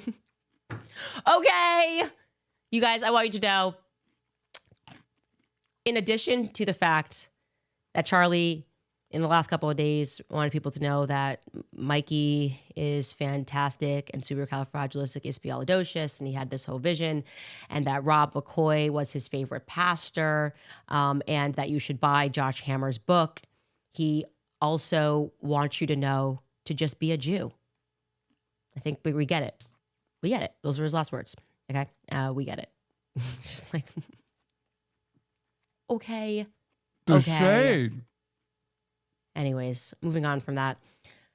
I want to say to the 39 bajillion of you who were in the military who emailed us to let me know that I misspoke yesterday. Okay, I even said to you ahead of time. I said, I don't know military vernacular. I don't know these terms. It's like another language. And you guys are not aware of yourselves. Okay, so you critiqued me for saying E4, E3 when I should have said 06. I'm jotting down these notes. I'm having a conversation. I'm trying to fact check things. And for me, I was focusing on the timeline of where he was. I was like getting all of the proof from our military guy who was there for this meeting on September 9th and it's also on September 8th as well. And I misspeak, okay? Because you guys basically speak Japanese. You don't realize you do, but you do. You speak Japanese. And I said E4, E3, and I went back and I checked my notes, and actually he said 06s. Thank you. Thank you for your 26 billion She also emails has to the let me fucking know chat that I don't know pedantry. ish about the military. Okay? It was a human error. I made it very clear that I am ignorant when it comes to the military. I will own that. And so please just be nice to me sometimes, where it's a lot of information, a lot of researching. And I just wanted to confirm he said he was where he said he was and take those notes. But no, he did not. He was very It's so clear. I funny checked the that notes that he the had said military 06. guys in I my think chat I are made the going, mistake when "It's I actually transcribed a my huge notes difference." because he said colonels or captains. Then I Googled it and then I edited It's it so thinking funny. that maybe I heard him Everybody, wrong. no matter what, It was all over a audiences 1 hour are the phone same. call. Anyways, regarding him, for those of you guys that emailed us, I told you, you can trust that we are not just taking a thumbs up from someone.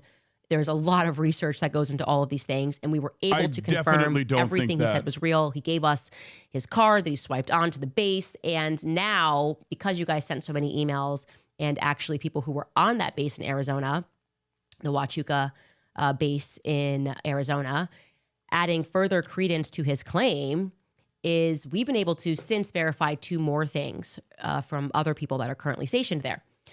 First and foremost, I should tell you, we have a positive ID on Captain Neff. He was not sure what Captain Neff's first name was. It was, in fact, Adam Neff, and I'm sure captains have different names, but Adam Neff of the 10th Mountain Division is the individual. I sent picture options to him as your emails were coming in, and then someone said Adam Neff. I sent it, and he confirmed that that is the correct person. This is the most annoying thing. The There were chat several, goes, obviously, but Adam Neff was William? leading the Is that interrogation William's of him. brother? And it checks out because Damn, that dude, you guys is are the so division funny. from New York.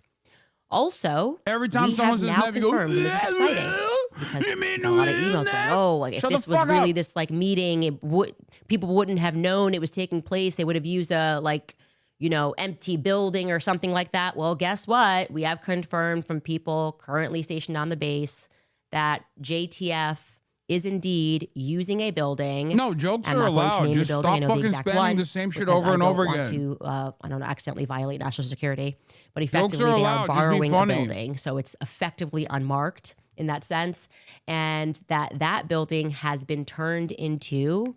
Please forgive me if I get this wrong, but I'm reading it direct from the email. SCIF, which stands for a sensitive compartmented information facility. Okay. So they have since added barbed wire around that facility for additional security. Cell phones and other electronics are not allowed. This is where he saw the meeting, by the way. Which is normal. Unless they are That's government issued, they are not allowed in that building. And it requires top clearance to be granted access into that building. Again, we have now verified this outside of if this it's a individual skiff, who has that's been able to like tell the truth. that's not a new He sent thing. me so much documentation that it was like I could have showed you everything. His old passport, his new passport, his military ID card, hotels, it's books, times, text messages, phone call logs with his wife. It just really is a circumstance that this man has either the worst or the best luck ever when it comes to him sort of stumbling upon military operations, right? First, he finds this cartel tunnel when he's 20. Now we fast forward, he's 56, and he just was getting some coffee, and someone's like, "Here, actually, yeah, no, that's the old boys are getting back together in this unmarked building," and he stumbles in there. It also, by the way, does provide an explanation for why they panicked when he just walked in there, because they were like, he should not have known that this building was here. They didn't buy his excuse. It's 7 hours later, they allowed him to leave, or Captain Neff allowed him to leave. Now, we can also give you some more information that gets really interesting, okay? Remember, Harry who told me that seeing that many, I hope it's 06. Is it 06? Do not email me, okay? He said it is not common unless, and he specifically said, there were some high-ranking congressional member or someone close to the president, like the vice president. Well, we received another tip that makes things especially compelling. So I'm going to just read you this email in its entirety. We have fact-checked it. It is true. Trust us to fact-check stuff, by the way, guys, we would not just randomly be like, thumbs up. We're just going to go with that. That's literally what you're doing. Writes, I just wanted to bring to your attention that on September 8th, that's so dumb. That is what she's doing. A U.S. government plane, a special air Have her mission numbers plane gone down? caught my Fuck eye. no. It's higher This is than what I ever found before. about that particular plane that is 174,000. based out of Andrews Air Force Base, shown as Camp Springs below. U.S. Air Force C-37A Gulfstream is Gulfstream 5 is a VIP jet.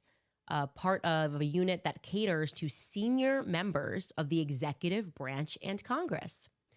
Plane number is 99-0404, as you'll see on the screenshot below. On September 7th, the plane flew from Andrews to Colorado Springs. On September 8th, it flew from Colorado Springs to Tucson. Then, 5 hours later, from Tucson, and then the transponder appears to be turned off. However, at 12:31 p.m. on September 9th, it flies from Fort Huachuca to El Paso, and then El Paso back to St. Andrews. Now, why is that interesting? Okay.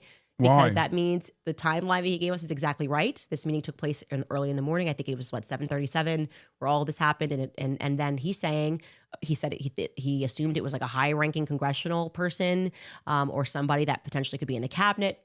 This guy is saying that's what that plane is used for. And he also brings in El Paso.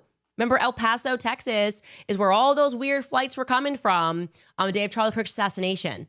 So that is extremely compelling. And like I said, having spoken to this individual who is planning to come out and do podcasts and speak about that, he's trying to figure it out, which I'm going to help him with this weekend to figure out whose show he can go on and speak more. It's lining up. Like this is actually tracking. I had a sense when I spoke to him that his memory could be trusted. Okay. He was very forthright. Then. He was very honest. I mean, he was so honest that he was like, when I said, oh, is it maybe this Captain Neff? He was like, ma'am, like I don't want to give you any information that's wrong. I would put that at about maybe 60 to 65% that it could be this person, until I gave him the correct Neff. And he was like, 100% that's the guy. that questioned me.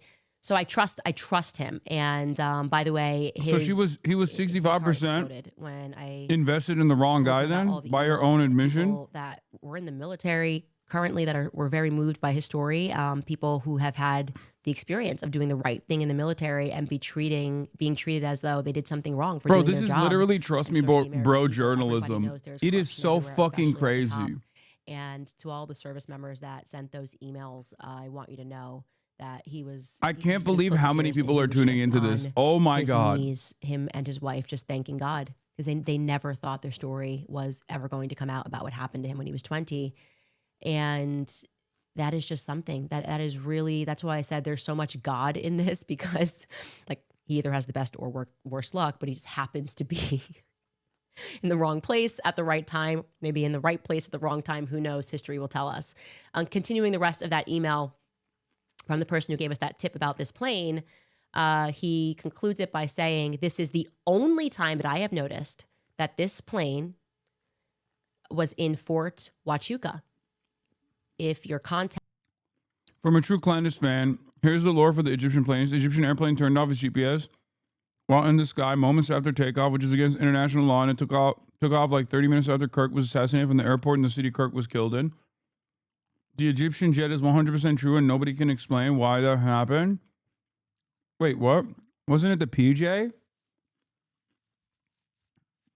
I thought it was the PJ that took off 30 minutes after, and the explanation was actually pretty simple, which was that area specifically actually ends up, because all of the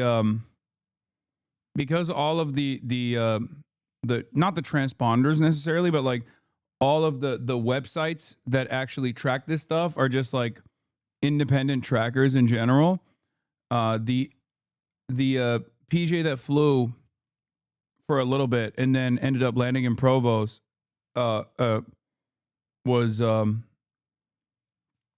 no, she proved why that is wrong. Yeah, it was like bad signal. In question, or towards the center of the screen, you can see it goes from Tucson, the transponder goes dark. That's what that dash means there.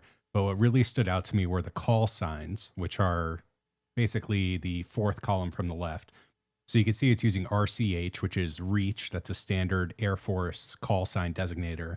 But when someone important is on the plane, it switches their call sign to SAM, which stands, as you said, for Special Air Mission, which is typically reserved for people like the vice president, cabinet secretaries, senior officials of the executive branch, congressional delegations, and other senior political leaders.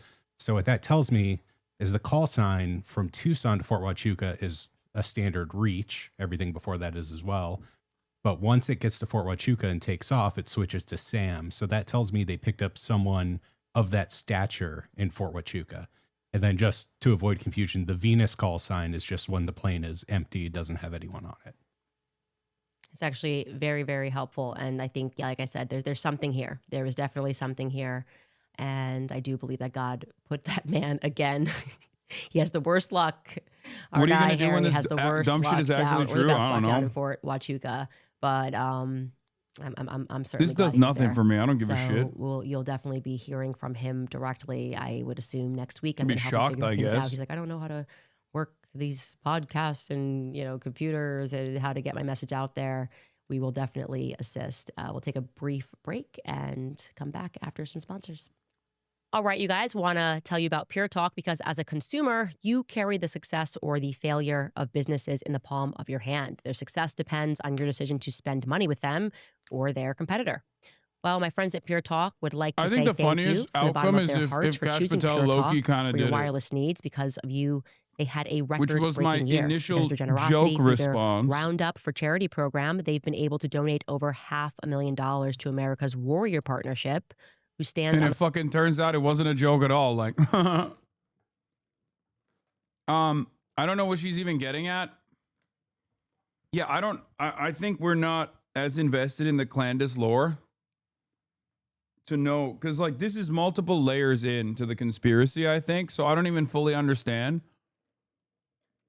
what's going on here. Like what the what the skiff that she's talking about, where it is, what the significance of it is. I'm curious, why don't you have ads on your stream? Is it a Twitch thing or a personal decision? It's a personal decision. The Piker Broadcasting Service is sponsored by you, the viewers, for you, the viewers. That's why you don't see ads like PurgeStore.com on the broadcast, unless you're watching Candace Owens. Or Preborn.com. That was a crazy one. The Piker Broadcasting Service is sponsored by you. Your voluntary contributions allow me to maintain my editorial independence. And like I said, the subscriptions are completely voluntary. You do get some amenities like being able to rewind on a stream. And you get wonderful emotes that you can use all across the platform. Oh, this is for you to shit. You purge out the fucking parasites out of you shit out of your doo-doo ass. I do marketing for Preborn. I've been trying to reach out for a sponsor segment. Please get back to me. I would love to do a sponsor segment for Preborn. I hate abortions. Another amenity for subscribing is also the fact that you can send me links. There's no guarantee that I will actually watch said links, but you can send them to me regardless. All right. Man, I love that it is so faithful. And, you know, we're always talking about biblical characters, but nobody want to address Jesus. Remember? Nah, bro, wild, he was weird. Betrayed. We're joking about that? What? About abortion? The story might be relevant. We're going to be out here acting like it's a conspiracy. Yeah, it was a conspiracy when Judas betrayed him. And it was for money. Like, that might be a relevant narrative when you're out here, like, trying to make it seem like it's never happened in the history of the world. It has happened. And, yeah, I don't know. The Egyptian plan just means Israel, for the record. It's not, it has nothing to do with the actual nation state of Egypt. So I want to just be clear that it is, of course, plausible. It is very plausible. Is more than plausible. Or maybe CIA, I don't know. That when a company grows that size, there are people that become motivated by things that are not just truth and justice and things that feel sparkly and sprinkly and like make you feel good on the inside. Okay. The reality is life is ugly. Okay. Many people have to deal with deceit and dishonesty the bigger they get. And we heard that from Charlie's own mouth, what he was going through. Okay. I wouldn't have guessed his last words were effectively as if we're all getting the vibes here, like, you know, just like counting or not counting gang violence.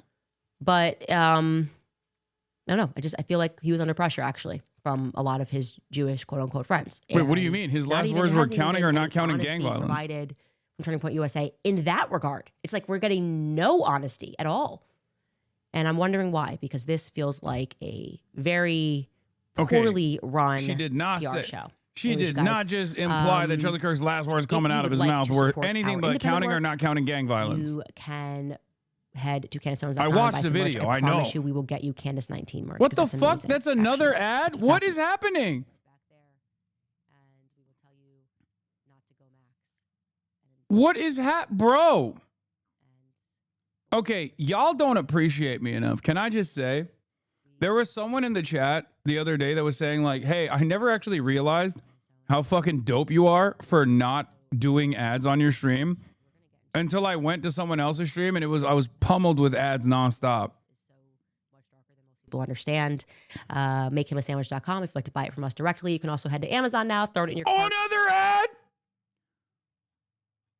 Bro, what the fuck? She wasn't talking about Charlie in that moment. She's talking about someone's last words to Charlie. Facts, they said spoiled, referring to us. Yes. You are spoiled. Top comment from yesterday is they want us to believe that Charlie's neck was made of steel and the Twin Towers were made of neck bones. Got it. Yeah, we're at that stage of a psychological operation. That's it. None of it's making sense. Isn't that kind of gratuitous? Like the way that you're talking about your bestie's death is pretty strange. Like that's crazy. Vital to separate flaws from race. We can criticize corrupt Jews without blanket anti-Semitism. Critiquing George Floyd because he died of fentanyl we read this in the before. hospital isn't hating black people. Stop equating criticism of Israel, Soros, etc., with Jew hating or self-hating. If you're Jewish and critical of all governments, including Israel, most people are not racist. And then this person is making the joke, maybe Blake Neff. I didn't look into the Blake Neff thing or why he left Fox News. Yeah, I know why. I read the Blake Neff thing. Surprised, but you are absolutely on the money. And he said, we're not racist like Blake Neff. That's what the dono said. This sort of cheap and she won't even tactic of fucking being like, cop to it it's because kind of the same thing we're talking she about. can't be It's too emotional woke regulation. now. It's like, whoa, what are you saying? And it's like, no, there is corruption everywhere. Legal And heretic, you thank are you not for the removed 50 from corruption bones. because of who you work for, what you look like, what sex you are. It is always plausible and actually highly plausible. Typically, when money is involved. This obsession with Candace Lulu is Mallory wild. writes, the more I watch, the more fake and gay Bro, things I don't are. understand. We all have been given the light of. I don't understand. Like, we can't have any fucking fun on this broadcast. Like, this is, whether you like it or not, this is literally the most poppin' thing in the conservative media ecosystem right now. There is a major fissure on the right. And I can't even make jokes about it without some dumb fuck being like, oh, I guess you're obsessed now. Bro, she has 175,000 people watching. And honestly, she's making better content than me. You want to know why? Because she doesn't have to fucking constantly respond to chirpers in the chat. I'm realizing that she can do all of the fucking conspiracies that she wants to do without any interruptions because she doesn't have 30,000 bitches in his ear yelling about how fucking annoying this shit is. Gaia! You made the Santa wake up! Gaia! Gaia, you made the Santa wake up quick! No, watch out. Don't step on the food. Yeah, she has 175,000 bitches in her ear telling her how dope she is. They're saying, yes, queen. There's something not right with that. Like making jokes about something that if you should be concerned at the very least about.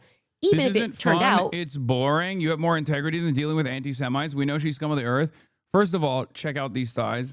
I think you need to recognize that we will be dealing with anti-Semites a lot more frequently in American politics because the most popular motion right now is heading in that direction on the American right. You are currently staring down the barrel of the future of the right-wing movement. Okay? 100%. If you're thinking like, oh, well, these guys are anti-Semitic, why are you dealing with them? Literally wake up to the reality that the entirety of the right-wing movement is going to be geared around these kinds of conspiracies. No matter how dumb, no matter how stupid, this is what they're going to fucking say and do. Yeah, I know. This is so funny. We live in an era where they're trying to normalize Islamism, Nazism, and communism. Reject it. And of course, El Jacobi, the number one Israel Nazi, posted that. And then Carl Shaw posted, we want to kill black people. I'd like to have nice infrastructure like China has. You're both equally bad.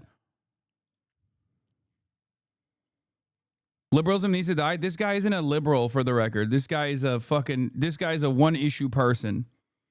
Liberal people in TikTok comments are praising her as if she's a Wendy Williams with all the tea just because she's coming up with conspiracies for everything. I'm afraid they don't know much of her. Shaking my head. I don't think they know much of her. I think she has the same exact clipping structure that Nick Fuentes has. It's the clip culture. Once again, all of the Clipper accounts that are up my asshole with regular frequency, consistently clipping everything that I say out of context in an effort to fucking trash whatever point of view that I have, to constantly present me as a villain, have been noticeably absent from any Candace Owens coverage, despite the fact that Candace Owens is infinitely more popular than I am. Same with Nick Fuentes. So when you don't have that level of fucking haters consistently trying to warn everyone about you, then you got a person who talks about Yahweh, a servant of Yahweh, has that like security this. footage. Please get it to Candace before it gets deleted. Wait, where was Biz it? writes, who was the woman in the pickup truck? That's what I she just don't said. know who the before woman I was in the tuned pickup in. truck. You're referring to what Harry, I mean, Harry thinks he has an idea and he should come out and he should share his story. I would be interested to see if he is, like I said, I can tell you he was factually there, that the meeting happened now exactly as he said it happened at exactly what time he says it happened. I cannot confirm his own eyes. I can't confirm his memory of who he believes he saw. We can't confirm that it was Brian Harpole. We can't, you know, was it a Brian Harpole lookalike? Do a lot of military men look the same? He is certain he saw Brian Harpole. Give him time to come out and tell his story. Servant of Yahweh writes, who was the young woman in the Candlewood Suites Hotel with the special ops guy? They left in the green truck on September 8th. If you or anyone you know How is works at Clan is that... anti-Semitic? I mean, she has in the past and consistently chooses to entertain a lot of anti-Semitic conspiracy theories about how, you know, she's not as out about it, I would say, as Nick Fuentes is. If you work for the Candlewood Suites Hotel at the military base... I mean, she's praised Hitler. Please for us on September 8th. That's a More pretty tips at CandiceOwens.com is who you can indication send that you might tip be to.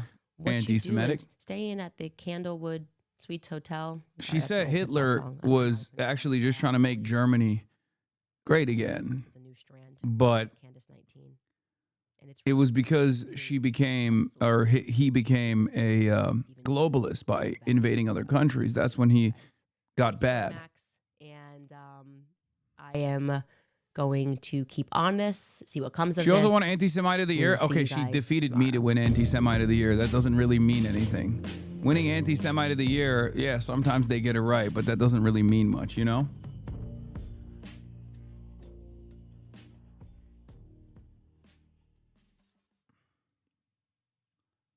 Sir Aquinas talking is true.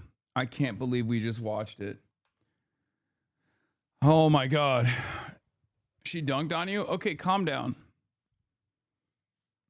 Yeah, so she just does like, I guess, an hour-long stream. And then that's it. 150,000 people tune in for the hour. She gets like 2 million views on the VOD. And then that's it. She kind of mogged you? Yeah.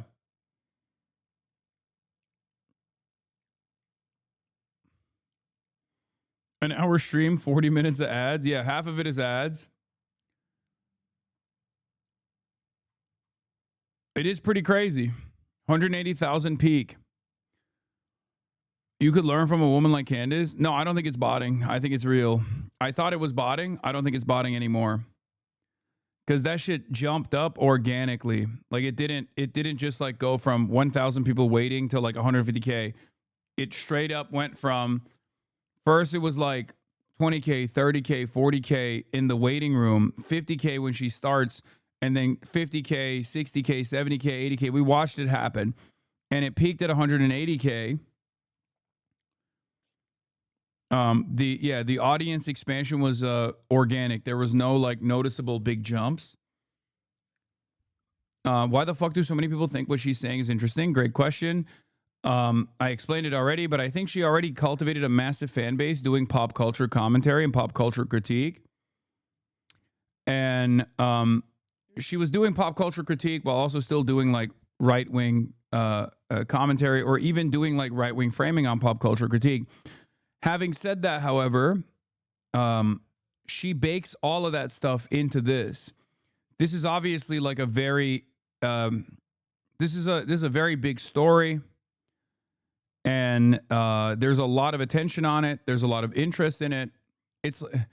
There's also the official. There's also a lot more suspicion on official narratives nowadays than ever before. So she is farming the shit out of people who want answers. And she also has a very good approach to covering it, where she'll basically cover the shit like it's a true crime story for the conspiracy girlies, baking in a bunch of pop culture references, associating her enemies in this story with common tropes and common enemies that people know from the pop culture stories that she's covered. And she makes it very palatable, very easy to consume, while also simultaneously like leaving little breadcrumbs every now and then. So it's almost like a like a universal investigation that everyone is engaging in, not dissimilar to the initial interest in QAnon. QAnon was interesting because a lot of bored people they felt like they were playing a role in this. They felt like they were playing a role in this investigation. And that's what Candace Owens is doing as well with the tip line and all this shit. So that's the reason why she is the most successful right-wing commentary person, just the most successful political commentator in the country right now. Do I think she believes any of this stuff? Abso-fucking-lutely not. I think she's always been a grifter from the start. It's not a crusade. I think she's 100% grifting. And she is not shy about like baking in her own personal, like she's not shy about putting herself in the story, consistently talking about how she's under attack for saying the truth. And she's definitely developed a lot of goodwill from her audience at this point. So it's a very successful grift for her. How do white supremacists take her seriously? I think white supremacists are much more open-minded towards DEI than ever before. I mean, after all, the number one white supremacist in the country is a Mexican man, right? A gay Mexican guy by the name of Nicolas Fuentes. So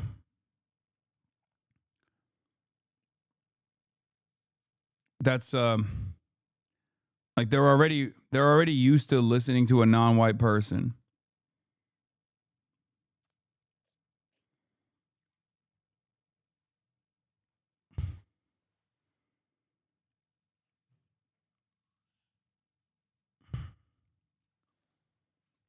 Anyway, this is Nick Fuentes' take on Candace Owens. I saw on her Instagram today, Candace Owens did a multi-part story. She said, "Oh my gosh, you're never going to believe it. I just found something that changes everything. I got a new tip. God gave it to me, and it's brand new." What are you doing? Don't wag your tail. I almost killed you. Why are you laying right behind me?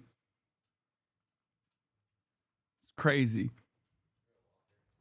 All right, yeah, take her out. Can you take this too?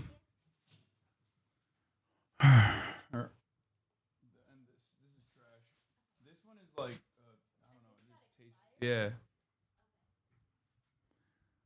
Bear fact, bears can actually run faster than horses in short bursts. They're fast as fuck. I hate how your Santa randomly moves. Don't hate the player, hate the game. And secondly, the Santa is not randomly moving. The Santa moves with movement. Yeah, Santa has a motion tracker in him. So whenever Kaya passes in front of the Santa, he starts dancing. And this is the evidence I needed. It's the final piece of the puzzle. Anybody watch the show? Did she get it? Is that the final piece? Did she prove it's a U.S., France, Israel conspiracy yet? Did she get the final piece of the puzzle? I didn't catch it. I saw the clips, and I saw a couple of tweets summarizing it. So I guess some guy from like the 80s was in Mexico and saw some other guy that had the same name as a guy at Turning Point. And that proves that Brigitte Macron is a guy or something. I don't know. I didn't see it. When will it end? Blake Neff, if you can hear us, please save us. Tyler Boyer, please. Erica Kirk, can you finish this bitch off? Yeah, he's fucking sauceless. He's motionless. He's sauceless, and he's mad that the Candace conspiracies that tie this back to Israel are much more captivating to his audience, and it's pissing him off. This is coming from a place of jealousy. Me, on the other hand, I'm coming at it from a place of admiration. Let's be real. Figuratively, in the battle of ideas. Honestly, I was very no motion, outmeted by Candace. Critical of Erica Kirk. Now, it's like... Why doesn't he lean into it? Oh, that's also part of the grift. Partially because I assume he thinks it's too far-fetched and too stupid, but also partially because he wants normalcy and legitimacy. He wants to be normalized by more... he's constantly in a battle. On the one hand, he wants to be as edgy as possible and like say Nazi shit. But on the other hand, he also recognizes that like there is a void in the space for someone who is crafty, someone who is clever, and someone who can be somewhat charismatic as like a major conservative commentary person. So in order to do this, like he's trying to win favor from more establishment conservatives about this, like, you know, by presenting himself as an antidote to Candace Owens' like crazy conspiracy theories. He lacks all these qualities, though. No, I would say Nick Fuentes is I think, is more telegenic than the average conservative commentary person. Like that's not far-fetched. The reason why I say that is because like the average conservative commentary person is just awful. Like think about it. Think about where he's coming from versus like Tim Pool.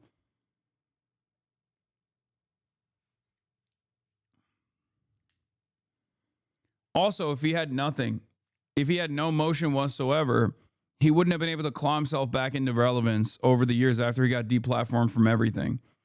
There is a reality there that you have to understand, that you have to recognize. Like many of the conservative commentary sphere have actually been propped up. Okay, they've been propped up, and they get institutional help. They're constantly getting a leg up from mainstream outlets. They're constantly being promoted through the conservative machine. He didn't do that at all. He had to do it on his own because his opinions were his opinions, especially on Israel, especially on Jews, was considered too scary for the interests of the conservative movement in general.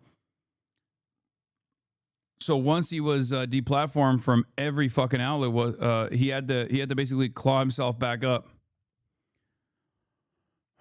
Yeah, Fuentes is dangerous specifically because he's smarter than most of them versus Dimpool being functionally illiterate. Exactly.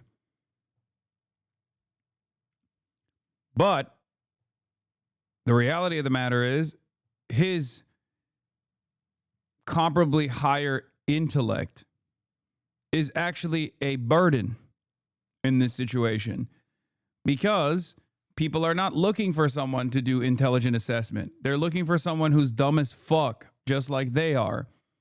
And that is precisely the reason why people who are even smarter than the way they present themselves, like Asmongold, which isn't saying much, are able to captivate such massive audiences.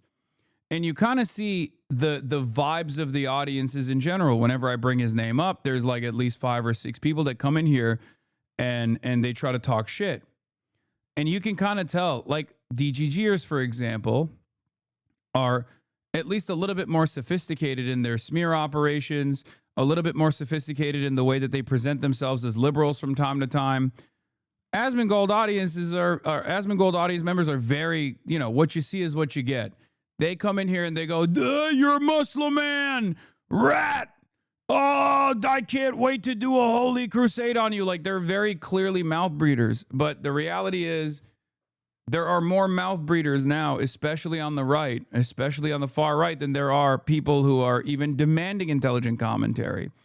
And that's precisely the reason why people like Nick Fuentes are losing their audiences to people like Candace Owens, who actually appeal to the broadest base of support.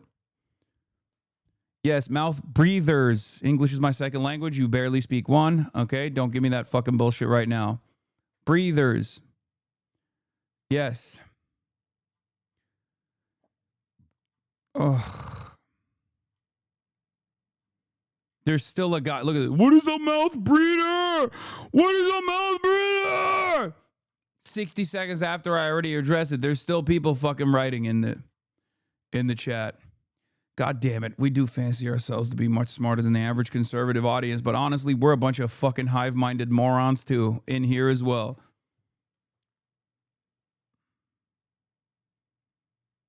Like, can she please silence the idiot? Like, because it's got to stop. The Candace mania has gotten out of control. It has become a mania. It has become a psychosis and paranoia. She's a completely malicious actor, a compulsive liar, a disingenuous person. And I just can't wait for December 15th when Turning Point, they better bring their A game.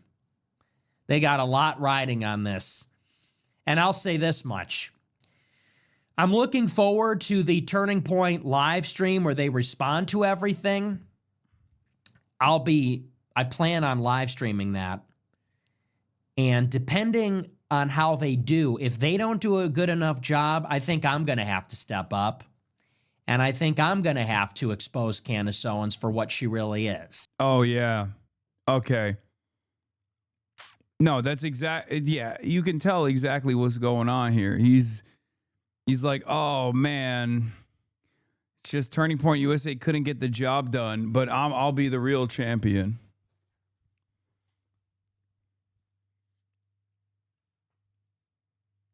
I'll be the real champion. Yeah.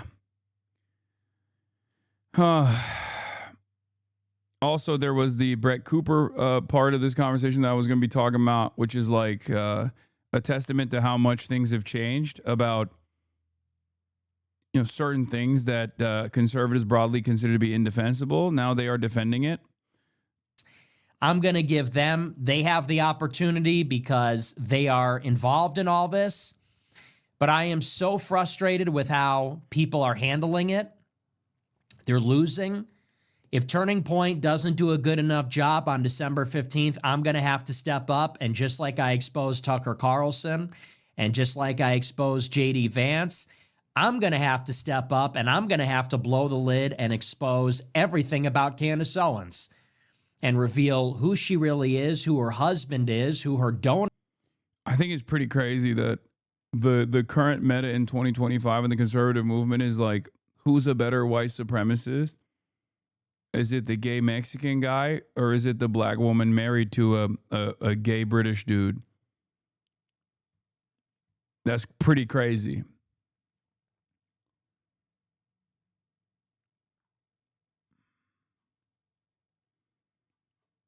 Like, who will be the most loyal soldier to white supremacy? What a fucking strange turn of events. Are. And unlike her, I will be naming names. I will be coming with receipts. I will blow the lid on the whole thing, and I'll give her the Tucker Carlson treatment. You are so homophobic. What's wrong with you? What?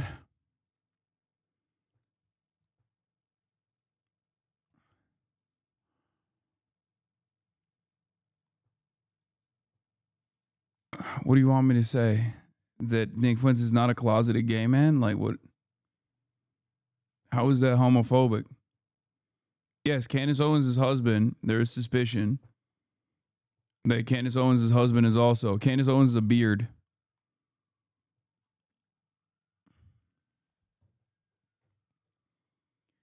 Oh, shit. CBS released a snippet of the Barry Weiss town hall. Oh, my God. Knowing Barry Weiss, this shit's going to suck ass, by the way. Because while she's, while her job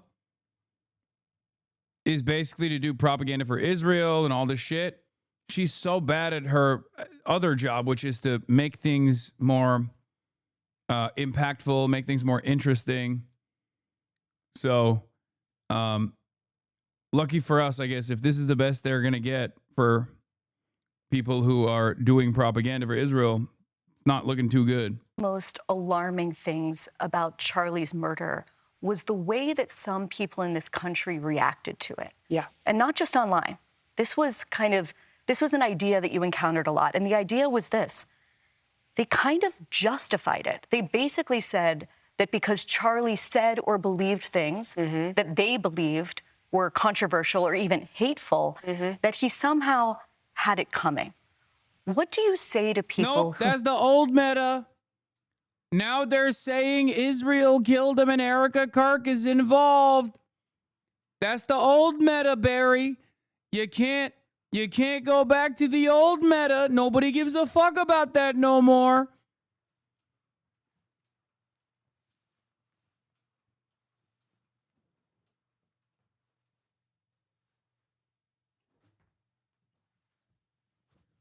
See, this is what I mean when I said, like, she's motionless.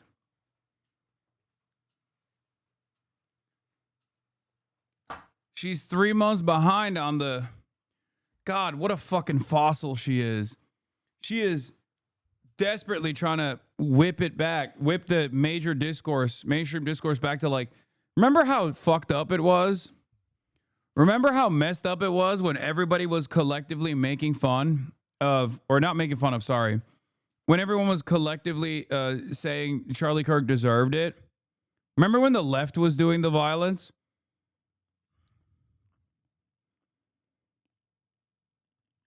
Remember the left was celebrating the violence? We're so far beyond that, where Kirkification has already run amok. Like the whole, and it's not even, the Kirkification is not even coming from just the left in general. It's coming from everybody.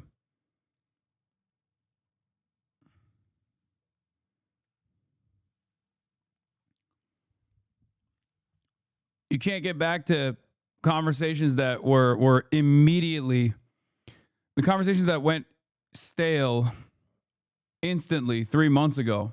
Justified his death. You're sick.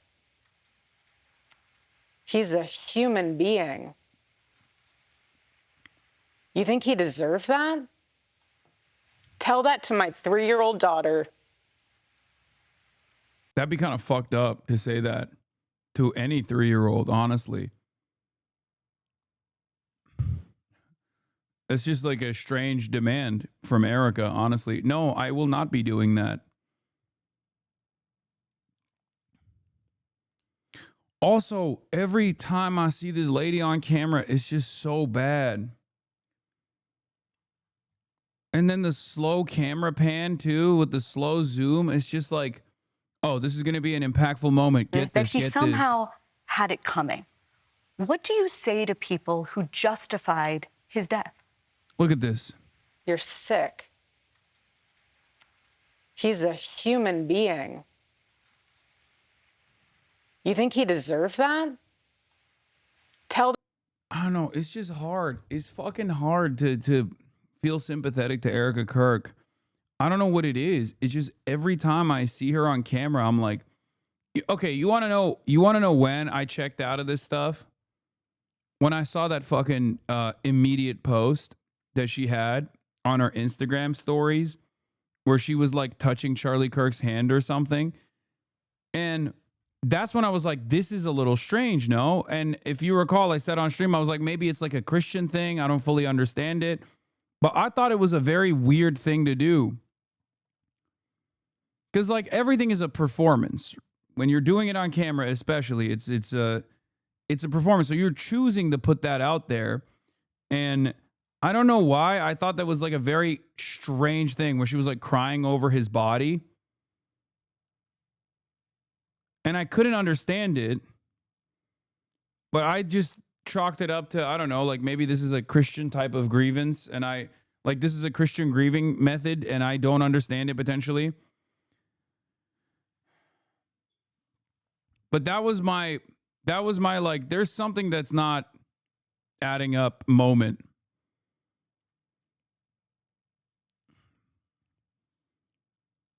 And ever since then,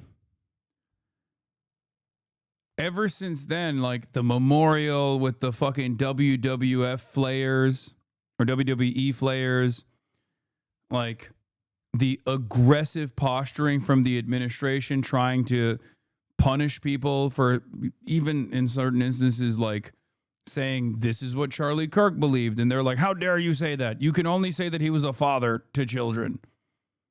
Like, trying to control what people say and don't say about Charlie Kirk. Like, all of that stuff, Benjamin Netanyahu coming out and saying, we did not kill Charlie Kirk. Like, every part of that is so perfectly concocted to brick the brains and make everyone experience collective psychosis that it's not that surprising that a lot of Americans are tuning into what Candace Owens has to say about this stuff. I see her on the Candace train. I'm not. I still don't know exactly what happened. There's some weird some weird information out there about the events that transpired. The only part of this story that I can convincingly tell you is that he was not turning on Israel, okay? That's been like the number one meta from a lot of people that, oh, he was turning on Israel, that's why they killed him. It's like, I know for a fucking fact that he was not turning on Israel because I was supposed to debate him on that, okay? I was specifically supposed to debate Charlie Kirk 2 weeks after his assassination, so it never happened, on the issue of Israel and how young conservatives were turning on Israel. And so I know for a fact that he was taking the pro-Israel position because I had seen enough of his work. I'd read enough of his stuff. I knew what his attitude was on the matter. To be fair, he did start turning towards the left near the end. No, he didn't. No, he did not. I know for a fact he did not, because all of the evidence supposedly that people had of, like, you know, his private conversations and things of that nature about Israel or about like Jewish donors at Turning Point USA, every single statement that he made in private still did not mean that he was publicly going to turn on Israel. And the only reason why he was never going to do that. Oh, they were making a neck joke. Oh, I didn't even understand it. Okay. Well, regardless, the reason why I know that is because although he was a big Epstein guy, right? He was a big Epstein truther. He got a boss call one day from Donald Trump, and he very publicly said,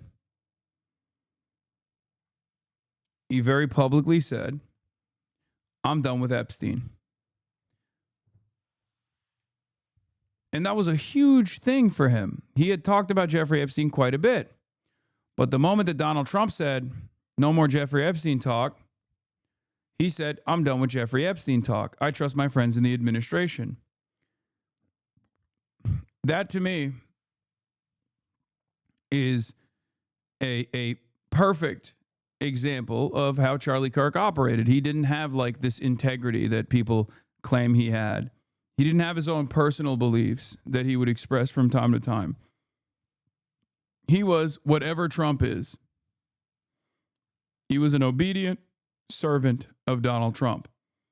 So because Donald Trump was not turning on Israel, he was not turning on Israel anytime soon. Now, if Donald Trump had turned on Israel, that would have been a different story.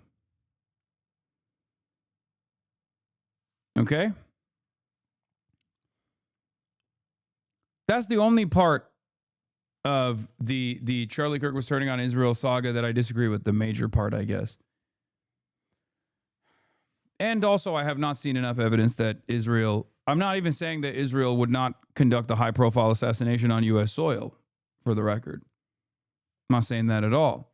I'm just saying that I haven't seen enough evidence that Israel has assassinated Charlie Kirk. And I certainly know for a fact that he wasn't publicly going to turn on Israel. Okay? That's it.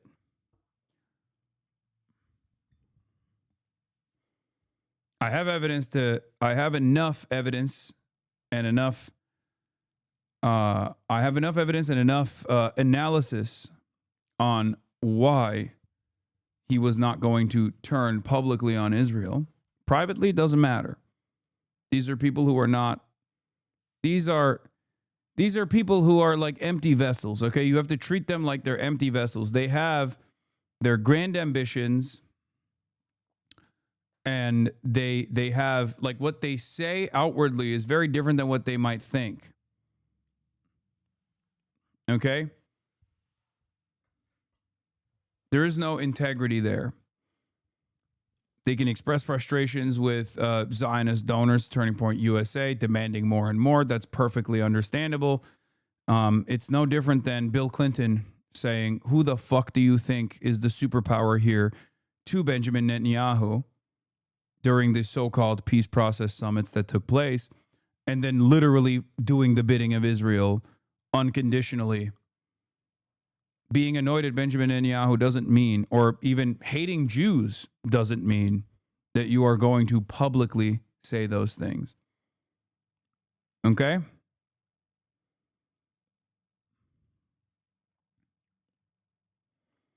Privately, and even worse, because he was going to debate you about things you don't believe in. Yeah, I mean, they're conservative commentators. It's kind of like people seeing you shit on annoying leftists and saying that you're right-wing now. Yeah, I mean, I shit on annoying leftists all the time. I've done so my entire professional media career. Annoying leftists are very fucking annoying and poisonous to the cause of movement building. The difference for me is I, perhaps to a fault, don't actually shelter you from my actual opinion. I just say it instantly. Maybe sometimes I shouldn't, but I can't shut the fuck up. That to my 3-year-old daughter.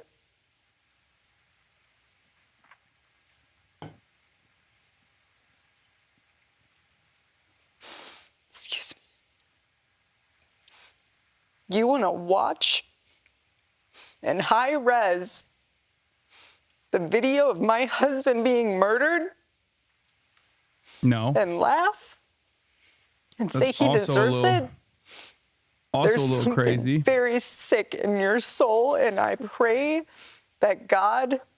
Oh, the reason why I went on this fucking tangent was because I was going to say, like, Erica Kirk on camera is unironically her worst enemy.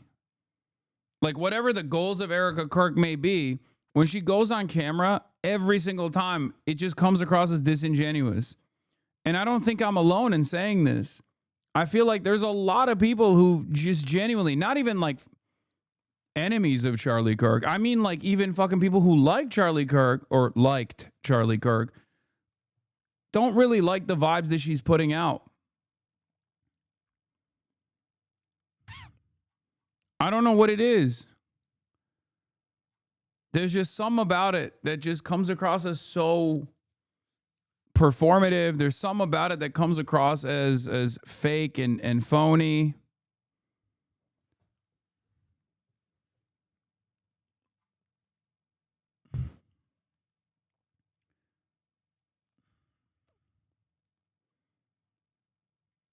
I don't know. Saves you.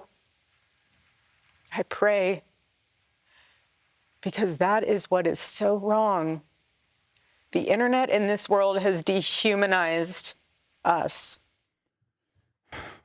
Yo, if there's a person that was, you know, maybe not single-handedly, but if there was a person that participated in the dehumanization of entire swaths of the population, it was fucking Charlie Kirk. Like, let's be real.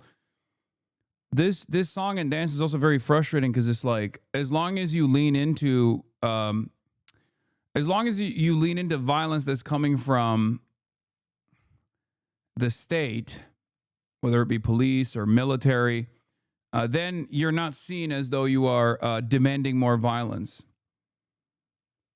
Charlie Kirk didn't just shit on every marginalized community with regular frequency and also justify the violence that they were experiencing. He demanded more of it.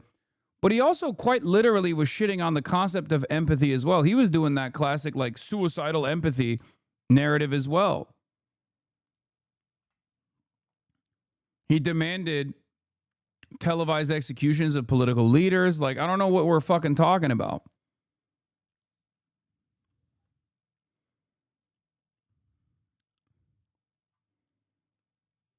Anyway, this is the last thing I'm going to get to about Yeah, I mean, the last thing I'm going to get to about where the right-wing media is headed, one sign, Will Summers says, of where the right-wing media is headed, Ben Shapiro protege Brett Cooper desperately trying to avoid criticizing Nick Fuentes in an NPR interview. That's pretty crazy. Take for granted as part of this conversation that people have a right to say what they want to say. Yes. There is then the matter of what Nick Fuentes and some other people have. I can't believe she was on Morning Edition, dude. That's crazy. That's my show. Okay? That's my show. Fuck she doing on Morning Edition? Said. Fuentes, this is a quote from a video in an interview with Alex Jones. Jewish elite gangsters that run our country. And in the Tucker Carlson interview, he talks about how he feels that Jews are extremely organized across borders and more loyal to Israel than to their home countries, which is a long-time anti-Semitic. It's so weird. I've been listening to that guy. I've never seen that guy's face, and I've been listening to him for like 15 years. Yeah. I'm Steve Inskeep. I'm Steve Inskeep looking ass. He doesn't have a face for radio, by the way. He's a handsome guy. I didn't realize.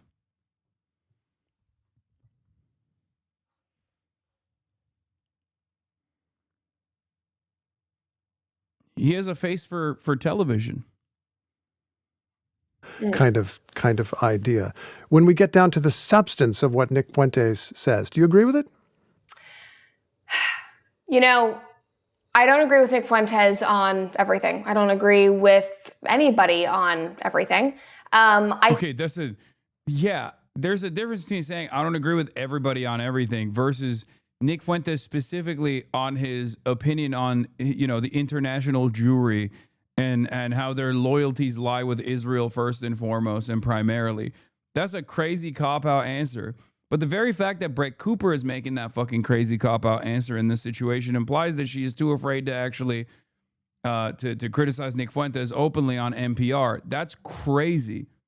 I think that what especially older generations need to learn about Nick Fuentes is that he says it himself, he's an edgelord. He says things that are intentionally inflammatory. He knows that a lot of people are not going to agree with him. He knows that it is incredibly inflammatory. And honestly, I don't pay much attention to it. Do you think that Jewish gangsters are controlling the country? No, not really. I am concerned about the impact of Israel in our country. I think that a lot of young people are, and I'm concerned about it in the way of, you know, young people's biggest concern right now on both sides of the aisle is the economy.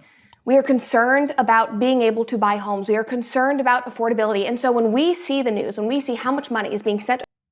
I mean, low-key, this is how I would answer if I wanted to defend Nick Fuentes.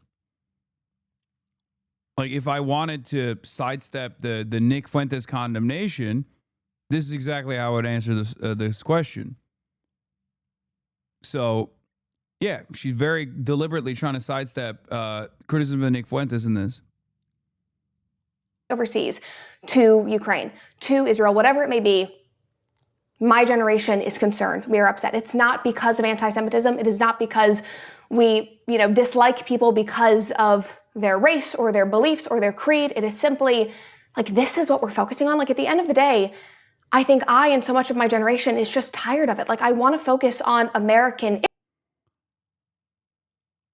There's more Brett Cooper, Nick Fuentes clips. That's crazy. Issues. And so when we spend all day talking and bickering about, foreign affairs and where all the money is going, it's like, I want to get back to how are we going to make life affordable for my generation? And if you're going to be focusing on what's going on overseas and making that your big priority, like, I honestly. Yeah, she's talking about Nick Fuentes like Zoran was talking about me. It's crazy. Oh, I don't agree with everything he says, but we got to talk to everybody.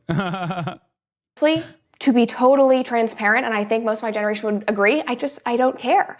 And so as a result, I don't pay much attention to it. I direct my attention to American issues, to positive things. I amplify voices that I believe are good and truthful and wholesome. And that is what I focus on. With the kinds of things that he says continuously about Jews? Number one, because So many people have said not to listen to him. And they've said that, you know, he is the equivalent of the Antichrist. And again, when you point at something, you are directing attention to it. And secondly, because he's become a meme, he is huge on social media. People are not watching his show in its entirety. We are seeing clips of him. They're seeing the jokes that he made. I saw a thread on X recently, and it was a person who is Jewish, I actually believe lives in Israel, is a Zionist, and said, you know, I sat down and I watched a Nick Fuentes stream in its entirety. And he was like, I am so embarrassed to say that I laughed. He's like, he's a good communicator, he's funny, and I obviously disagree with a lot of the things that he says, and it goes against my, you know, my religion and my beliefs as a Zionist, whatever it is. But he said, but I kind of got it because... Yeah, because if you're a Zionist in Israel, you are also a fascist.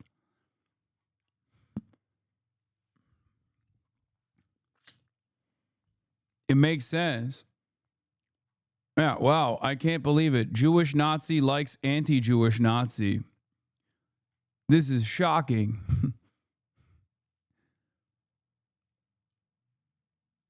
He's funny. And so I think a lot of people are not actually watching his show in its entirety, but they are consuming his memes and the, you know, the TikToks that people make of him. And that is incredibly, incredibly powerful when it comes to my generation. Because if you can get social media, if you can bring people in through comedy and relatability, that will speak to them. It's just...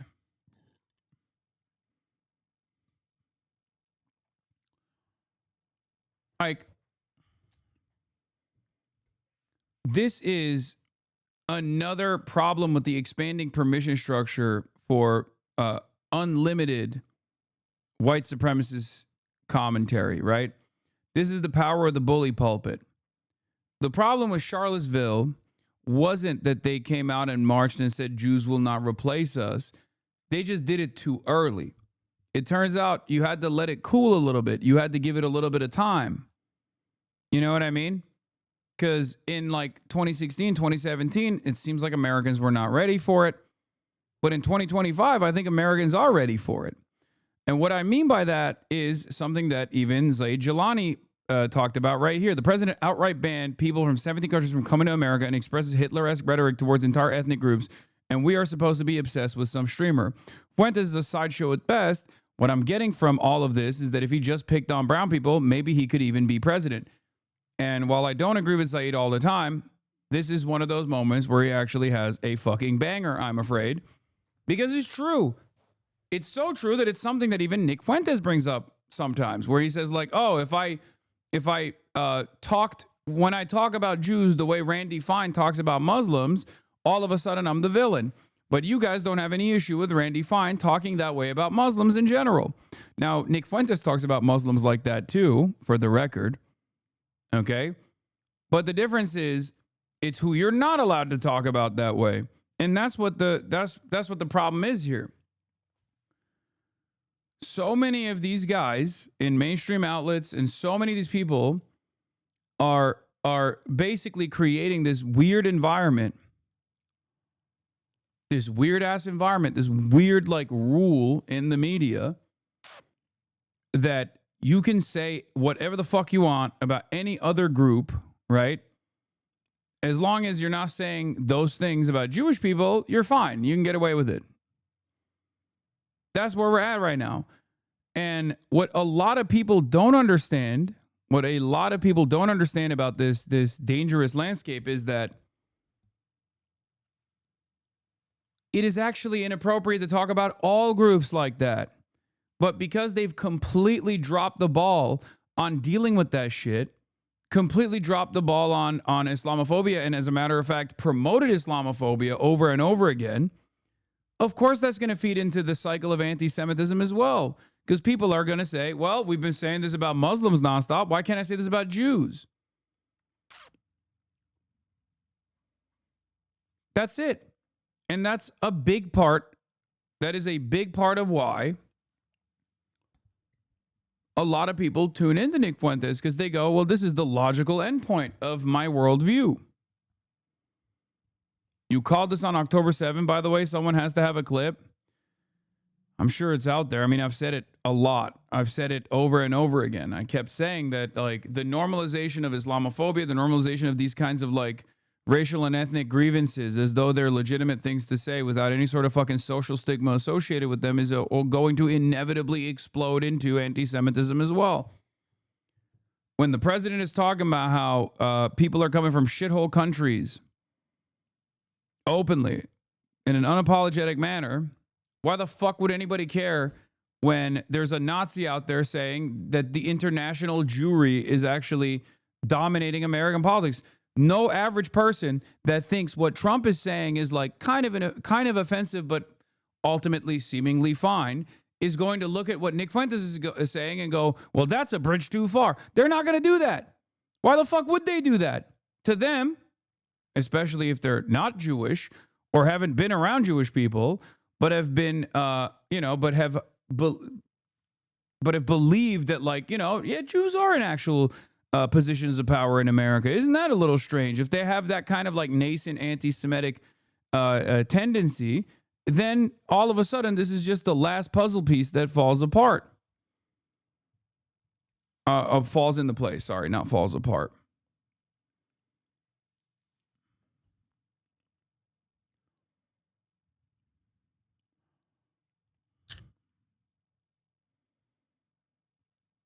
That's it. If you have spent years and years talking about mass migration has been propped up by a secretive group of people, liberal elites, going from that to that secretive group of liberal elites are all Jews is a very, very quick trip.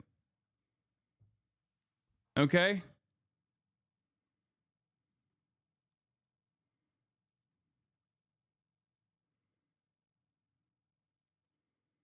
Wouldn't you agree that there actually was outrage when Trump first started talking about this, way about other groups, and it's just been eroding over time? No, absolutely. That is what I'm saying. You're right. That's why when Donald Trump said behind closed doors in a private meeting, according to witnesses in the room, why can't America get migrants from places, good places like Norway and many other white countries, instead of getting migrants from shithole countries that live in mud huts like Nigeria and all these other places and Somalia in like 2017 or 2018, that was a big part of the fucking media cycle for like a week. And Donald Trump had to come out and say, no, I actually didn't say that. This is fake news. In 2025, Donald Trump said that yesterday in his Pennsylvania rally publicly in front of a fucking crowd. He said those exact same words publicly at a fucking rally. If that doesn't prove to you that the overall attitude, the social stigma associated with racism is fucking eroded,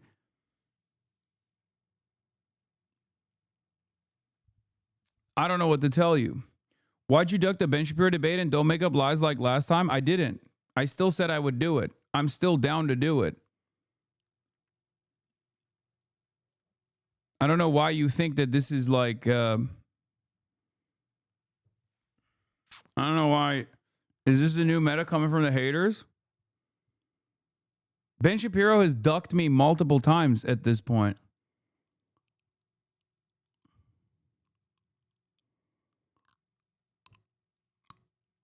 He was supposed to be the person that took on the role of Charlie Kirk in the Charlie Kirk debate that I was supposed to do.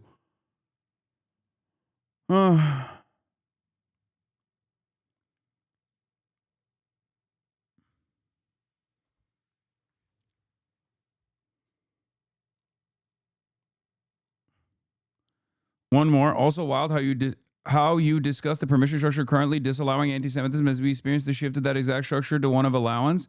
No, I'm saying that the reason why the anti-Semitism, the institutional stigma of anti-Semitism is eroding because every other type of bigotry being openly expressed is completely permissible now. So for many other people, they're going to be like, why the fuck wouldn't we say this about Jews too? You can't have it one way. You can't just be like, we fuck DEI, but also we have to do DEI and woke for Jews only. That doesn't work that way. For most people on the right, they look at that and go, yeah, I don't give a shit about this. Why would I care about this? Fuck these guys.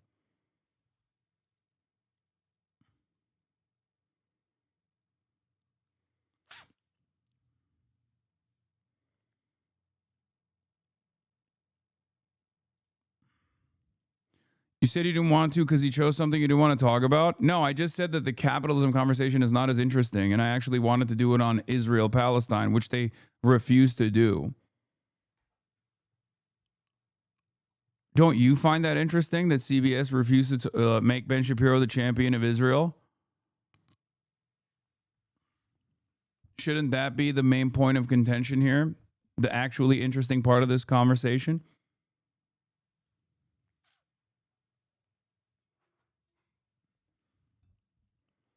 So why not do it anyway? I said I would. I'm not the one who fucking went on television and said, I'm not the one who went on television and said Hasan needs to be deplatformed while they were in the process of trying to fucking schedule a debate with me. Ironically enough, sitting next to Ben Shapiro on the same fucking panel.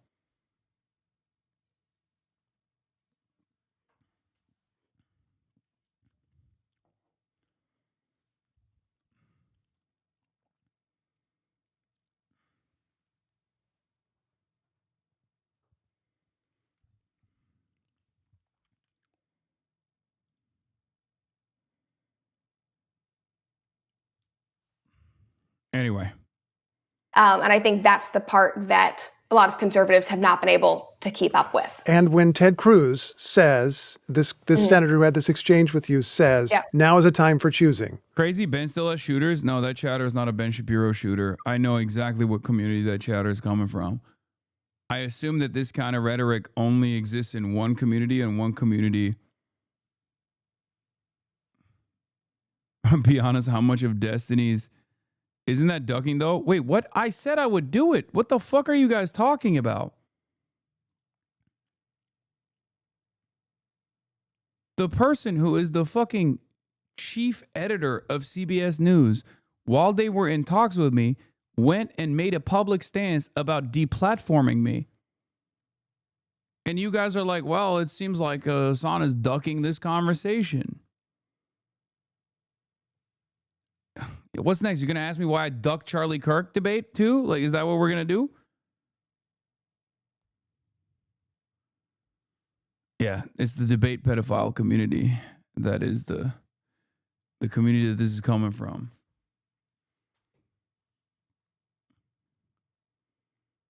Either you call out this guy or you're a coward and you're complicit. Is he right at all? I think that as Americans, you should be allowed to listen to whoever you want to listen to. I don't think that I need to sit here and condemn anyone either way. There are things that Nick says that I don't agree with. There are things that Ted Cruz says that I don't agree with. I'm not going to sit here and condemn either of them. I don't know if either of them actually like me. Nick has said that he does not like me at certain times and then he loves me. I was in a movie with Ted Cruz and we have had conversations and then he calls me an angry woman on X. Like I don't take it personally. I'm not concerned. I'm not going to condemn anyone. And I don't think that we should be sitting here telling people what they need to believe or who they need to condemn. We should be focused on positive solutions, on driving a positive future for Gen Z. We're about to be the hugest, most significant voting bloc. And you need to get Gen Z and hold on and provide solutions for them to have a better life.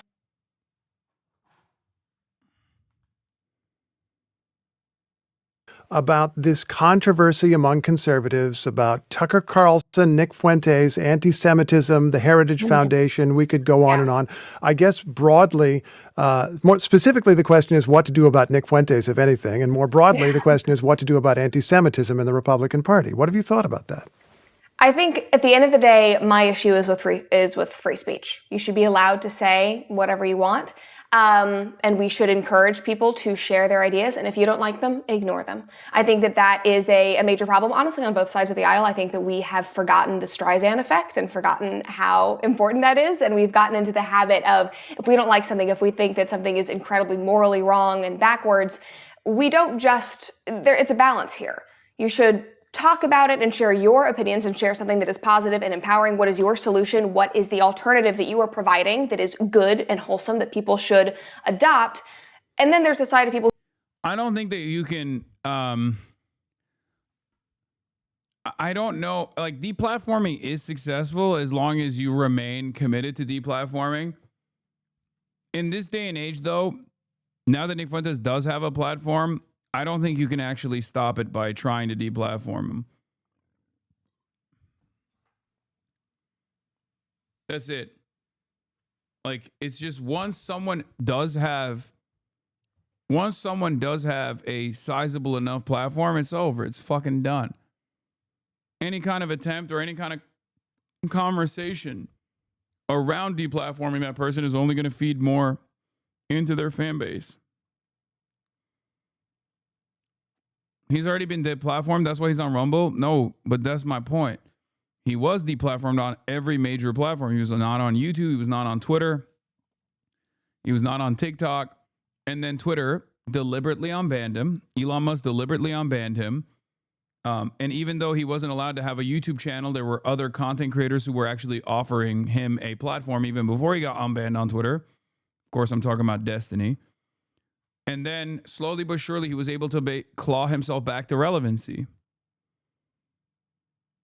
But the major blow was when Twitter unbanned him.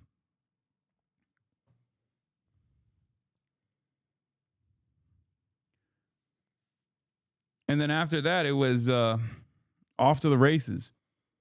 Especially when paired up with... At one point, you were trying to keep clips of him off your streams, right? Do you think that that held any of this off, or did it not really matter in the end? I mean, there's only so much I can do, personally. But yes, that was the reason.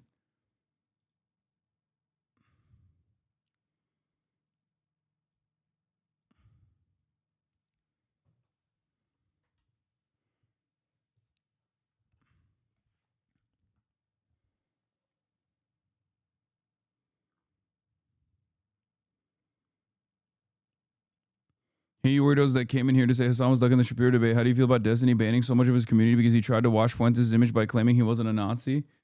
Yeah, he did do that. And then complained that he wasn't actually sucking him off in return hard enough after giving him a platform. His words, not mine. Who just point fingers and scream at things and just draw more attention to things. And I think that for Gen Z, what people on both sides of the political aisle need to realize is the more that you tell my generation not to watch something, not to look into something, not to listen to something, that something is bad, or censor somebody, we're going to go look for that content because we're interested. I think that's just normal human nature, but especially for my generation that's a bit more rebellious as young people are. So I think that that is part of it. Again, the free speech issue is incredibly important to me. You know, we have conservatives who have been banging the drum about cancel culture for 10 years at this point. True. Saying, you know, you should be allowed to say whatever you want. You should not lose your job over your beliefs. You should not be canceled or ostracized because of the things that you say. Say whatever you want. Sunlight is the best disinfectant. Move on if you don't like it. And suddenly we have huge conservative figures, people like Mark Levin, going on air and saying, we will cancel you. We will deplatform you. That's not like that. That does not align with my values. If it aligns with theirs, that's totally fine. But the thing that I wanted to call out was you've built a career saying one thing. You've gained people's trust by saying we will fight against cancel culture. We will not deplatform people. Say whatever you want and we will duke it out on the stage through debates. And now you're saying, I don't like your ideas, so I'm going to cancel you. No, if you say the N-word at work, you should lose your job. That's not the same thing as being fired for being a right-winger law. What if the person saying the N-word at work is most likely a right-winger, though? And then they package that up as, I'm being fired for my right-wing beliefs.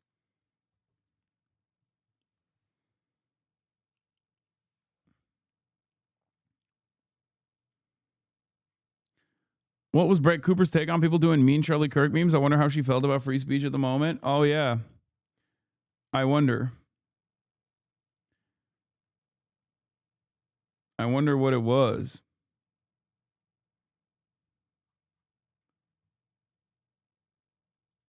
Amanda Seyfried says, I'm not fucking apologizing for calling Charlie Kirk hateful. I mean, for fuck's sake. I commented on one thing. I said something that was based on actual reality, actual footage, and actual quotes. What I said was pretty damn factual, and I'm free to have an opinion. Oh, hell yes. Fuck yeah. It's true. I'm telling you, that was part of the reason why there is so much fucking your people are shameless. Oh my God, my Shayla.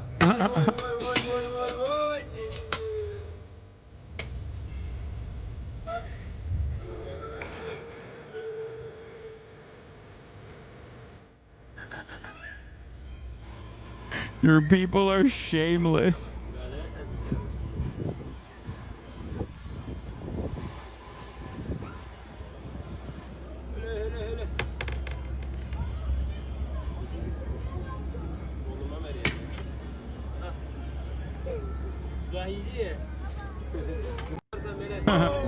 And he doesn't even give it to her in the end. Let's go. Let's go. Defend that now. Respect. He did the right thing.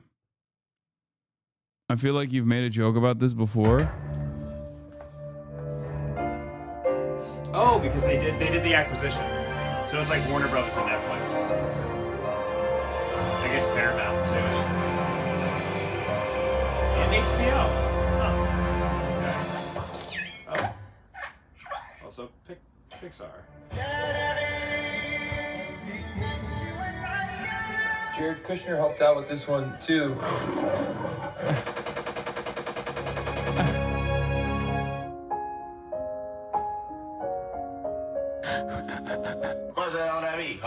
You know, this might not be the best. Yeah, let's turn this off. A Woody Allen movie. Oh, that's so good. Yeah, I'll be watching the Z-Way Vince Staples collab in a second. Yishai Fleischer, international spokesman, Hebron, says, I have no problem with Nick Fuentes' words here. Oh my God. As far as the Jews are concerned, I think that you cannot actually divorce Israel and the neocons and all those things that you talk about from Jewishness, ethnicity. That's Ben Gavir's advisor.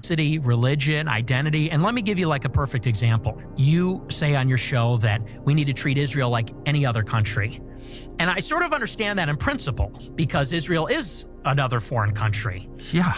But Israel is unlike every other country in the sense that because he doesn't know Nick is saying this anti-Semitically. No, I'm sure he knows that he's saying it anti-Semitically. He's just saying he doesn't give a fuck. Again, this is why I always say there is very little daylight between what Nick Fuentes says about Zionism and its conflations to Judaism and fucking Jake Tapper. Okay? Or Ethan Klein or any number of different people that turn around and say, oh, how dare you criticize Israel? You are a Jew hater. When they say that, that's basically what Nick Fuentes is saying. Because the other side of that fucking argument is Israel is connected to Judaism. So when you shit on Israel, you're shitting on all Jews. And for Nick Fuentes, he's like, yeah, of course I'm shitting on Israel and I'm shitting on all Jews. the Jewish people are in a diaspora all over the world. They're significant numbers of Jews in Europe, but also in the United States, because of their unique heritage and story, which is that they're a stateless people. They're unassimilable. They resist assimilation for thousands of years, and I think that's a good thing. And now they have this territory in Israel. There's a deep religious affection for the state. It's bound up in their identity, the story of the Exodus from Egypt, the promise of the land, all these things. Let's say in the United States, for example, somebody like a Sheldon Adelson, he's not Israeli. Is he an ideological neocon? Does he believe in the promise of democratic globalism? I don't think necessarily. His heart is in Israel. And it's because he is a proud Jewish person. And I guess what I'm saying is that if you are a Jewish person in America, you're sort of, and again, it's not because they're born, but it's sort of a rational self-interest politically to say, I'm a minority. I'm a religious ethnic minority. This is not really my home. My ancestral home is in Israel. There's like a natural affinity that Jews have for Israel. He right on this one? No, he's not. The reason why he's not right on this one is because no group of people are monolithic. Okay? It's especially funny to say this about Jews in general. You know, the classic trope of 2 Jews, 3 opinions comes to mind. But the notion that all Jews are invested in Israel across the board is so stupid, because if that was the case, Israel would not invest billions of dollars in trying to fucking brainwash every young American Jew and every Jew in the West into this unforgiving, unconditional loyalty to Israel year over year. And if that was also the case, there wouldn't be a crack in the dam that has caused the Jonathan Greenblatt's of the world to fucking panic, because there is a major generational divide now amongst young American Jews. Sure, young American Jews, by and large, still probably have more affinity towards Israel than young American non-Jews do, but the percentages are in the margins at this point. And if that was the case, if there was this automatic predisposition towards Israel that came from birth, then there would be no necessity for all of the associations with Israel from the start. There would be no need for birthright, for example. Like there is an entire, ironically enough, Christian-funded movement in this country, okay, called Birthright. The whole purpose of Birthright is to get young American Jews to go to Israel.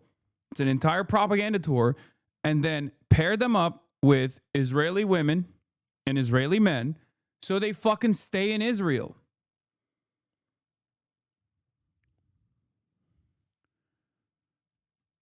There would be no need for that if people were just like, oh, no, I'm the most loyal to Israel from the start. I'm Jewish. I love Israel. If that was the case, there would be no reason to do such things. And I would say on top of that, for the international Jewish community, they're extremely organized. And many of them are critical of Israel or Israel's current government or the project of Israel.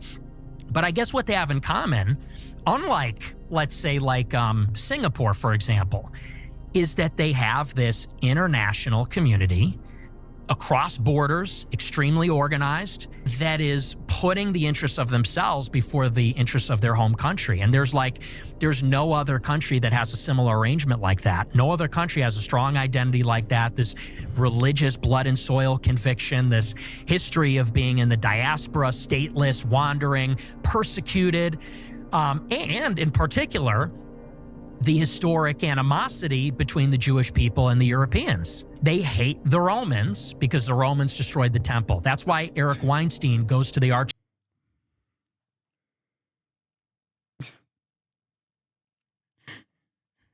Come on, man. It's just, yeah, modern Jews fucking hate the Romans, bro. Yeah, they hate that. They hate the Romans all the time.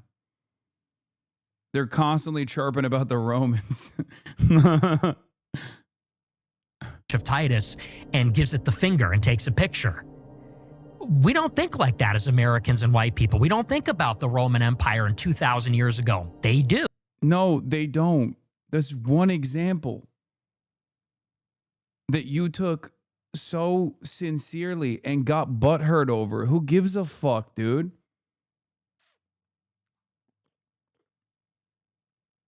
I do. Shut up, Jewish bag.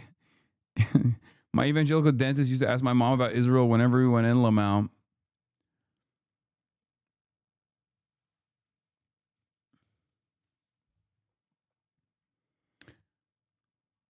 Ugh.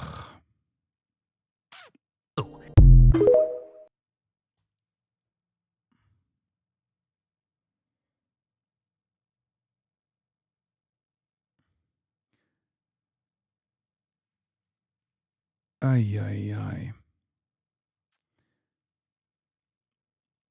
The problem with Hasbara and Zionism in general is that it is actually signaling what Nick Fuentes is saying, okay? I despise it because it's a fascist movement built around ethno-religious supremacy that is exterminationist, just like the Nazis also believed in the same exact things. But also beyond that, Zionist Hasbara does revolve around creating these kinds of attitudes. So if someone fucking actually sees this dangerous conflation in broad daylight, and now all of a sudden they have a negative association with Israel, well, then they're going to have a negative association with Jews as well. And this dangerous conflation is not helped by the likes of fucking ADL CEO Jonathan Greenblatt that says that even anti-Zionist Jews are anti-Semitic. Let's take a look. We have people on the far left justifying like a biblical catastrophe or cataclysm like October the 7th, literally justifying it, literally describing some of the perpetrators who were caught and captured as hostages, which is so profane, I hesitate to even say it out loud. It's just so disgraceful and amoral. But the reality is there are segments of the far left which have been consumed by this anti-Zionist ideology. And we've talked on your show before, and I'm pretty out there saying anti-Zionism is anti-Semitism because it is. I also think the sky is blue. You know, I also think that the world is not flat. I mean, anti-Zionism is simply the latest way that anti-Jewish hate is. You're really ignoring what Benny Blanco? Wait, what? What the fuck did Benny Blanco say? Why are people spamming Benny Blanco in my chat? When the fuck have I ever talked about Benny Blanco? What is... There's like a bunch of people that are like, dude, you have to talk about Benny Blanco. I don't know what the fuck he said, bro.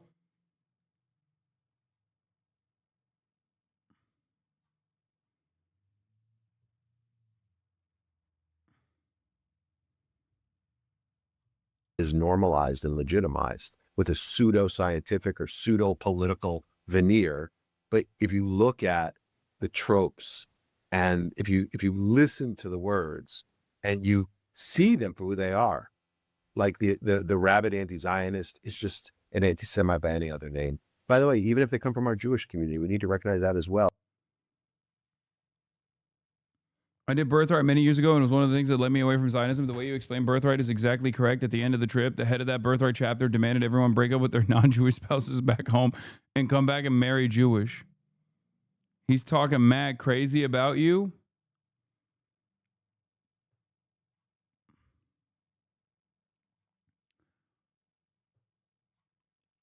I swear to God, your chat makes up names. No, Benny Blanco is Selena Gomez's husband.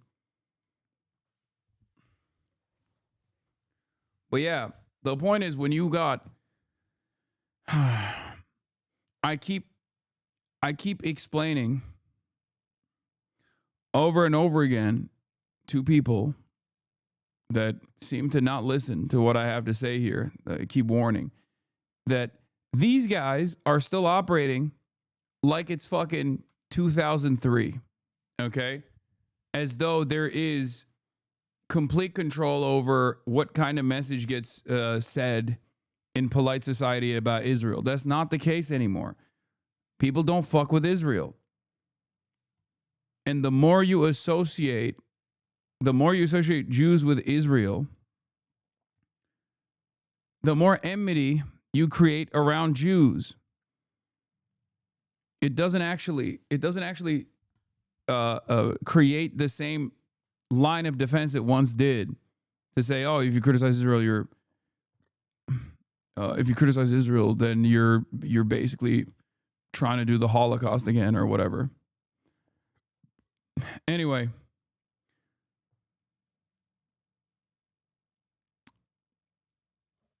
Donald Trump commanded the theft of an oil tanker off the coast of Venezuela. I believe America has done this before as well.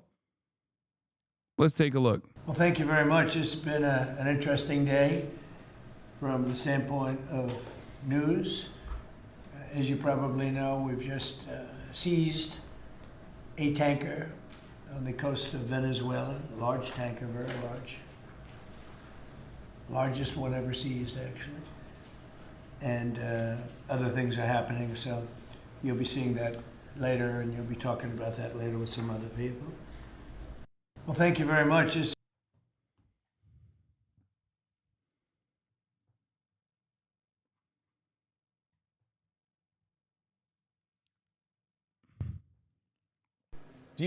Chuck Schumer won't say if he opposes regime change in Venezuela. Oh my fucking God. This is who we got. This is who we fucking got, dude. Disagree with President Trump's ultimate goal of regime change? This is the guy leading the charge against Donald Trump, dude. Fuck me. In Venezuela? Look, the bottom line is President Trump throws out so many different things in so many different ways. You don't even know what the heck he's talking about. You know, obviously, if Maduro would just flee on his own, everyone would like that. But we don't know what the heck he's up to when he... Hello? What? Obviously, if Maduro would just flee... What are you talking about, brother? That's the... Ugh. talks about that. So it's very, very, you cannot say, I endorse this, I endorse that, when Trump is all over the lot, not very specific, and very worrisome at how far he might escalate. Do you disagree? Careful, last time you watched a video like this, you got accused of being a terrorist propagandist. Yeah. Remember when we watched the Ansar Allah movement take over a fucking tanker? Yeah, they were doing that to implement a blockade against the state of Israel that was at the time committing a genocide. America's doing this because they can, and that's it. Because they want to do their very own, they want to do their own potential genocide in Venezuela. Fantastic. The Ansar Allah movement did this off the coastline of Yemen. America's doing this off the coastline of Venezuela, a different country, a sovereign nation. Oh, but of course, I watch one and say they're doing right. I'm a terrorist. I watch this and I say this is fucked up. I'm a terrorist again. What happened? I mean, I know exactly what happened. It got it started a little bit, but we'll see if we can put it out. We're interested in the seizure of this tanker. Well, what happens to the oil on this ship? Well, we keep it, I guess. Where does it go? What port does it go to? Well, you have to follow the tanker. You know, you're a good newsman. Just follow the tanker. Do you know where follow, it's going? Was it going follow to it. China? Get a helicopter and follow the tanker. Is it true it's going to But we're Cuba? going to, I assume we're going to keep the oil. It's unfortunate what happened.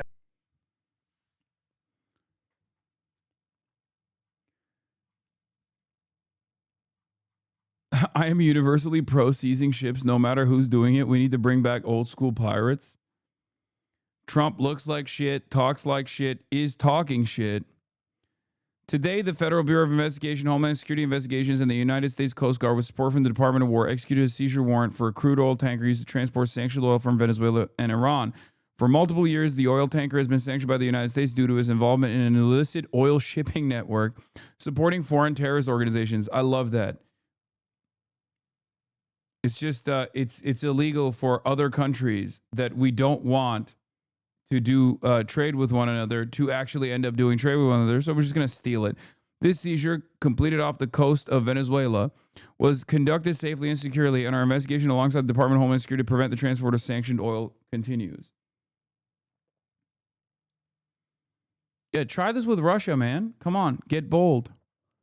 Yeah, this is the, this was a 20-year-old oil tanker called the Skipper. I believe it was sanctioned years prior to this actual incident. The seizure was initially announced by President Trump. Operation to seize the tanker began at 6 a.m. Yeah, tanker was sanctioned by the Treasury 3 years ago. Isn't that awesome? We could just like decide. That we can just decide that, you know, you're not allowed to engage in any trade whatsoever. Two countries that we decided are bad are engaging in trade with one another? Nope, not allowed.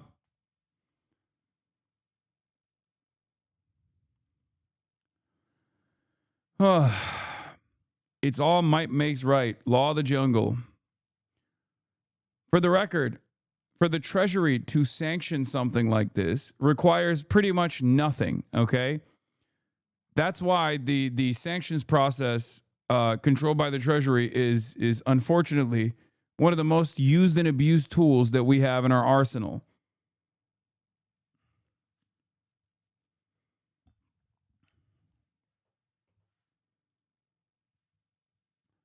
And if you're wondering how the cable news is reporting the U.S. seizure of a Venezuelan oil tanker, here's CNN saying this is absolutely normal. Seeing a tanker. How could this escalate the conflict with Venezuela? Well, we've had sanctions on Venezuelan oil since the first Trump administration. And Biden kept them. Kept them. Yeah. So to me, this is absolutely normal. I mean... Seizing an oil tanker? Yeah. We've been seizing Iranian oil tankers in the past. We also... Are you seriously excusing Venezuela filling an oil tanker with Fent and shipping it to America? That could kill every cop in America 200 times over? Yeah, that would have been like even a better lie to tell if they were like, this is not really an oil tanker. There's fentanyl in it or something. Nope, they were just like, no, it has oil and it's going to Iran and we don't like that. It's our oil now. Yeah. They could have tried and at least lied and said like it's filled to the brim with fentanyl, Nope. Why would they need to even do that when this is what is coming from liberal news? This is the liberal newscast, okay, at CNN, Clinton News Network, Centrism News Network. They're like, no, absolutely, it's perfectly valid. Why is it perfectly valid? Because we've been doing it. We've done it before. Okay, it was not valid when you did it before either. What the fuck? According to the law that I've read, that oil is up for forfeiture. So we could keep that. We've kept Iranian oil in the past. So I actually think that this is... Remember, one of the things that Biden did was unfreeze assets, or not unfreeze assets, but unfreeze payments that Korea owed Iran for purchasing Iranian oil. And that was a big deal at the time in the media. They were like, how dare Biden do this? They're funding Iran. They're giving Iran $1 billion. And if you recall, at the time, I said, it is ridiculous that we froze those assets to begin with. It was ridiculous that we stopped the trade between two foreign nations because we don't like one of those nations. It's fucking insane. It's ridiculous. It was $6.8 billion. It was Iran's own money that we froze, that we did not allow Korea to send to Iran for the oil that they sold to Korea. Do you feel the same about Russian frozen assets and sanctions? I don't. And the reason why I don't is because, unlike Iran, at least Russia is doing shit, okay? There's a difference between deciding at the behest of Israel that Iran is this fucking enemy state that we have to destroy, okay? Or Venezuela, because of our own fucking foreign interests, a nation state that we have to destroy, is a little different than like one sovereign nation invading another one in an act of irredentism. There is a difference there. Like, I'm not saying across the board that you shouldn't try to leverage negotiations when other countries actually decide to act out or do something that's ultimately harmful. The American justification for Iran and the Iranian sanctions, in my opinion, are fucking bullshit. Okay? They'll say, oh, they're funding terror networks. They're funding the network of resistance with the funds that they're getting from selling oil. There would be no need for a resistance network in the region if America wasn't dominating the fucking region to begin with. That's the difference. That's why I think it's fucking bullshit.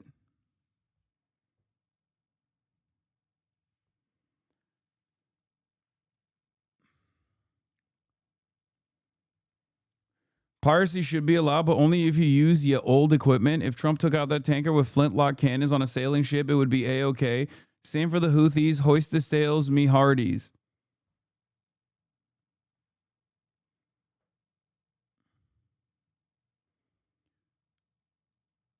The issue here is that only America gets to do this because they dominate the planet. Less controversial in terms of law and sanctions and what has been, disputed or not disputed. Like, I think this is actually a pretty, check the box case. Now, what will this mean in terms of escalation? What is he going to do? What is Maduro going to do? Is he going to step aside? That's the analysis? Oh my God. I mean, this is just might is right. We're just the fucking bullies. What is he going to do? What are they going to do? Do something about it. Okay, thanks. Great take from CNN. I mean, this is fucking ridiculous, dude.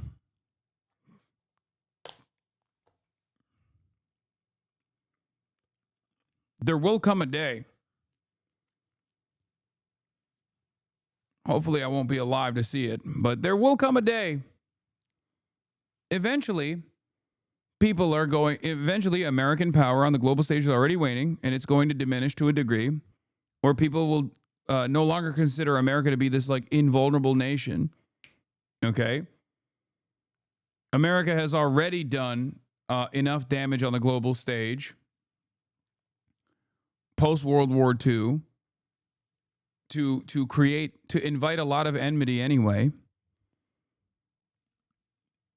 The Treasury sanctions are so pervasive and so vast that it quite literally forced a secondary market to be created.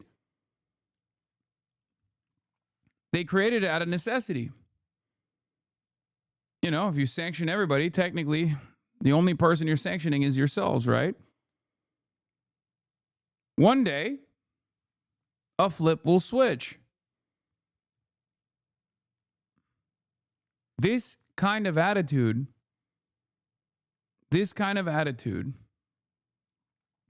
cannot continue forever.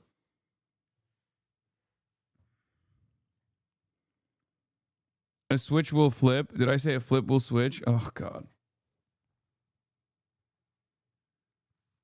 Oh, embarrassing.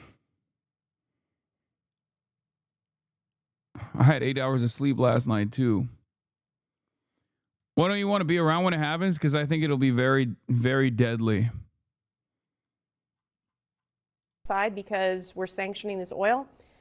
I mean, we pick up this oil tanker. It's one oil tanker, probably not. And it's unlikely. You got a Fed accent? The fuck does that mean? I don't care about this FIFA shit. Where's the Iraq comparison? Oh, here. Yeah, I thought it would have been funnier if he said, now it's confirmed that he is gay.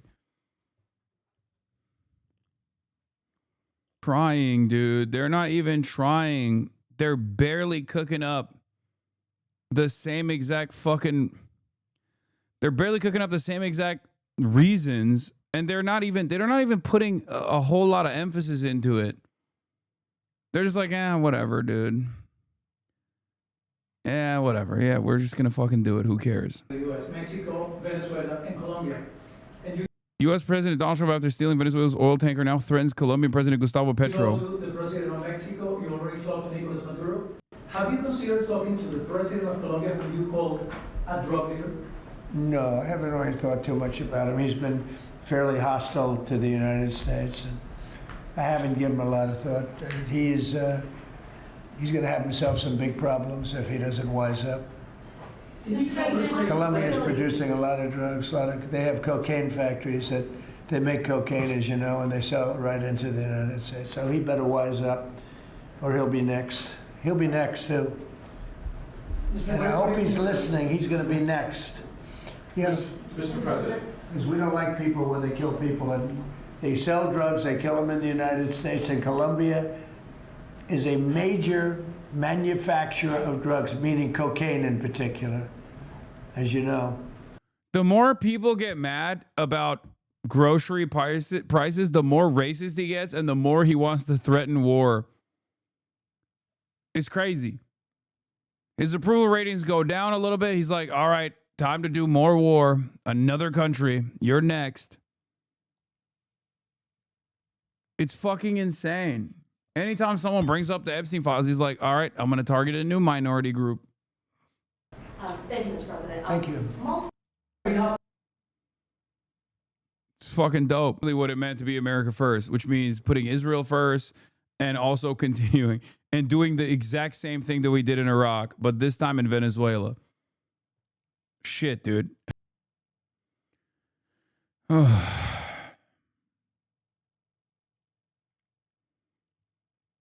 How can you look at all this and not feel like we're fucking villains, dude?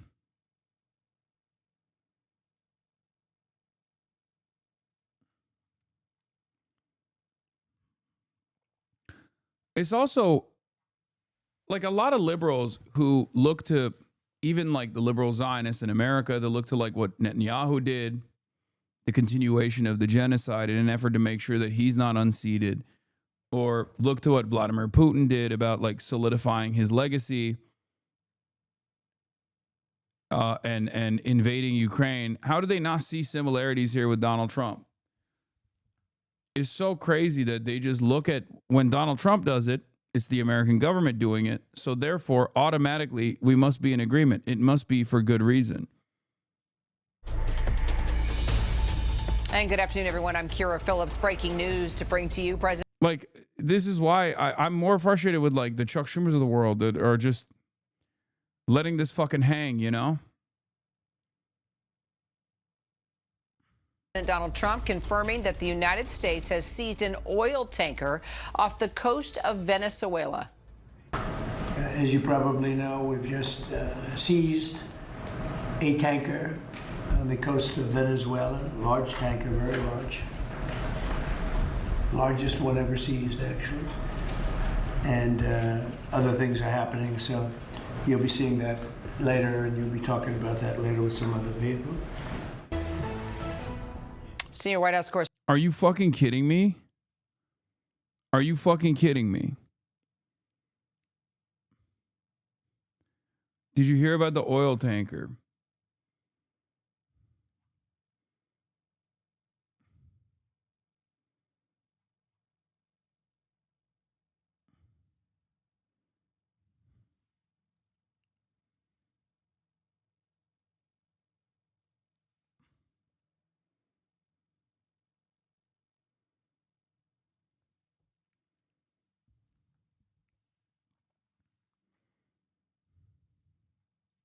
Selena Wang, also retired Lieutenant Colonel Rachel Van Landingham, joining me now for more. So, Selena, what more do we know about the seizure? Yeah, Kira, well, we're just learning from a U.S. official that the U.S. Coast Guard seized that oil tanker off the coast of Venezuela, but we didn't get any further details from the president or the White House beyond that soundbite you just played there. The president calling this the, quote, largest one ever seized. But again, no further information on this. But the bigger context here is that all this comes as the president has been escalating pressure on Venezuela's government, particularly the president, Nicolas Maduro. In recent weeks, the U.S. has launched more than 20 strikes on suspected drug boats, killing more than 80 people. And just yesterday, the president said that Maduro's days are numbered, and he has repeatedly said that strikes on land in Venezuela could be coming soon. We have also in recent weeks, Kira, seen a pretty massive show of military force in the region, a big U.S. military buildup, including deploying the massive aircraft carrier, the USS Gerald Ford, into the Caribbean Sea. All right. Well, Rachel, clearly this is a major escalation between the U.S. and Venezuela. What's your reaction?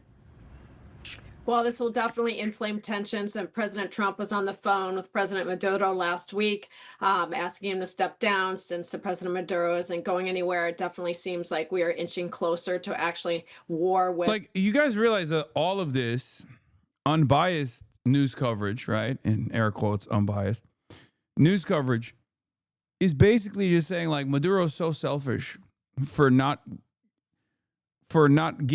handing off the country to our puppet. Like, that's all this is. It's like, wow, how selfish of him. Does he want Venezuelans to die? Bitch, who's killing the Venezuelans? We are. Like, what do you mean?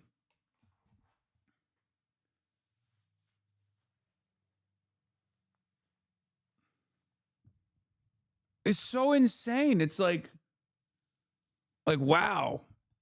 I can't believe he just won't fucking step away and allow our puppet to actually be the rightful leader of Venezuela because we decided so.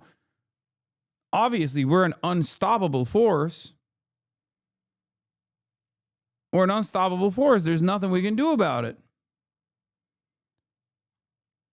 Also, once again, just like Israel, America is demonstrating that it does have the capabilities of restraint or overtaking a boat without actually lasering it from the sky. So that's the other side of this story as well. You know? It turns out we can do that. Just didn't realize that we could do that with the fucking 80 plus boaters that we have killed off the coastline of Venezuela already. But I guess it's because it's an oil tanker. No, oil tankers are slow. Yeah, okay. Coast Guard is not fast enough to catch fucking go fast boats. Get out of here. No, the reason why we didn't blow up the boat is because it is an oil tanker and we love the oil. Oil is more important to us than human lives are. If those other little boats were also shipping a fuck ton of oil, then, you know, we probably would be much nicer to the boats as well.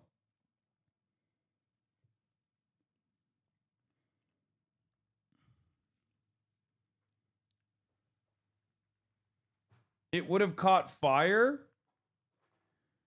What are you talking? It would have caught fire. Brother, we're blowing up entire boats. Who gives a shit if it caught fire? The reason why they didn't blow up the oil tanker is because we wanted to steal the oil.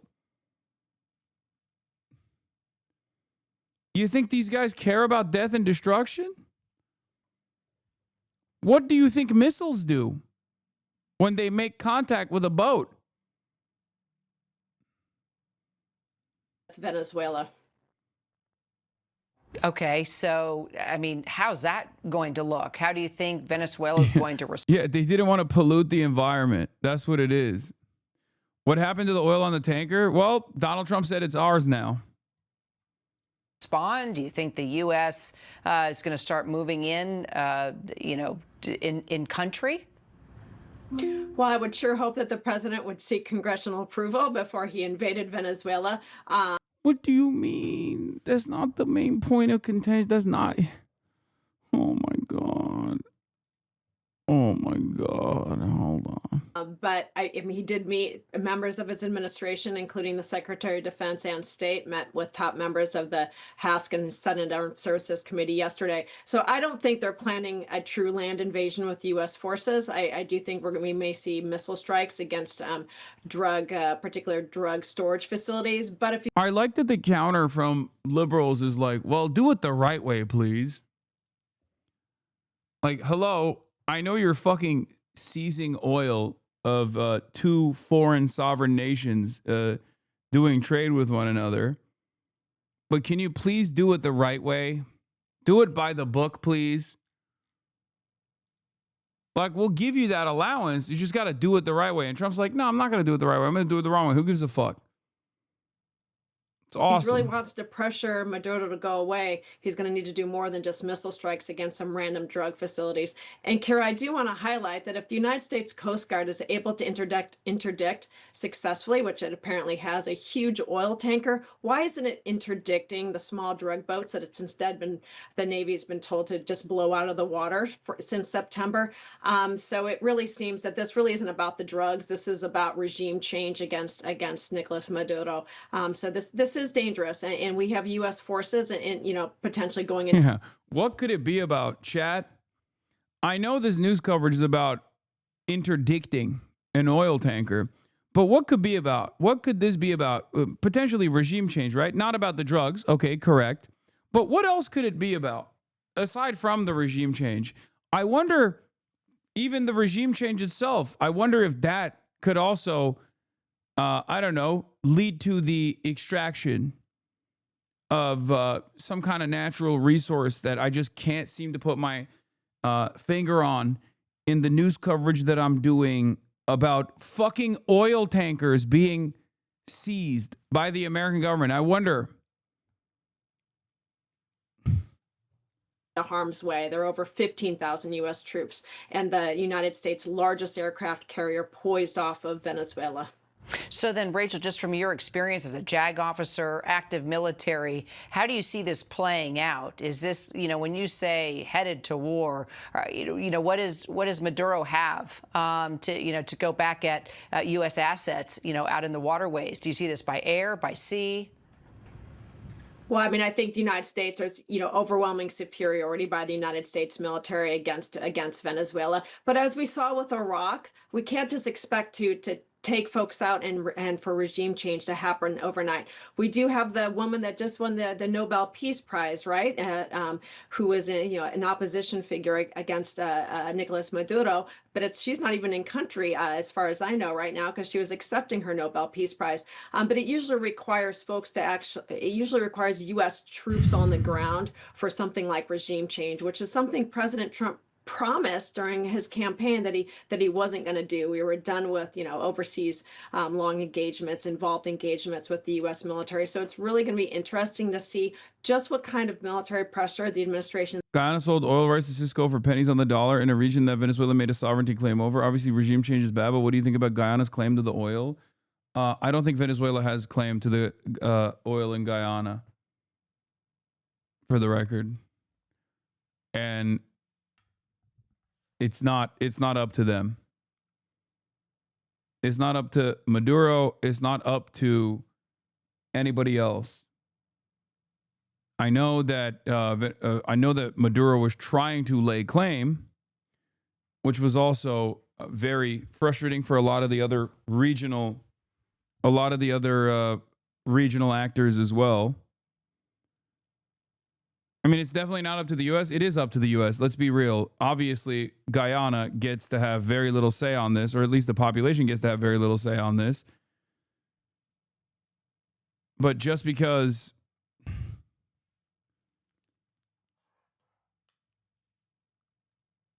I think it's silly to say like, oh, Venezuela's doing this in an anti-imperialist manner or something.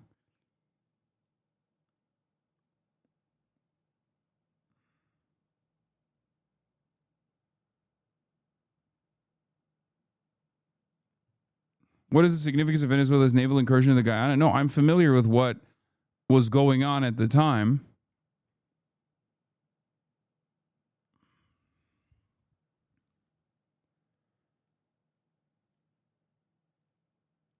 Guyana was stolen from Venezuela. There's definitely a fair claim.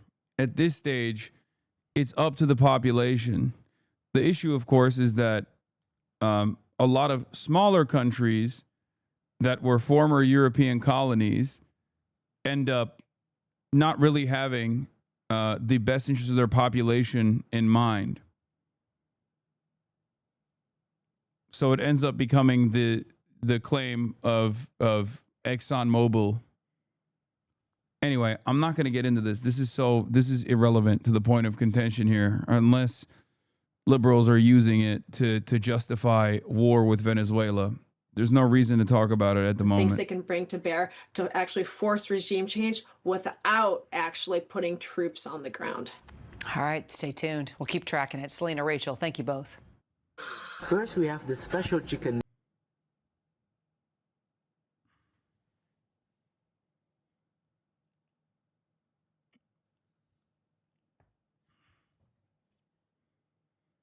While the few private companies can hire the entire U.S. military, what are you talking about? That's literally the entire history of the U.S. military. All right.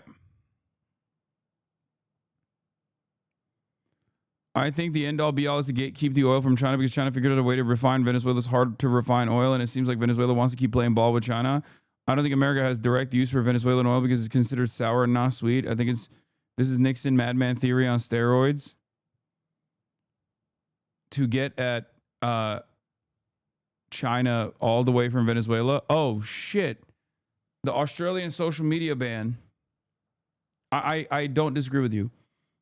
I do think that a lot of the ways that the American government is currently moving is directly trying to undermine any sort of regional influence or aspirations that China might have.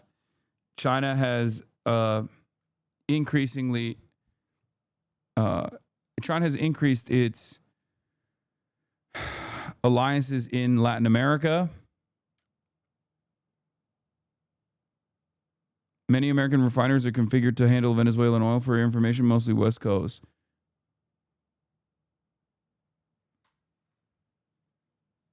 I took a screenshot on my Twitch page where it says this. Well, how the fuck are you in here right now?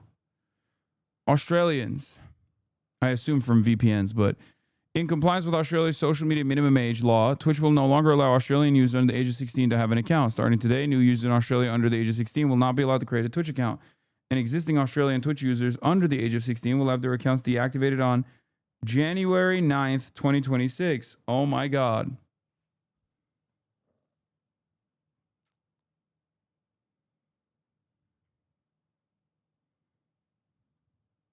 Maybe the chatter's over the age of 16, actually. That's true.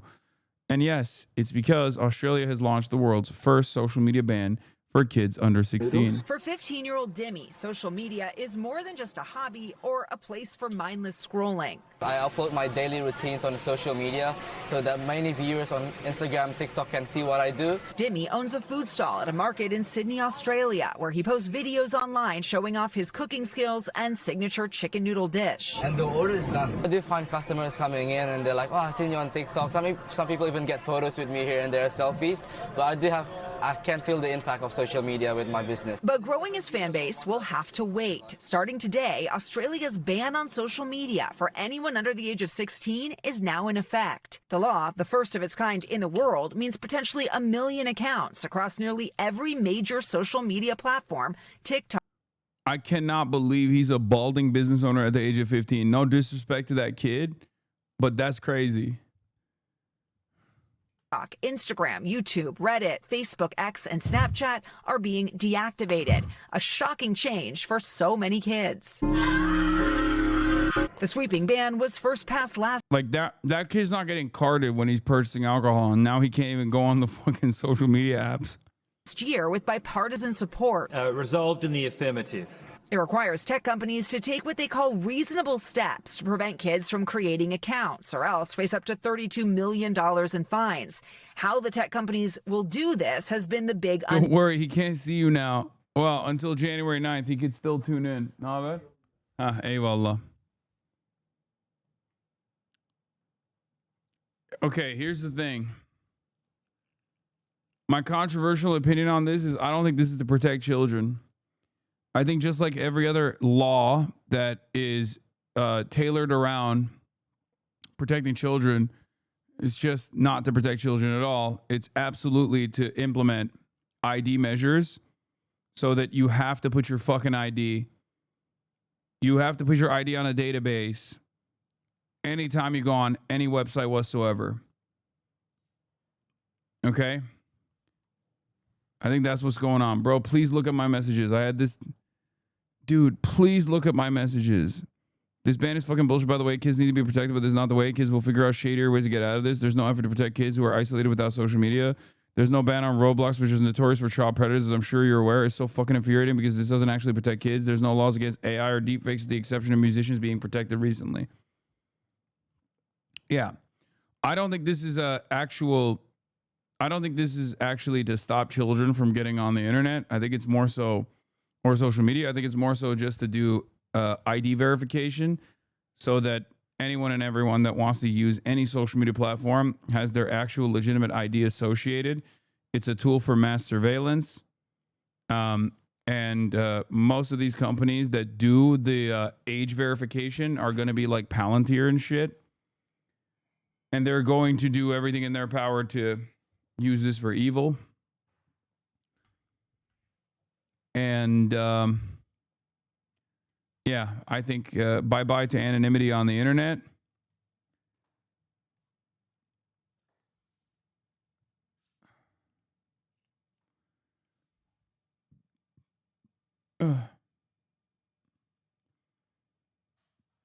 The thing is, like, I just got back from China.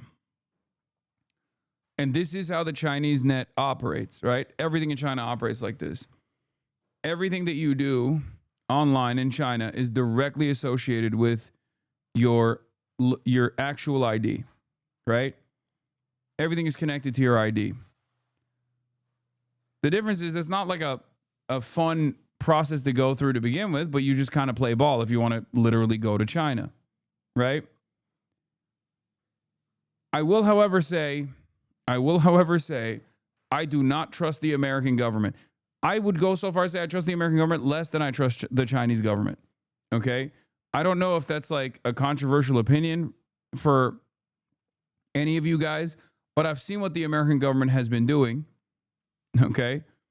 And I do not believe, even for a brief moment, that this will be used, this kind of mass surveillance will be used for good.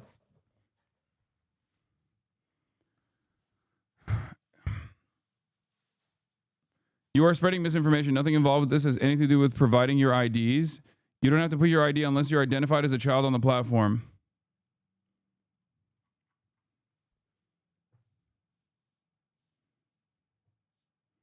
Oh, yeah? Really?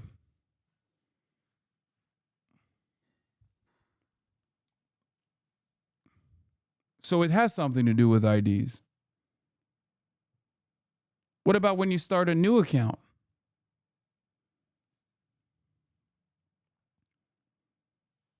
And it asks you what your age is.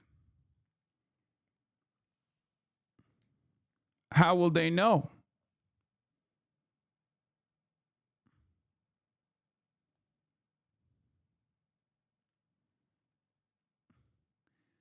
And even if that's the case, in the interim, to get you to be comfortable with this, if you think that it's not going to lead to IDs across the board, IDs having to be uploaded for usage of any website across the board, you are silly.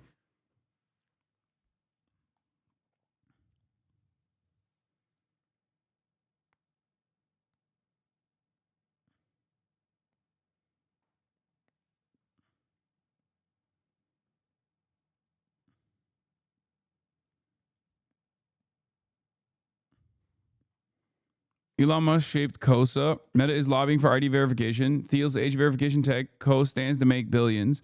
Progressives in all forms are about to be deplatformed and will have a level of mass surveillance akin to authoritarian states, and leftists are cheering it.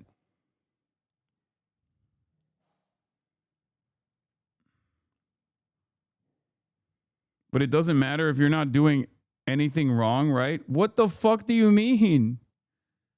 Dude, that's the point. Do you feel like this government knows right from wrong? I mean, look at the last 2 years. Oh, you're joking. Okay, because that is a very common thing that I hear from people. It's like the classic dumb guy take. Not only is ID uploads going to be an issue with data breaches, but also on top of that, do you trust this government to decide what's right and wrong? I don't. Maybe I'm crazy.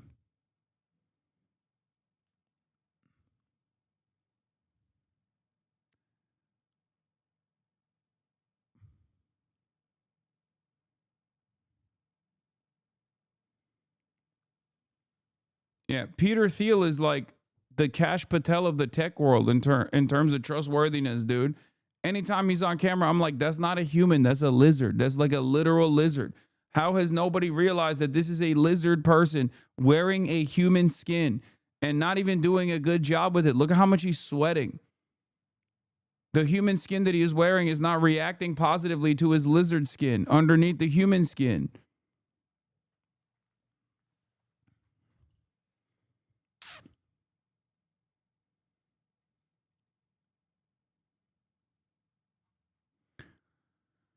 Yeah, the U.S. government is literally talking about how they're going to monitor, how they've directed the FBI to monitor citizens for anti-capitalist, anti-American, and anti-Christian, anti-family value sentiment.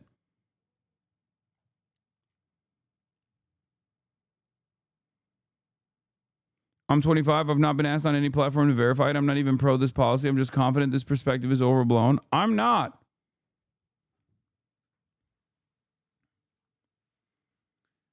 And I think it's that attitude that will cause stuff like this to basically go through.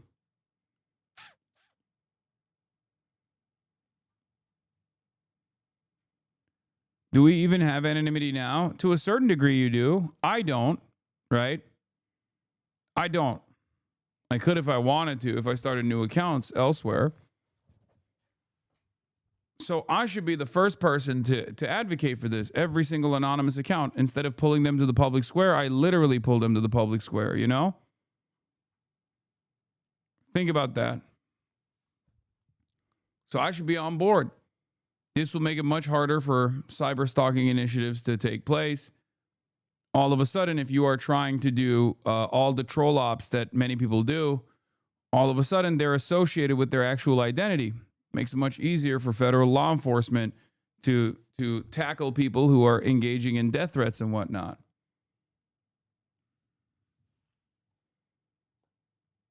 And I still, even though it would make my life a fuck ton easier, I still don't trust the government. Yeah, make it much easier to press charges on people. All of a sudden, the things that you are doing on the internet, you're doing with your actual identity. Imagine you're beefing with Hasan and he pulls up a live view of your driveway. Yeah, with cops coming in and arresting you. If you agree that kids should not be on social media, what is your solution? I mean, I think a safeguarded, a walled garden social media approach to children is probably a little bit better than whatever the fuck this is. And even then, who gets to decide what is seen and what's not seen? Yeah, reverse swatting. Oh, you swatted me? Well, guess what? There's an actual SWAT unit coming your way right now.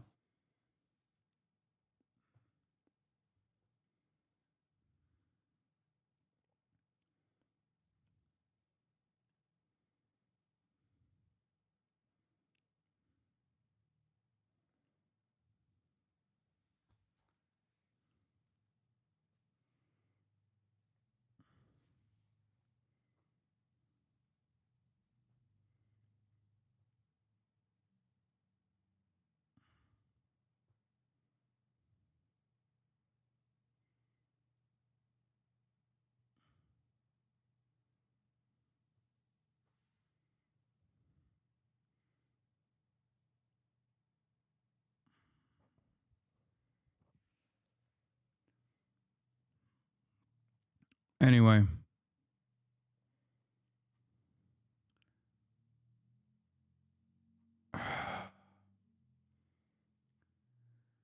Oh, I feel like shit.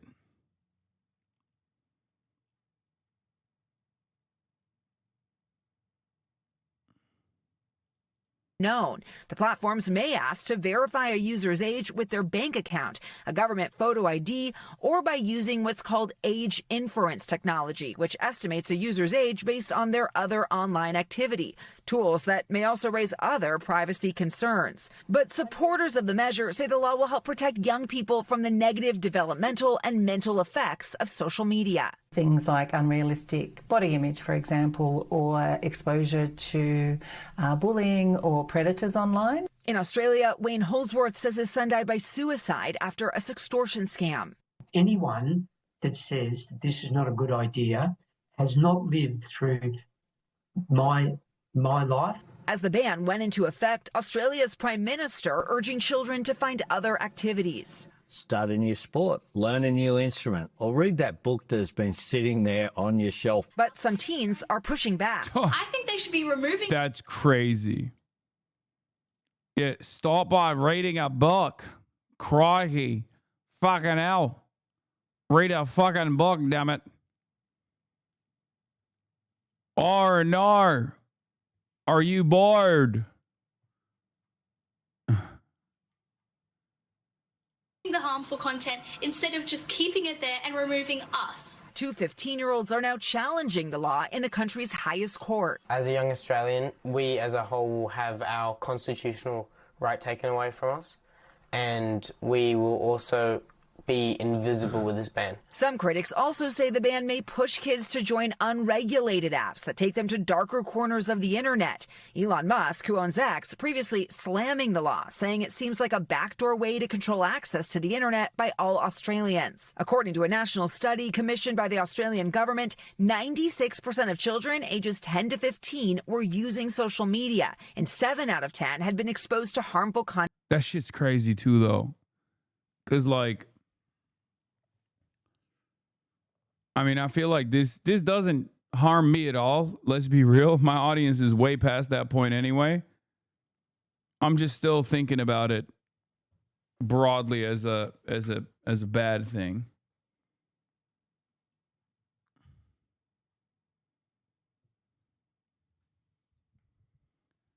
I feel like a strong regulatory control over, like, implementing some sort of safeguard measure against teens on the internet and what they get up to on the internet is probably a better way to do this than just, like, I don't know.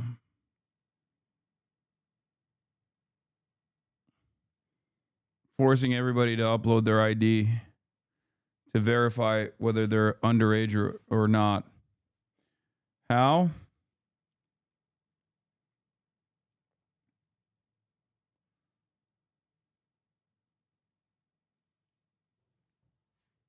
I think forcing parents to have control over what like any sort of limitation will automatically cut a big chunk of people from accessing these sorts of websites.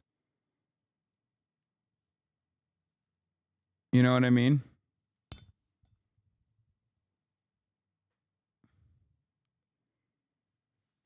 Like maybe you could force the parents, like hold them accountable to ensure that they make sure that their children are not using like the adult internet.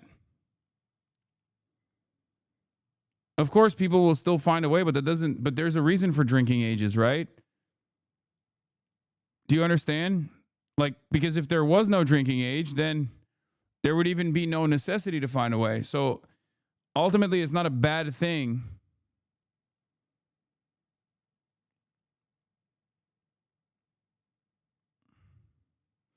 Good, you have yet to explain why this is bad. Social media is extremely bad for teens.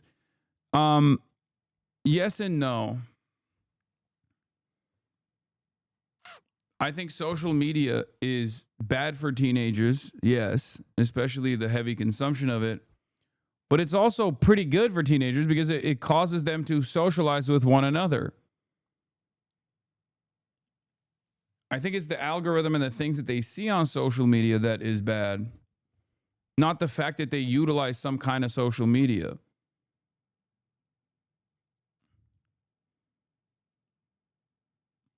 Yeah, it's kind of like with China and VPNs. It's not like the government is cracking down on VPNs. And if you know how to use a VPN, you're fine. And many people do, but not everyone. You know, it eliminates a decent chunk of people from using a decent chunk of people from accessing the rest of the internet because they just don't use VPNs. It's the security theater of the TSA. It's the fake camera that people place outside of their businesses. Like all of that, it doesn't completely stop crime from happening, for example, but it makes it more difficult for people to do crime. Sometimes a little fence that you put in front of these sorts of things actually cuts the problem in half. content and behavior. Australia's e-safety commissioner says she believes the country's law will serve as a template for other countries. And the European Union, which despite pushback from big tech, is now eyeing a similar ban. I've always referred to this as the first domino, which is why they push back. For Dimmy, he's now counting down the days until he turns 16. For people that are still 12 years old, 13 years old, they're going to restart their whole journey again once they turn 16. I think that's a bit of a pain point. A live experiment that the world is watching.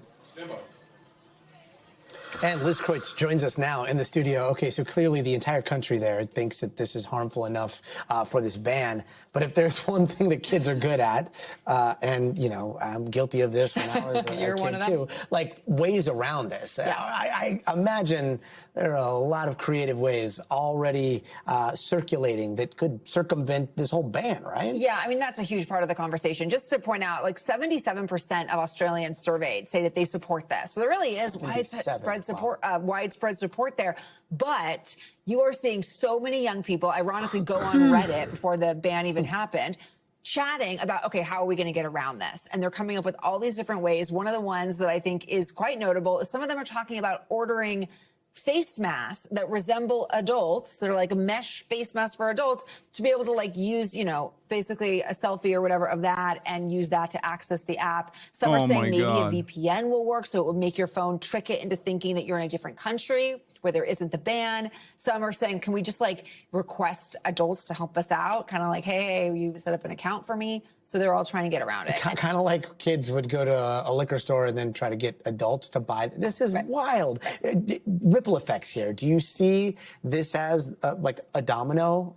In that woman's interview, she described Australia as potentially being the first, and then everybody else might follow suit. Yeah, I mean, we are somewhat seeing that, actually. Starting January 1st, Malaysia is going to implement a similar ban. New Zealand is discussing it right now. Denmark is far along in discussing this, and you heard the EU has also proposed a similar. What the fuck? Platforms excluded from the Australia social media ban is Discord and Roblox? Where do you think the radicalization happens? What? I mean, I'm not even touching LinkedIn because, like, no one should be on LinkedIn, let alone children or adults, honestly. But Roblox, that's the worst one.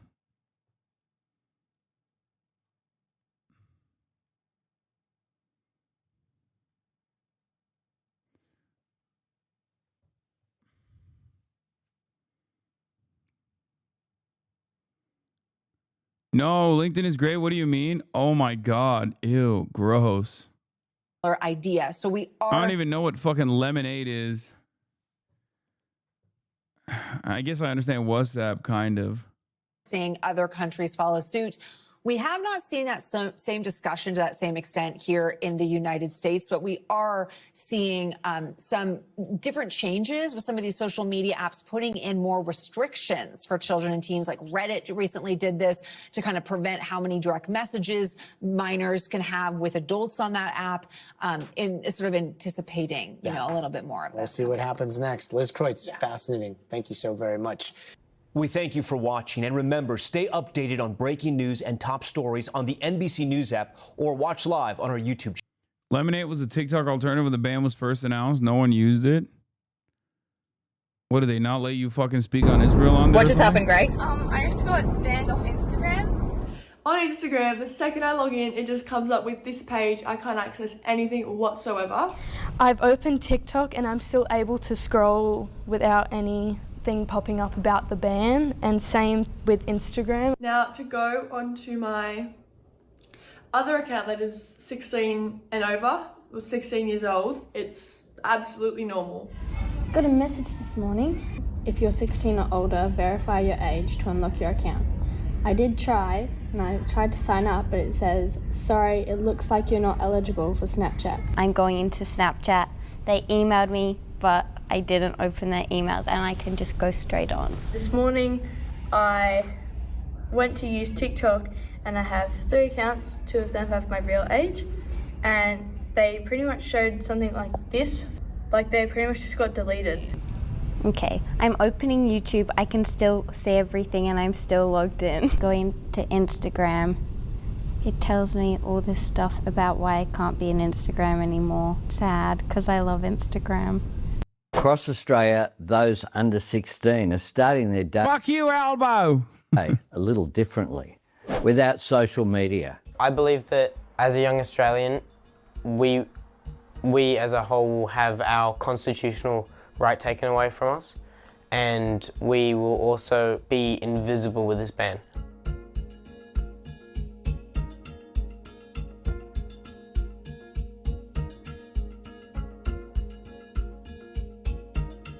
We won't be able to share our views or opinions, and we won't be able to hear others' views and opinions, political or just about anything. My biggest thing is that if somebody can go get a piercing, can go get a job, can go get their own Medicare card, can get a tax file number, can go take their driver's knowledge test before the age of 16, and they can do all of these things with the trust that they are responsible enough to handle it and advocate for themselves if it becomes too much. How can we then say they can't hold a social media account? It's going to be worse for like queer people and like people with like niche interests, I guess, because like that's the only way they can find their community. And okay, my conspiracy theory is literally this is because of Israel. Like, it's not that like Israel is directly doing this, but governments in the Western world saw what it looks like when people have unrestricted access to the social media platforms at a young age, and how quickly their attitude shifted because it wasn't coming from like controlled institutions that were disseminating information in the right way. And they have no more narrative control capabilities. They were like, we have to do something about it. Everything is not Israel, you weirdo. It will save lives. I think, well, first of all, the TikTok ban was directly because of Israel. They said it, right? The TikTok sale was directly because of Israel. And they openly said it, so we don't even have to speculate on that front. Right? Like, you agree with me on that, right? At least. I'm just saying that my suspicion is that they're trying to sell this as like a good thing to protect children. But I think the reason is because, and it's not just Israel. Like, Israel is the canary in the coal mine, if you will. Because obviously their goals are to at least have some semblance of control over what kind of information people are seeing, especially at their most malleable, right? When they're young children. So Israel is more so a catalyst rather than the only reason. The actual reason is that they want to control the dissemination of information, especially when kids are young. And because of the impossible to ignore generational divide on this issue,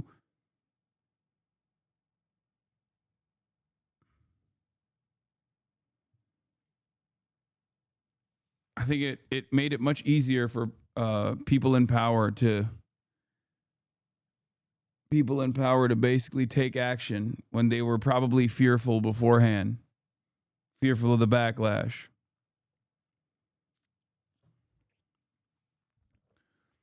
One way that you can tell these age verification laws are not about fighting against big tech is that big tech money stooge is promoting them. He didn't have a come to Jesus moment on this. These laws are censorious off-ramp that misconstrues the problem. Oh yeah, Rahm Emanuel. Oh. Australia is banning all TikTok, Instagram, and all social media from kids that are 16 and younger. I think it's time for America to pick up. I love you, bro, but these are some of your worst arguments. What would like children do about Israel regardless of their awareness of it? Wait, what? Brother, you know children don't stay children, right? What are you talking about? You know kids grow up, right? Like, they eventually grow up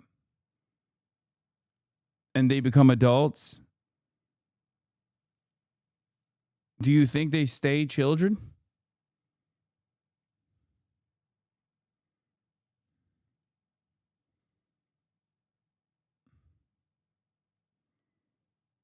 Yeah, and then they don't participate once they're adults.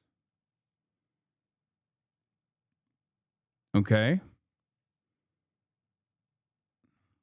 Clearly, other people don't seem to think so. Oh, they can participate once they're adults. Okay. I don't understand the point. Its game and do the same. Look, when it comes to our adolescents, it's either going to be adults or the algorithms. One of them is going to raise the kids. And I think we need to help parents. It's too much for a parent to push against Facebook, Instagram, TikTok, all the other Snapchat, all the other social medias apps. Our kids are way too vulnerable. It's too addictive, too alluring, that a parent should face off against these powerful companies that are trying to influence their children. Now, when it came to taking telephones out of classrooms, we've seen progress. When it came to restricting tobacco from our kids, we've seen progress. When it came to the designated driver, we've seen progress in protecting the safety and the development of our children. So today I'm calling for the United States to follow suit, come up with its own plan, but protect our children, help our parents, strengthen our families, and restrict all the social media when it comes to access to kids and adolescents 16 and younger.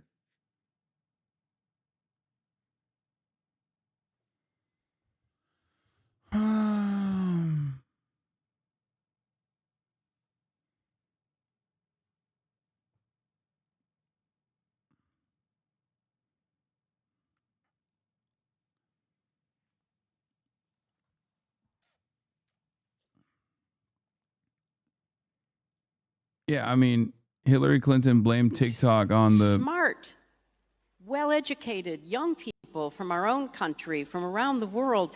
Where were they getting their information? They were getting their information from social media, particularly TikTok. That is where they were learning about what happened on October 7th, what happened in the days, weeks, and months to follow. That's a serious problem. It's a serious problem for democracy, whether it's Israel or the United States, and it's a serious problem for our young people.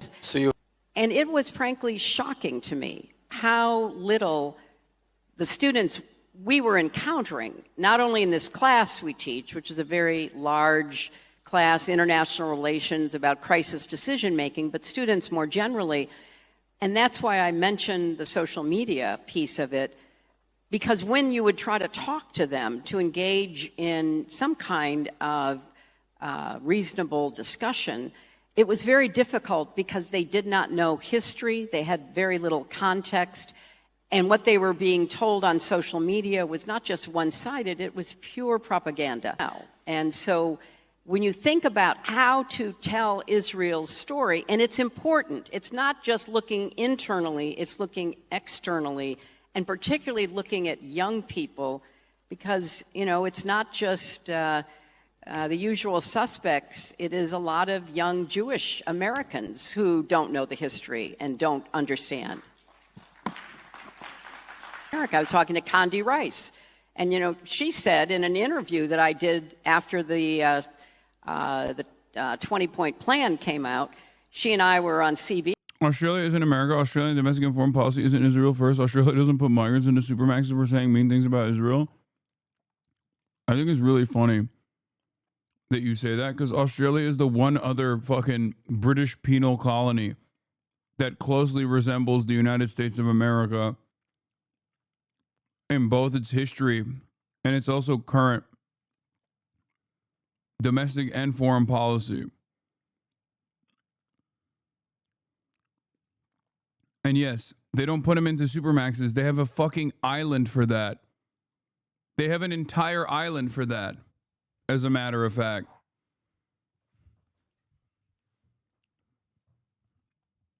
Australia is one of the closest examples to the United States of America. Sure, they have like better social democracy.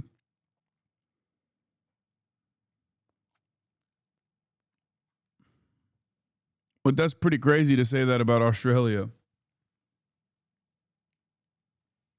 From its very own indigenous genocide.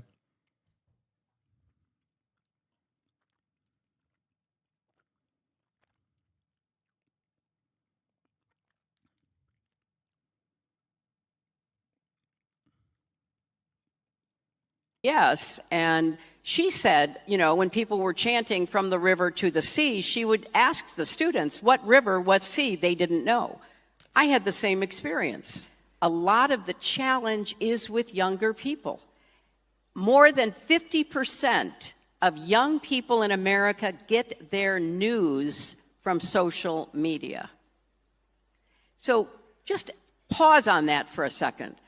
They are seeing short form videos, some of them totally made up, some of them not at all representing what they claim to be showing, and that's where they get their information.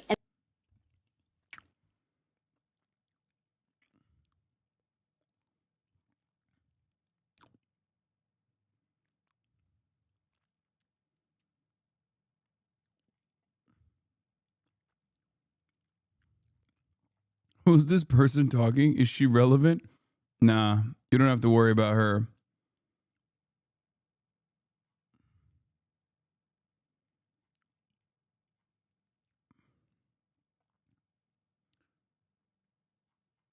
I don't fucking know, man. I feel like this Some sucks. people also use it to like vent their feelings and like talk to people. By banning social media for those under 16, we're giving children a childhood and parents more peace of mind.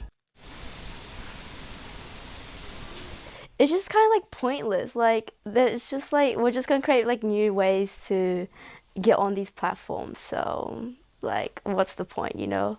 I kind of see where they're coming from, but also I think if you can get a job at 14, I think you should be able to, like, have... I think they're also low-key kind of fucked up by putting the age at 16. Because I feel like if they had done like 10 or something, there would be much less resistance to this. Because like past that point, or like 12, you know what I mean? But when you do 16, all of a sudden, like, these are people who are 2 years away from being seen as adults. These are people who are already, like, capable of getting a job, capable of driving a car. Obviously, they shouldn't be treated like adults, and they shouldn't be seen as adults. But as far as, like, allowing them to, you know, operate on social media, I don't know. I get your point, but you honestly think seeing a genocide at 15 in HD is healthy? Wait, what?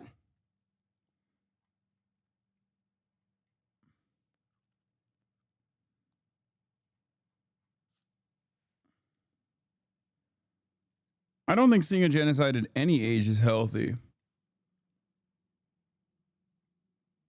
Yeah, even 14 is like more reasonable than 16, I think. Like when you're getting into high school, I guess.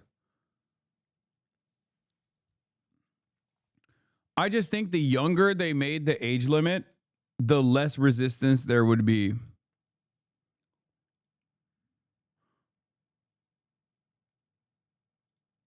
So why would you want a kid to see it if it's terrible for adults? You're right. I think we should close a blind eye to genocide that's taking place. This will fix the problem. Why do you lie, Hasan? Where is the gaming? Okay. Like, this is probably a child. You know what I mean? So if this guy got banned off social media, I'd be fine with it. By the way, it's really funny. It's really funny for this one chatter to be like, well, why should they see it? Chatter is anti-Holocaust education. You know what I mean? Chatter is going to go up at the next parent-teachers conference and stand up and be like, I don't think they should teach children about the Holocaust. It's too mean. Excuse me. Are we teaching our children about slavery? Chattel slavery? Do you know how gruesome of a practice that was? Why would you ever teach our children about such gruesome practices? They will get the wrong lessons.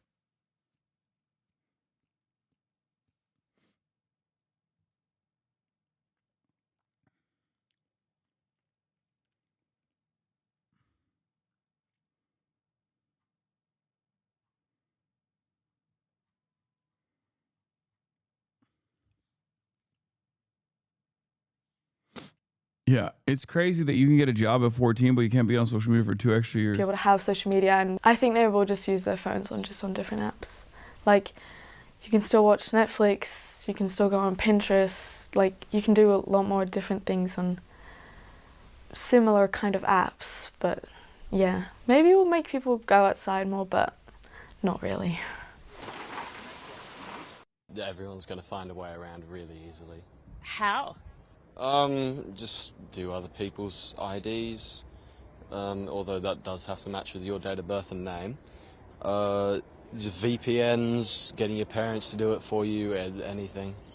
I think that the ban is good that like social media is banned, but there's ways to get around it, and they could have gotten around it a better way. Like they should have put restrictions, like you can't post and you can't comment or subscribe, and you can just view things, or put restrictions on certain videos. There's a loss of social interactions, especially when you're like meeting new people and trying to communicate with your friends, because I know a lot of people nowadays use social media to interact, so it's definitely got its positives and negatives. I've been on social media since I was about 10 years old, so I've definitely grown up on it, and it's how I've developed a lot of social connection.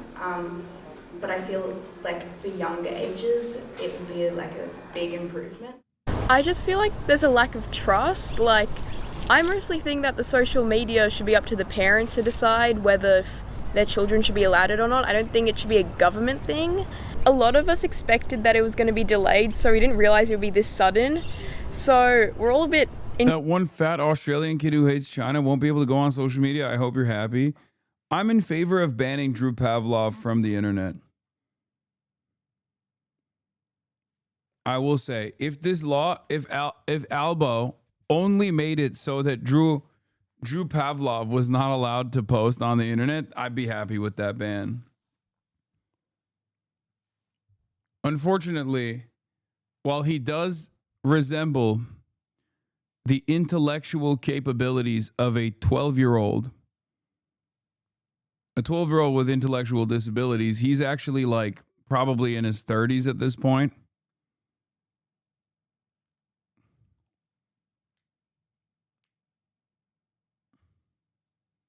I don't know. Most fat child-coded 40-year-old man. Shock still, but since some of us still have our accounts, we're just unsure what's going to happen and how they're going to... Honestly, they should just throw him in prison. Like, just find a way and put him in jail. It would make everybody's lives better. Ensure that we're not going to be able to access social media. Mainly right now, well, before the ban, everyone used to talk to each other through Snapchat, which is one of the apps getting banned.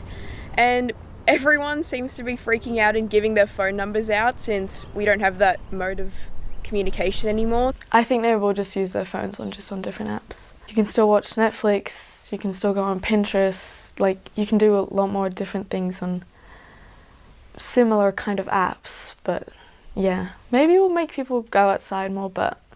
Soon we will have the ID verify to watch porn. I know. Whenever I go to a country or a state that has ID verification to watch porn, I instantly hit the VPN. I hit the VPN so fast, your head will spin.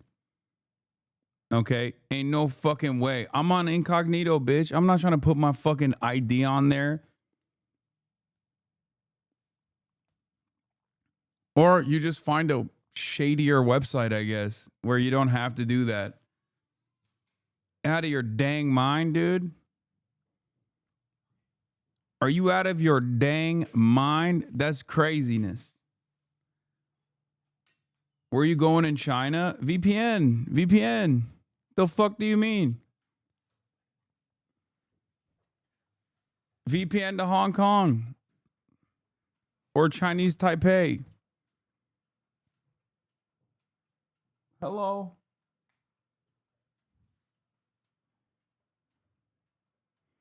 You're not beating the freaky unk accusations right now? Oh my God. Newsflash. Yes, a 34-year-old man watches porn sometimes. Like, what the fuck?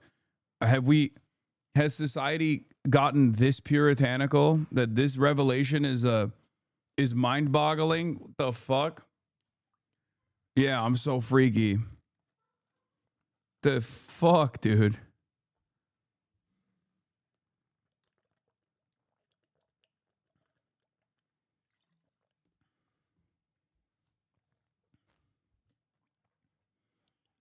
Don't say that in front of your child in ethnic Santa. My child doesn't understand the English language. It's fine. Is dancing Santa making Kaya ponder the meaning of life? Yeah, she don't fuck with dancing Santa.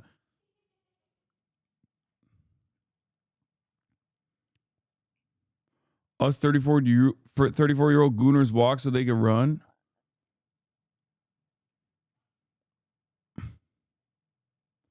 Watching porn while abroad is the most pure thing you can. Not gonna lie. Thank you. Exactly. Hasan, I had a dream about you last night swimming in the Gulf of Mexico and a shark bit your left leg off. It was nuts. Well, that's never going to happen because I'm worried about that. Bro, you jerked it in China. I'm reporting you to Xi.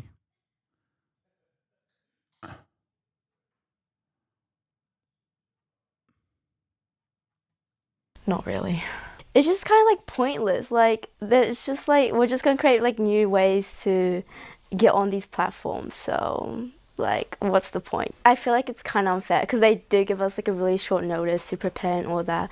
I feel like it should be like maybe like 14 or 15, have an exception because they can like start to get a job and start to get like their learner's permit and stuff. And I feel like, yeah, that's kind of unfair that they can't use their socials. As young Australians, we will be completely silenced and cut off. I don't know why they don't do this off like the, I don't know, off ISPs or something. Like ISPs, your phone provider knows how old you are.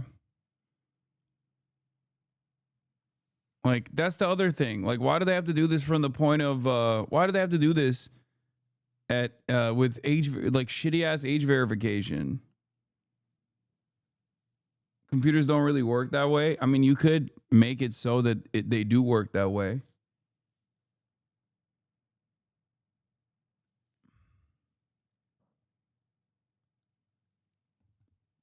Like IP lock everything that is handled by children.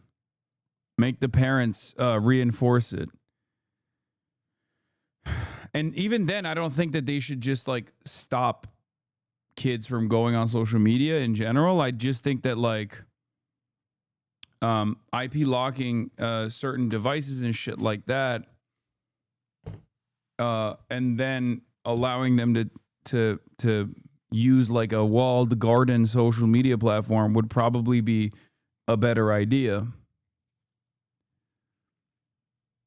You know?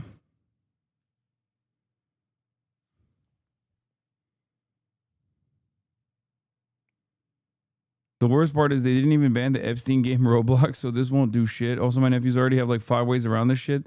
They scan random things or watch through embeds and things. Yeah, if they didn't even ban Discord, so they could just like go on. I feel like you can use Discord as an entry point into all these other platforms almost. Discord group viewership of YouTube videos.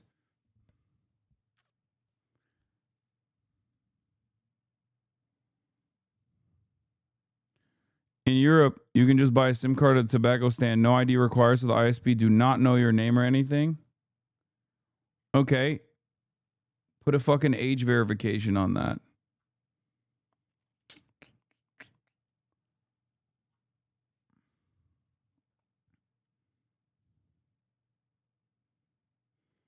If this was not about censorship and about child safety, they would, 1, phase it out like they do all other things. 2, have a much lower cutoff point. It's censorship. Yeah. When they bring that shit to America for gooners, I will give up gooning instead of giving them my ID. Let's be real. If you're calling jorking your shit off, jorking your peanuts, you're gonna, if you call that gooning, you're definitely gonna keep gooning. You're just saying that in the chat and maybe even lying to yourself. Okay, 63-month subscriber. You're gonna be kirking your shit real fucking hard. Okay, you're not gonna stop it. You're just saying that you're gonna stop it, but you'll find a way around it. Let's be fucking real.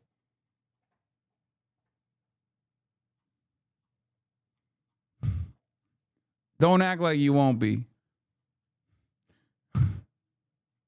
Kirkle jerk. Yeah.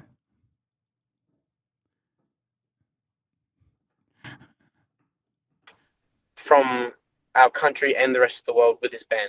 It's like we just grown up with this our entire lives, and now it's just being taken away from us all of a sudden. We wouldn't even know what else we could do. I've already heard of these like different apps that kids are going to jump to because like this social media is being taken away. But I believe once this social media is taken away, these platforms, the main ones, they're not like perfectly regulated, but we can like control them, and like they're more regulated than other social media platforms. And when kids like jump to these less regulated social media platforms, that's when like they're shown more things, or they're more like vulnerable to online bullying or predators. It's when it's less regulated. And Noah engages social media in so many positive, wholesome ways. The things that Noah's generation learns, we dreamed of. We were so limited to libraries and single Is this the mom in the same car? What the fuck's going on? pages of encyclopedia. My parents would never have Did they just like, what the fuck is happening? They first asked the kid and then they asked the mom? dreamed that my children could be so fortunate to have this library of knowledge. But I really credit Noah as a young person who recognizes the dangers of social media. It's not all sunshine and lollipops. Mayor-elect Zoran Mamdani is addressing the affordability. I think she pulled over to do her bit. My son Noah. Yeah, in Australia, by the way, they don't call it gooning. They call it gurning. Gurning. I'm gurning. Oh no. I'm gurning. I didn't laugh. Bad bit. Fart smeller. We on Gab down here now. I hope you're still playing Dispatch. Yes, I will be. Yeah, before I dive into the gaming segment, tourists to the United States would have to submit 5 years of social media history under the new Customs and Border Protection plans. So if you're 16 years old in Australia, you're cooked. You are not allowed into the country because you will have no social media to show, and they just won't let you in. So there's that too. Okay. How are the Aussies going to get in to the United States of America in the absence of social media if they are under the age of 16?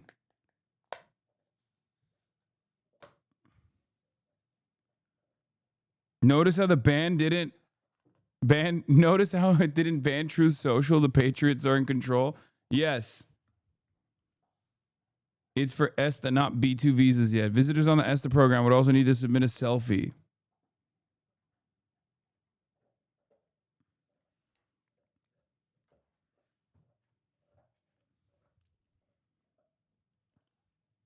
Do you think we will have less gaming frogs with Aussie kids getting banned? Probably not. 5 years? Ain't nobody doing that shit to go to LA?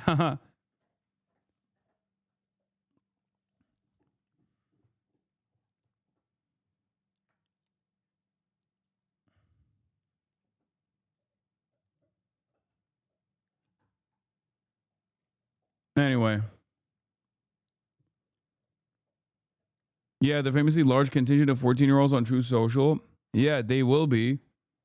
Now that the ban is implemented everywhere else, they're going to go on LinkedIn and they're going to go on Truth Social and they're going to goon on Truth Social. As God intended, brother. Real patriots. Truth Social is more like goon social. That's where I go when whenever there's any sort of issues with bans of that sort in any of the countries I visit. I go to Goon Social to kirk my shit. Anyway, we're resuming. Hopefully, you've all probably heard some version of what happened. Let's get to it. Main takeaways are that Invisigal has been suspended, so we're a person down the shift, and that Chase is in the infirmary. And he's in pretty rough shape. Despite his disposition, he really likes you all. just don't tell him I told you that. I've found doing something good always helps. AI when voice I'm law? What do you feeling mean AI bad. voice, bro? What the fuck are you talking about? It's Aaron We're Paul. fortunate to have that opportunity. Something Chase never took for granted. So, let's get to work. Uh-oh. Uh-oh. Uh-oh. What's happening? You made the Santa move. Kai, you made the Santa move. All right. Hey, we've got a fuck ton of beached whales off the coast. Could really use some help getting them back in the ocean. What did I do last time that was fucked up?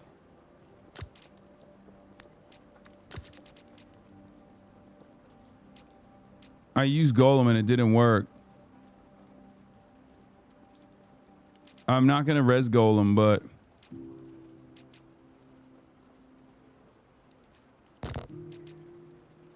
wait, why can't I send Golem?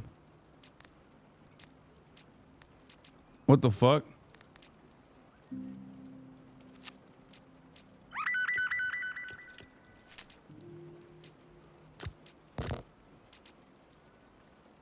Oh. Isak is in Vizzy's band. Okay, well, I'm cooked, kind of, because I need a vitality. So, Waterboy move. Upchuck's rugby team lost, and he's throwing a very toxic tantrum. Huh? What did... Oh, sure. Use necessary force. Acid vomit. Villain Upchuck is using the...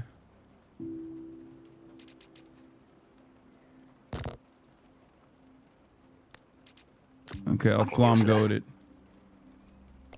Oh, shite. I know this guy. He used to have more hair. Rain's causing those Volta Virtue cars. Oh, dude, it's Hacker Man time. Easy peasy. Don't send water, bitch, to the flood. Shut up. Easy. Hacker Man. Hacker Man. Easy peasy.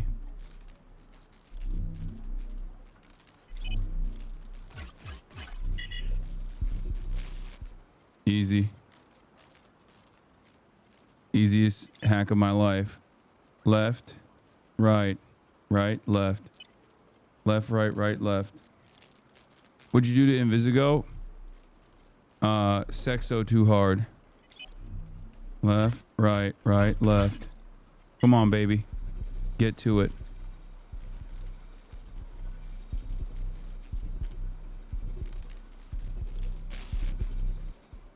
Boom. You can't just say that? Why? Hacker Man. Boom. We're in. Do you see? I'm a speedrunner, dude.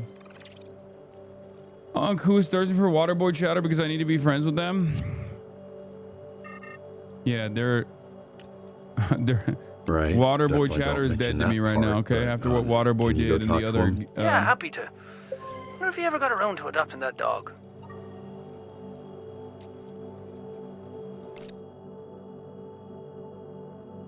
Honey Lace. Asthma attack Sexo. Why did he kill Invisibae? I didn't.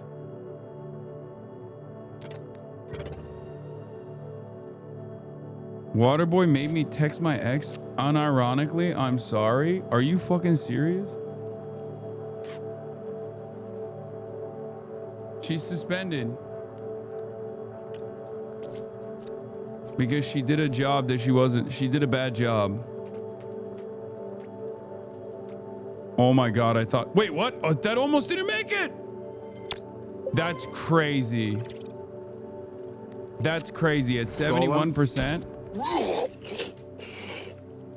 Throat game tighter. Shit face. I think he's about to piss mud on the high school.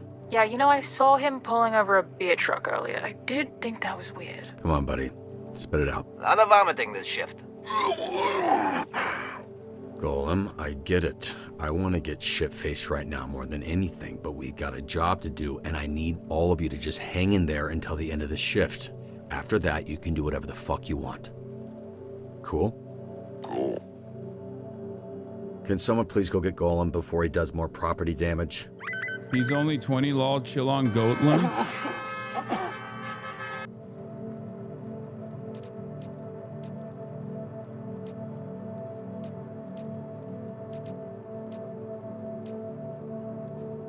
If there's no one else. Prism and Flambe.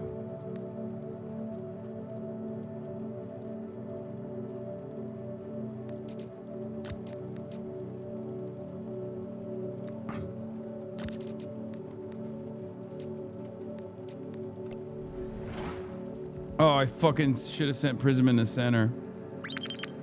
Yeah, whatever. They'll still do so it. we've got a super down here who controls bugs. Apparently they have beef with one of our farmers using pesticides. It's getting real biblical down here. Take down the bug controlling asylum, save the former. What did I do with this? Oh no.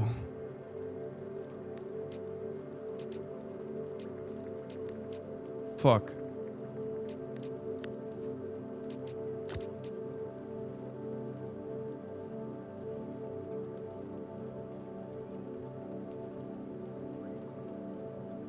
Sure, yeah. Made the fucking rain. Flang's a bitch, you can't see shit. I think Flambe solos that, but it's into a fine. goddamn slip and slide. I fucking love slip and slides, bro. I haven't seen it come down this bad in a while. I like it. Feels right for today. Fucking cool it, emo boy. Oh, what the fuck? 58%. No! Doesn't even matter. It was a mobility play? Too much.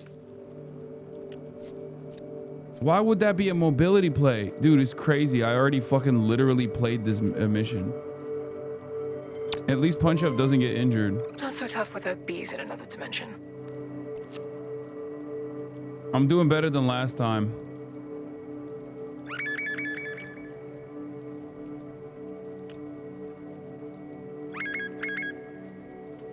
It wasn't mobility, it just needed a little. Hey.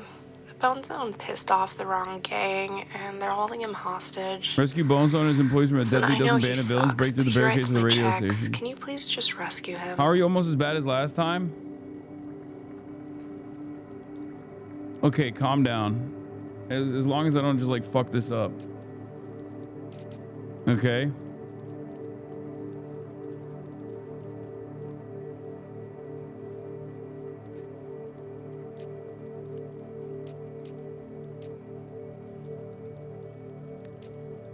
Punch Up and Coop. If we must. Hi, just calling to confirm one of your Z Team heroes for our interview this afternoon to discuss the Phoenix program. Bro, I did Prism on this and it didn't work. Last time. I remember. So I'm gonna do Water Boy instead. And I'm gonna use Brain.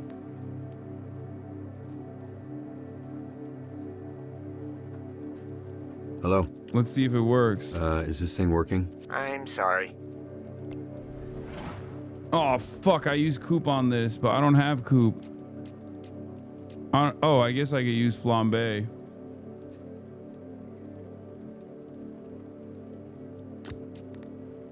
He's got mobility.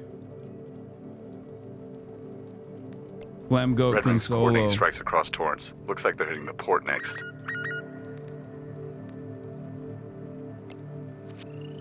Let's see if his int will. Oh, int will clear. He's got 7 int. Oh no, it demands 8 int. So I couldn't have done it anyway. Both of them would have failed. Fucking L, dude. Jesus Christ. No, Coop wouldn't have done it either.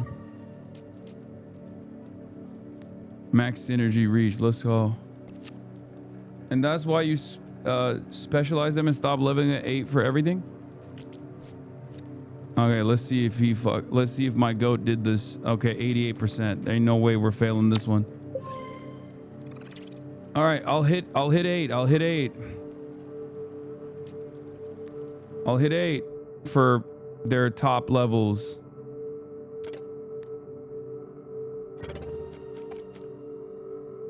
I was shy about that because I was worried that it would like, you know, I was worried that it would like max out too hard and then it would fuck up. Now's our chance to get payback for Chase. Your chat agrees with me. They're sending me Waterboy fan art. No, I can't train anybody here except for Malevola. I was going to train Waterboy, but I don't want to train Malevola right now because I need her for this.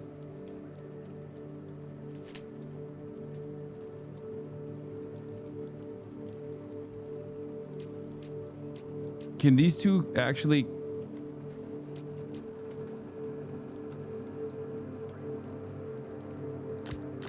Can they actually... Oh, yeah, I think they can.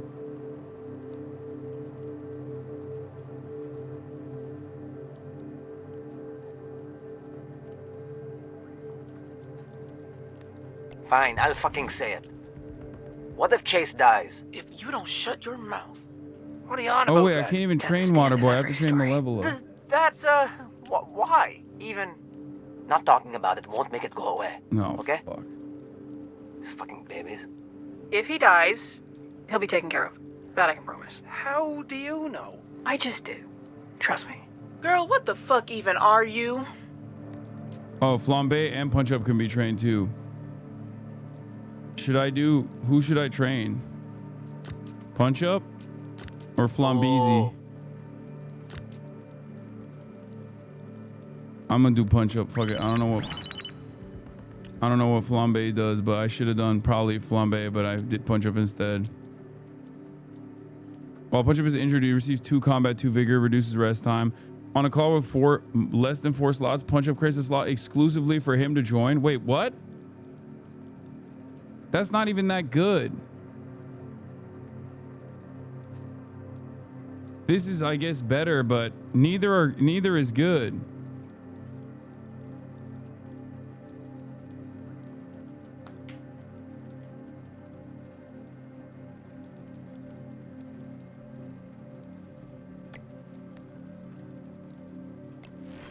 Whatever. Extra slot for solo missions? When the fuck do you need an extra slot for solo missions, chatter? Oh, fuck. 66%. Oh, thank God. Damn, they're so goated. It's crazy. 8 intellect, even though it's too late now.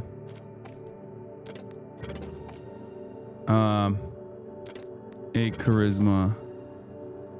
8. Well, she already has 8 charisma. Let's level up her intellect more.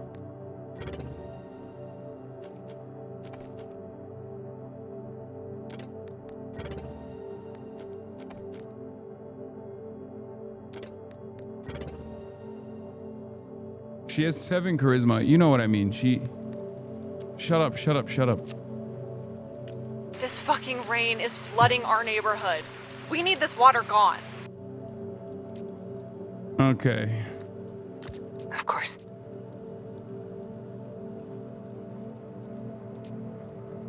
Do not send Waterboy again? No, fuck no, I'm not sending Waterboy. But I don't have an investigator at all. Shut the fuck up. We're not sending Water Goat.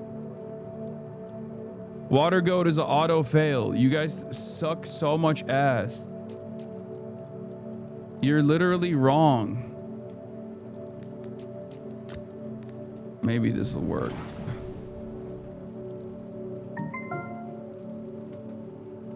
Why not send Flambe? Because I have no one that can do it. No one can do a job now. Fetch the buckets. Oh, that's mobility, right? It's gotta be. Please tell me that's mobility. Yes. Oh, thank God. Yeah, maxed out on the mobility. Let's fucking go. Easy peasy. Flood under control. We need backup down here. There's a mass pileup and the tanker caught fire. Rescue trapped civilians in cars. Fire is growing despite the rain. Put it out quick. Hold on. Who was Water Goat and Malevola are matched up, right? Who has synergy? Was it Malevola and Waterboy? Finally, something that he can fucking do. Yeah, but I think... Oh, fuck. But they won't get double XP on this. Or wait, they might. Just throw Punch Up in there too. Fuck it. Somebody's got it. That way, they'll all double up on the XP.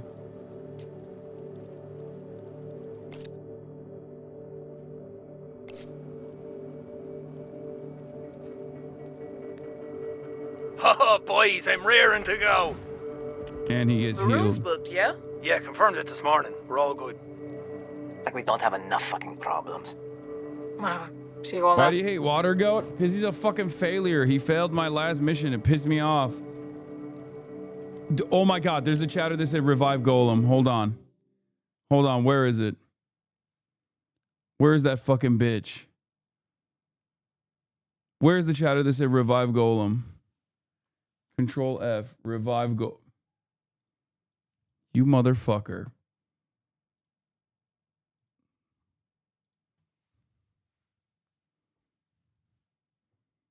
Revive Golem, you say, huh?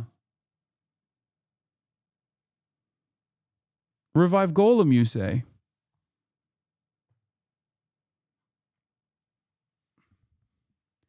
Perhaps I did do that yesterday because everyone in the chat was spamming it.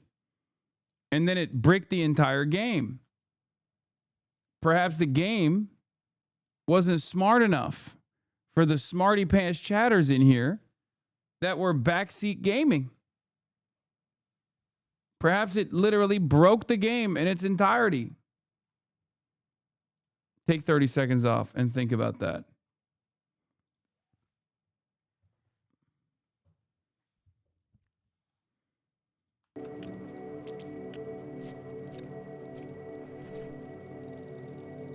He didn't know that would happen, bro. Bitch, what do you mean he didn't know that would happen, bro? Then don't say it. Perhaps intervening with pre-existing game mechanics is the easiest way to break the game.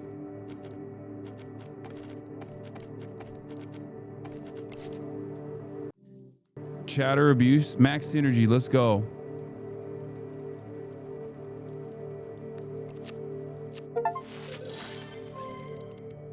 Only 2 failures. Let's go. I maxed out on my career. Team. Oh my god, I'm gonna Good have to have shift, sex all things with considered. Blonde Blazer.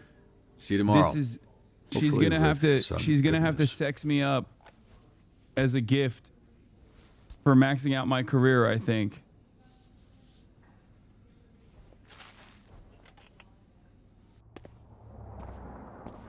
She's old-fashioned, you nerd. What's more old-fashioned than having sex with a lower employee as a reward for good behavior, for excellent behavior in the workplace? You're saying that as your best friend is dying? My best friend would want me to have sex with Blonde Blazer.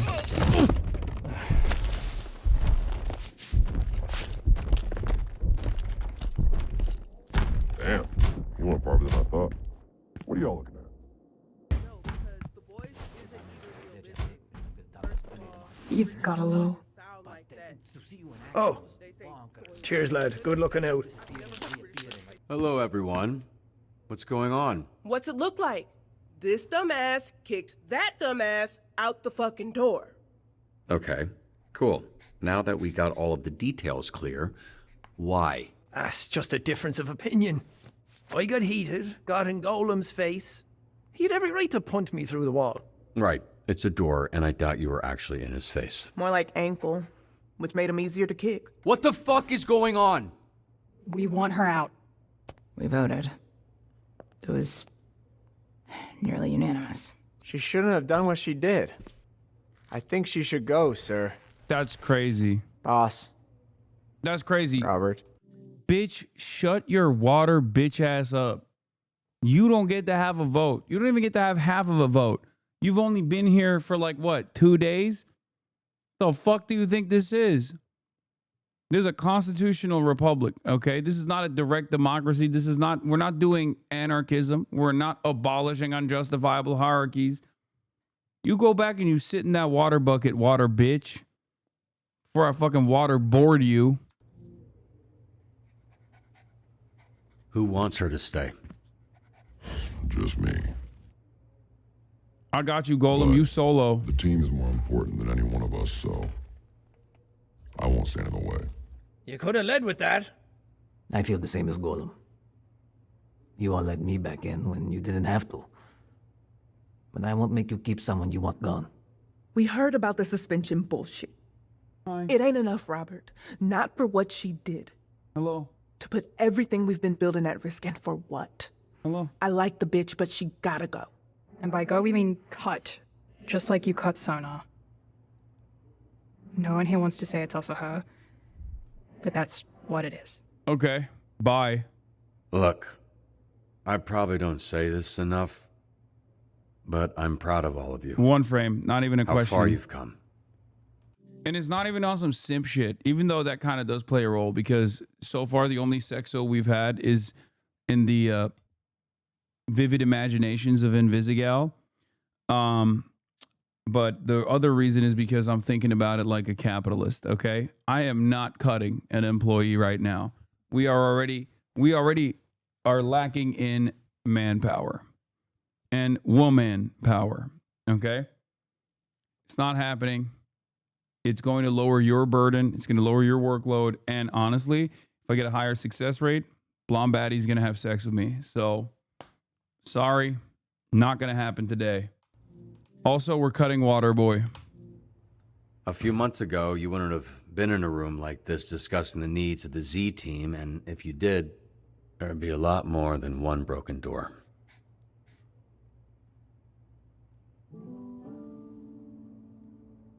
But I'm not cutting Invisigal.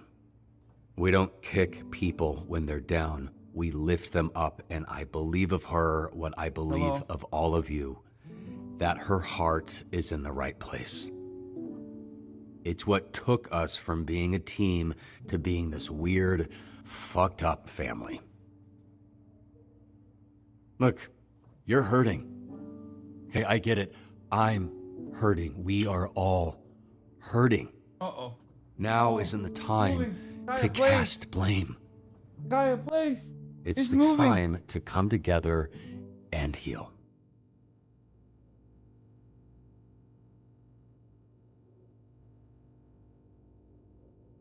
Z-Team won't forget this. Morale has dropped. Okay, Z-Team are a bunch of fucking fakes, dude. Let me have my work wife with my other work wife, okay? That's crazy that they're like, they're fucking cock blocking me like this. Nah, they're valid. You a bitch. Why would I fucking cut Invisigal? Are you insane? She literally put her body on the line for me, almost died. It's crazy. Yes, she has a hard time listening to leadership, but she was doing the right thing, okay? She thought she was doing the right thing at least. And it was also Chase's own personal decision to expend what remains of his life force to save her, okay? Some of y'all are being misogynistic. It's okay.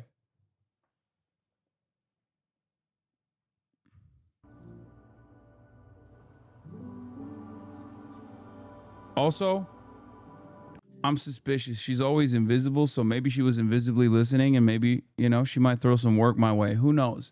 Okay, sue me. Sue me. I always talk like Invisigal is in the room, you know?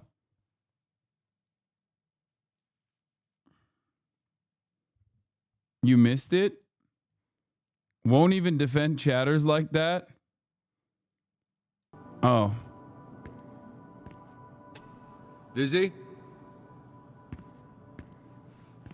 Oh, Sorry, come on now. I can come back. Why? First time we met, you were in your underwear. Damn. Fitting, right? Last time you see me, that I'd be in mine? I really do appreciate you defending me, but you shouldn't. Listen care to your about you. team. They don't want me here. Courtney, look, you went in knowing the risks. I want You you. were willing to put on the line to help me. What you didn't know was what Chase was willing to put on the line for you. Because he cares about you. And he's not the only one, so please don't throw all of that away by walking away from this. From us. Fuck, from me. Please. They're right. I don't deserve anyone's forgiveness. Anyone's help, anyone's Oh my love. God. Brother, are you kidding me? This is the second time we see Invisit titties? Brother, for someone who's otherwise supposed to be invisible, her titties are so visible in this game. I love it. Game of the year, dude. Holy fuck. Dude, give this all the awards. Jeff Knightley. Give this all the award. It needs more sex, but that's why I'm docking a point. It's a 9 out of 10. You just called her family? Okay, what's up? We live in Trump's America, okay? Donald Trump literally talked about marrying his sister the other day, like yesterday in Pennsylvania, and the crowd cheered. That's the type of timing we're on right now, okay? If your family is hot, you can be horny for them now. That's just, I don't make the rules. Trump makes the rules. Because I can never repay it. Nothing I do will ever make up for what I've already done to you. I'd hoped getting the astral pulse back would help, but I couldn't even do that. Vizzy, you don't owe anyone anything, okay? Least of all me. She just has I her was there tits that hanging night. out? That's crazy. Well, What we're are you having this saying? conversation. Whoa! Oh! I never ran with Cruz. Always did my own thing, but Oh! my asthma was getting worse, and they had an augment that could increase my lung capacity. Only catch is I'd have to work for them. Hey, yo! That's crazy. That's crazy. She didn't have to show me her titties for that. That's crazy. Game of the year, game of the year, game of the year. Years.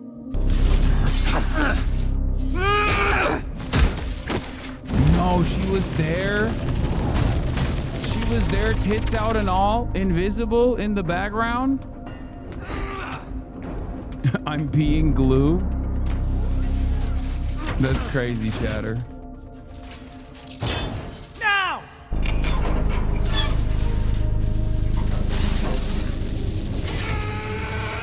Then one day Shroud came to me and said I could have the whole deck cleared if I was able to do one thing. Place a bomb on the back of Mecha Man undetected.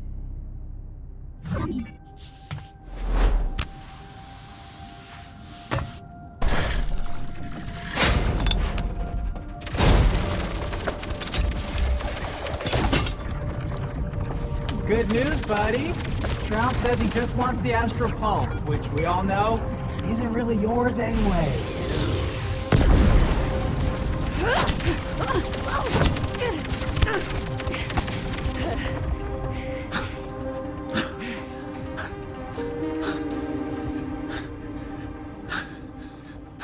Damn.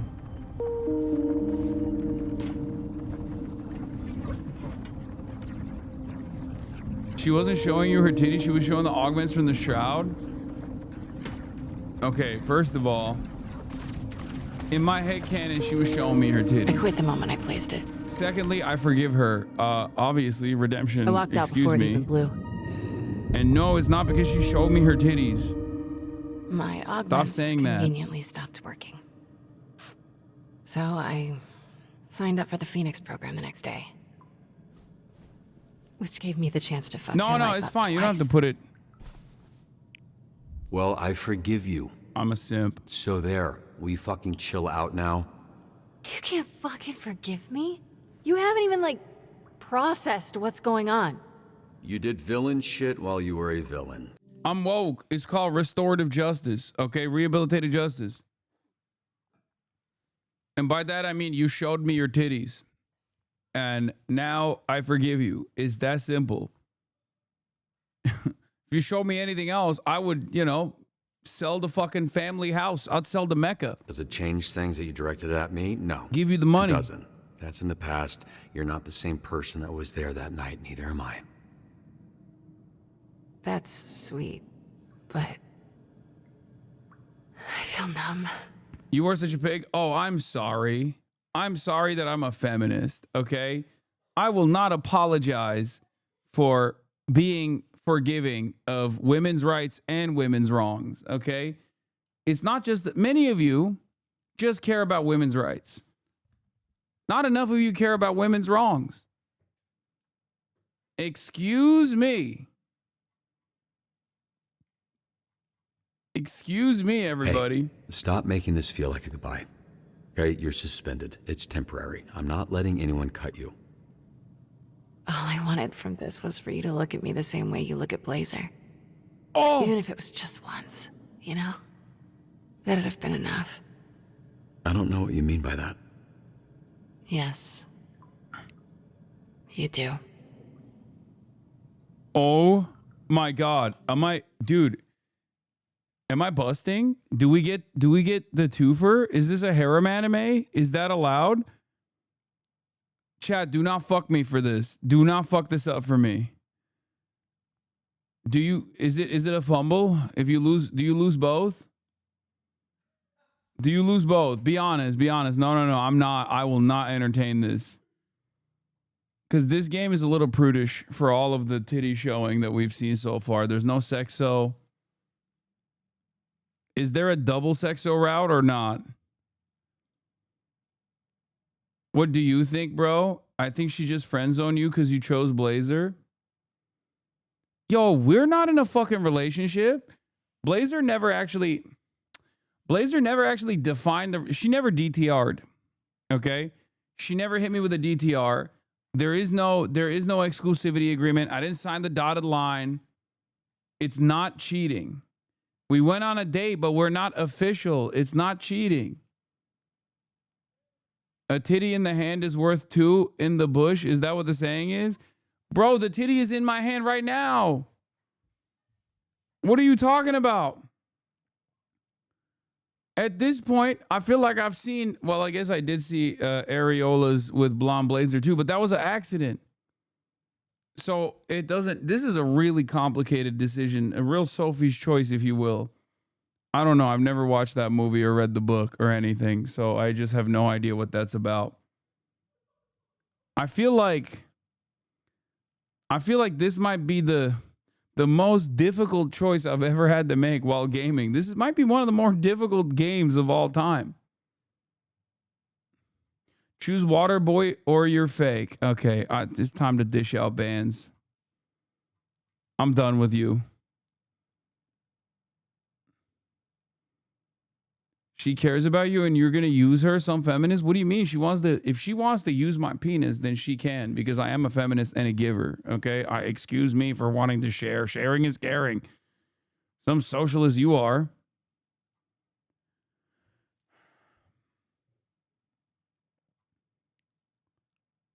So we can't do both. Sex or run, really important skill check before last chapter. Notice but to notice you, noticing me. From across the room I can see it and can't stop myself from looking and noticing you, noticing me. What? Girl, I can't notice but to notice you. I have to ban more people in this fucking chat. I swear to God. She's LeBron and you're Rui in the corner. Sink that three.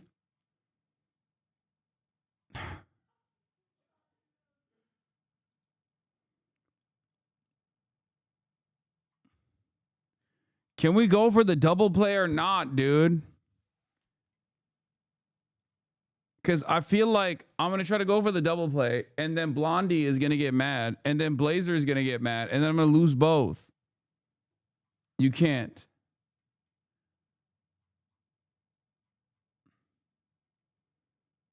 Romance both is a Vizzy ending, but you need to be really nice to her the whole game for it to work. Greed is a sin. This is the greed they was talking about in the Bible. Brother, this isn't greed, okay? Greed would be if I try to fuck Malevola, okay, and Coupe, which I think it's inappropriate that those are not options. Okay, that would be kind of greedy. Not like too greedy, but kind of. Biblical levels of lust and greed.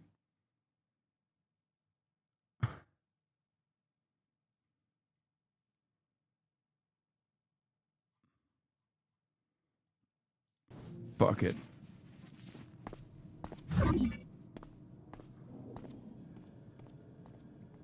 No prism, anti-black. Okay, Coupe is black.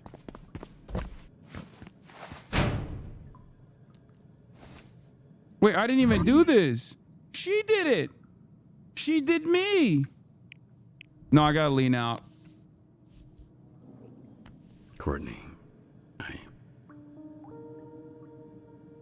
Still got the kiss. I leaned out and I got the kiss. That's what we call a double whammy in this business, okay? This way, I don't lose Blonde Blazer, but Invisigal is out. I'm min-maxing. I'm min-maxing. I'm min-maxing. Chatters, you don't understand how min-maxing works, okay? I know for a fact now, my conscience is pure, my soul is pure, okay? When Blonde Blazer's like, oh, did you get it on with Invisigal in the locker rooms? I'm gonna be like, no, she kissed me, remember? Like how I kissed you? All right, well, you boys don't stay up too late. You fumbled Invisigal, brother, I'm unmodding myself. I still got the kiss, though.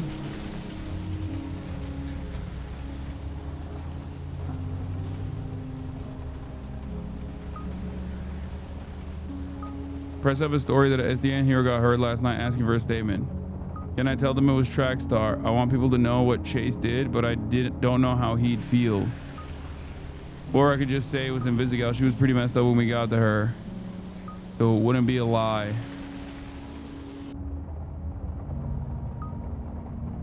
I just feel like...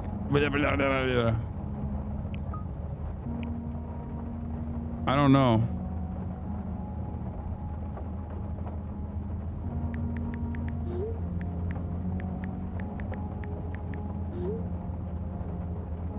Chase can reveal his identity if he wants to when he wakes up.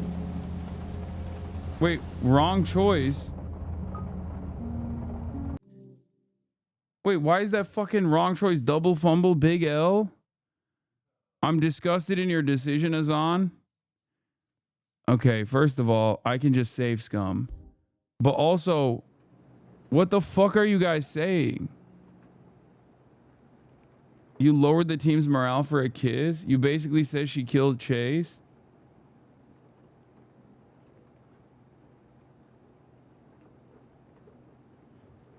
What was I supposed to do? Fuck Chase too? I don't understand.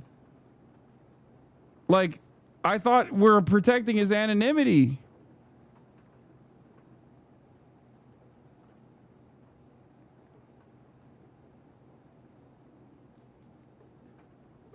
I am turning into a right-wing extremist. This has low-key been the worst playthrough I watched. What the fuck?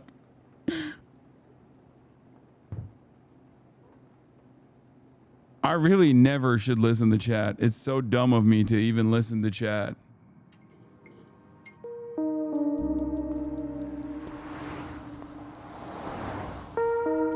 I'm gonna pick Invisigal again. Fuck you guys.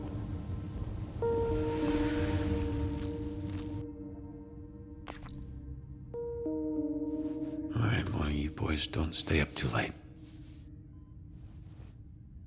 Yeah, I'm picking Invisigal again because I'm a fucking simp.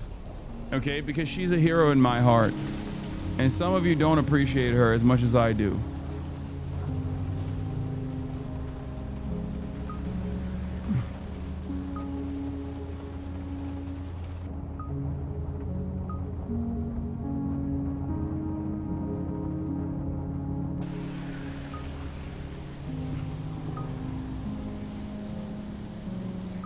You're blaming her, dumbass? I don't want to fucking...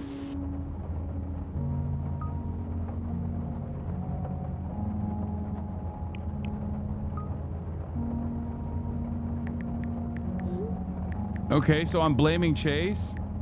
Tell the world how much of a hero track star is. It's the least we can do. No, God damn it, Hasan, stop listening to these idiots.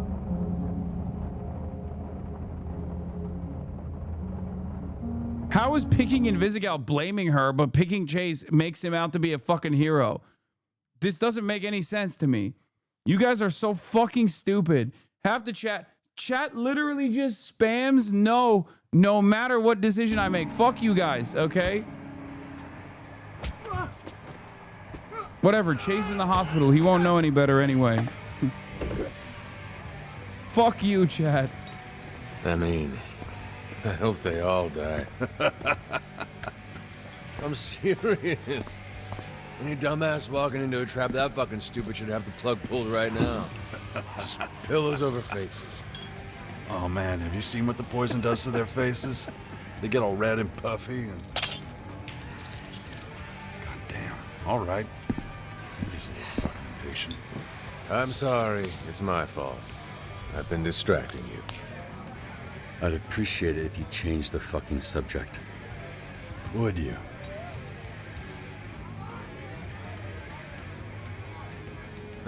Fuck. I know what's going on. Kid probably lost someone there. That's why he's been staring at that shit all night. Get him a drink on me.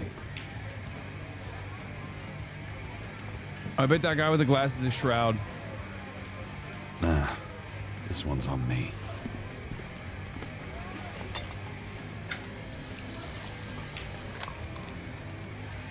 I can clock it from a mile away.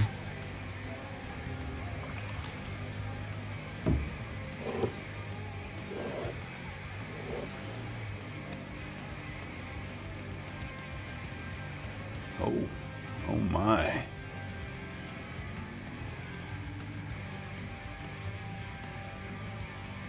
Track star. That guy sucks. I was fast, but now I'm old. Get fucked. Cheers, fellas, to the fucking dream. To 5 minutes with the tightest ass in all of LA County. This guy sucks, dude. That's my girlfriend you're talking about. You motorboat an ass? Probably not, right? End up blowing air right up her butthole. What's up? You don't like acid? I'm sorry, I have to. Oh, not as far as I was gonna take it, but good on you, kid. Let me replace that drink.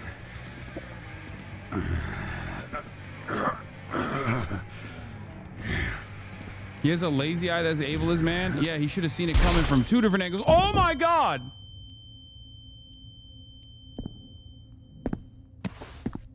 He said not as far as I was gonna take it. Her. Blazer. Real fucking superhero. Shroud. I know Called we're in it. a villain bar, but have some class, you know. If you're gonna blow some fucker's brains out, non-slip mats are a must. Need some for the hideout. Feels silly calling it a hideout. Can you take care of him for me? Obviously, you two don't need an introduction. I've been waiting for this.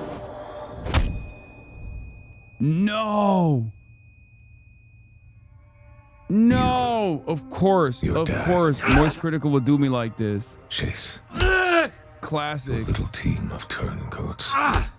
Classic Moist Critical move. Beat the bad by being good. But there's no solving human At least he nature. got off the fucking fence on that one to bust my ass, dude. Evil. All you can do is control it.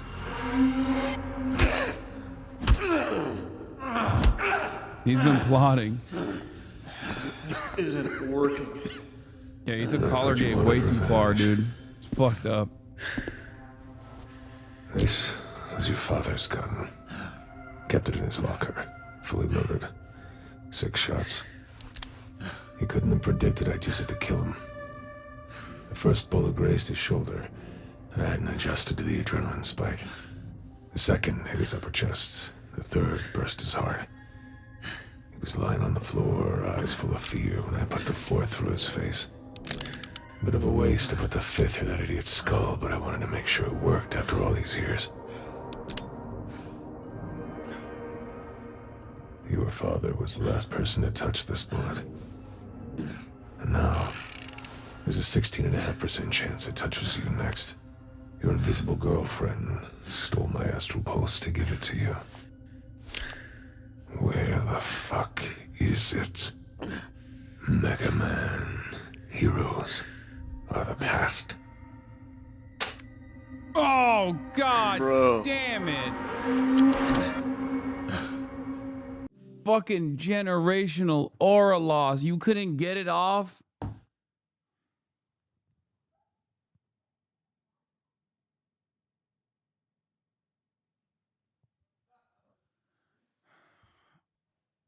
I don't want to redo. I don't want to save scum that, but that's so bad.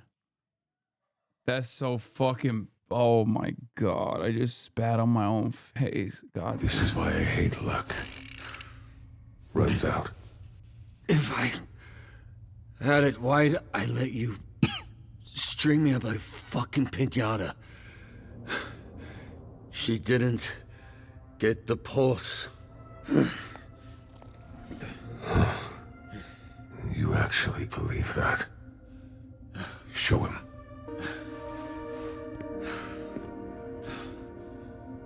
Invisibitch has the pulse. That I know. Oh my...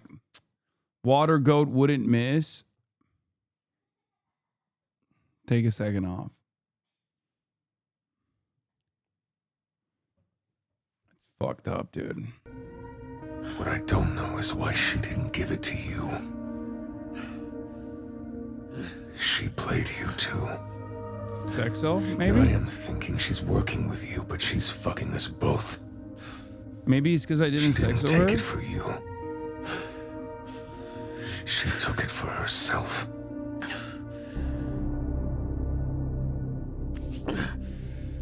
It's okay. She fooled me too.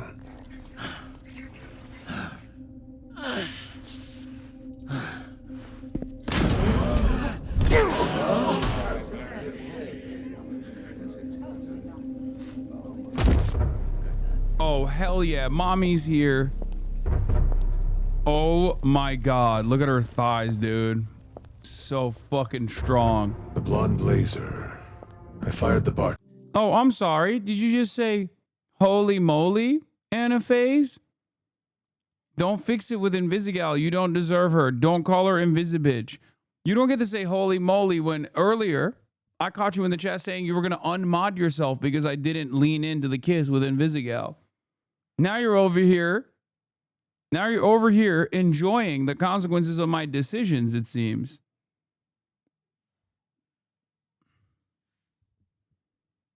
Tender, but I can still get you something to drink. No, thank you. Busted. And to what do I owe the pleasure? I'm here for him. In Mommy 5 minutes, saved this me. bar will be surrounded by SDN agents, heroes, and whoever else you and your ring have pissed off recently, which happens to be every gang in Los Angeles. Now, if... Bullshit. Not disrespect one of the last true heroes. Yeah, you deserve it. Sorry about that. If they weren't shit, you wouldn't have cut them. You were saying... I can see I'm outnumbered. That eventually I would fall. But by my read, I'm taking a lot of you with me. So all of you can leave now. Or half of you can die here. Oh, shit. Now that's a fucking superhero. Chills. Top notch. You made them nervous. Okay, we're out of here. Take your piss-soaked pants out the back, please. Don't want to tempt this tiger. is not our time, Blazer. But it's coming sooner than you think. Oh. And by my calculations, it was closer to 32%. But half sounds better. Bro, he's trying to fuck my girl, dude. After I spat in my own face, I mean... You saved me. Again. Yeah. You should really sign up for this SDN service I keep hearing about. Y'all really thought Invisigal had aura? Like enough aura? Look at Blonde Blazer. She just cleared out an entire room of the worst criminals in the fucking city with just the threat that she would kill half of them. That's aura. Bro fell for the Palantir Snow Bunny every time, dude. Every time. Don't worry. I've got you.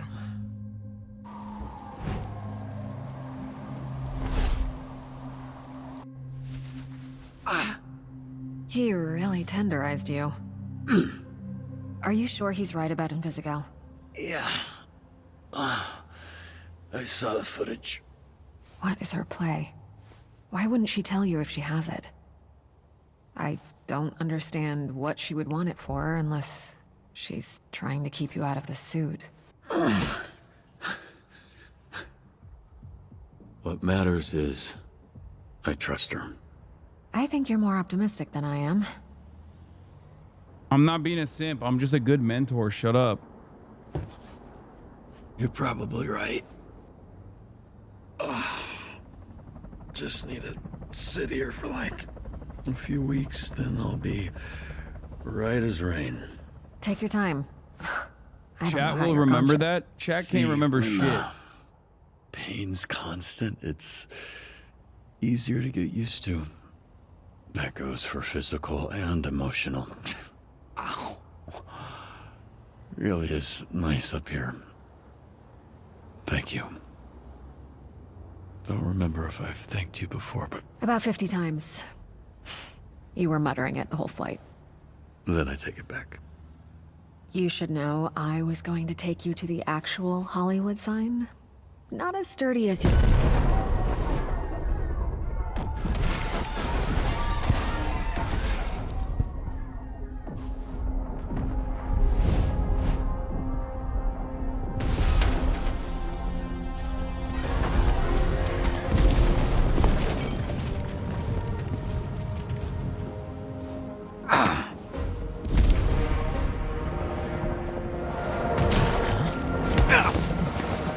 Dick out every time.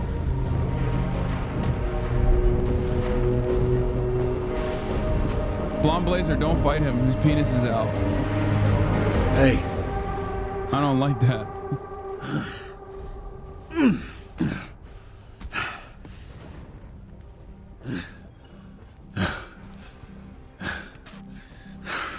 You're not leaving me here again. Yeah, what kind of fucking cool thing can I say? Get me to my terminal? Like, oh, let me unlock my true power as the chair hero. Yeah, uppies now. Uppies now. Take me to my chair so I can yell at people over the fucking phone.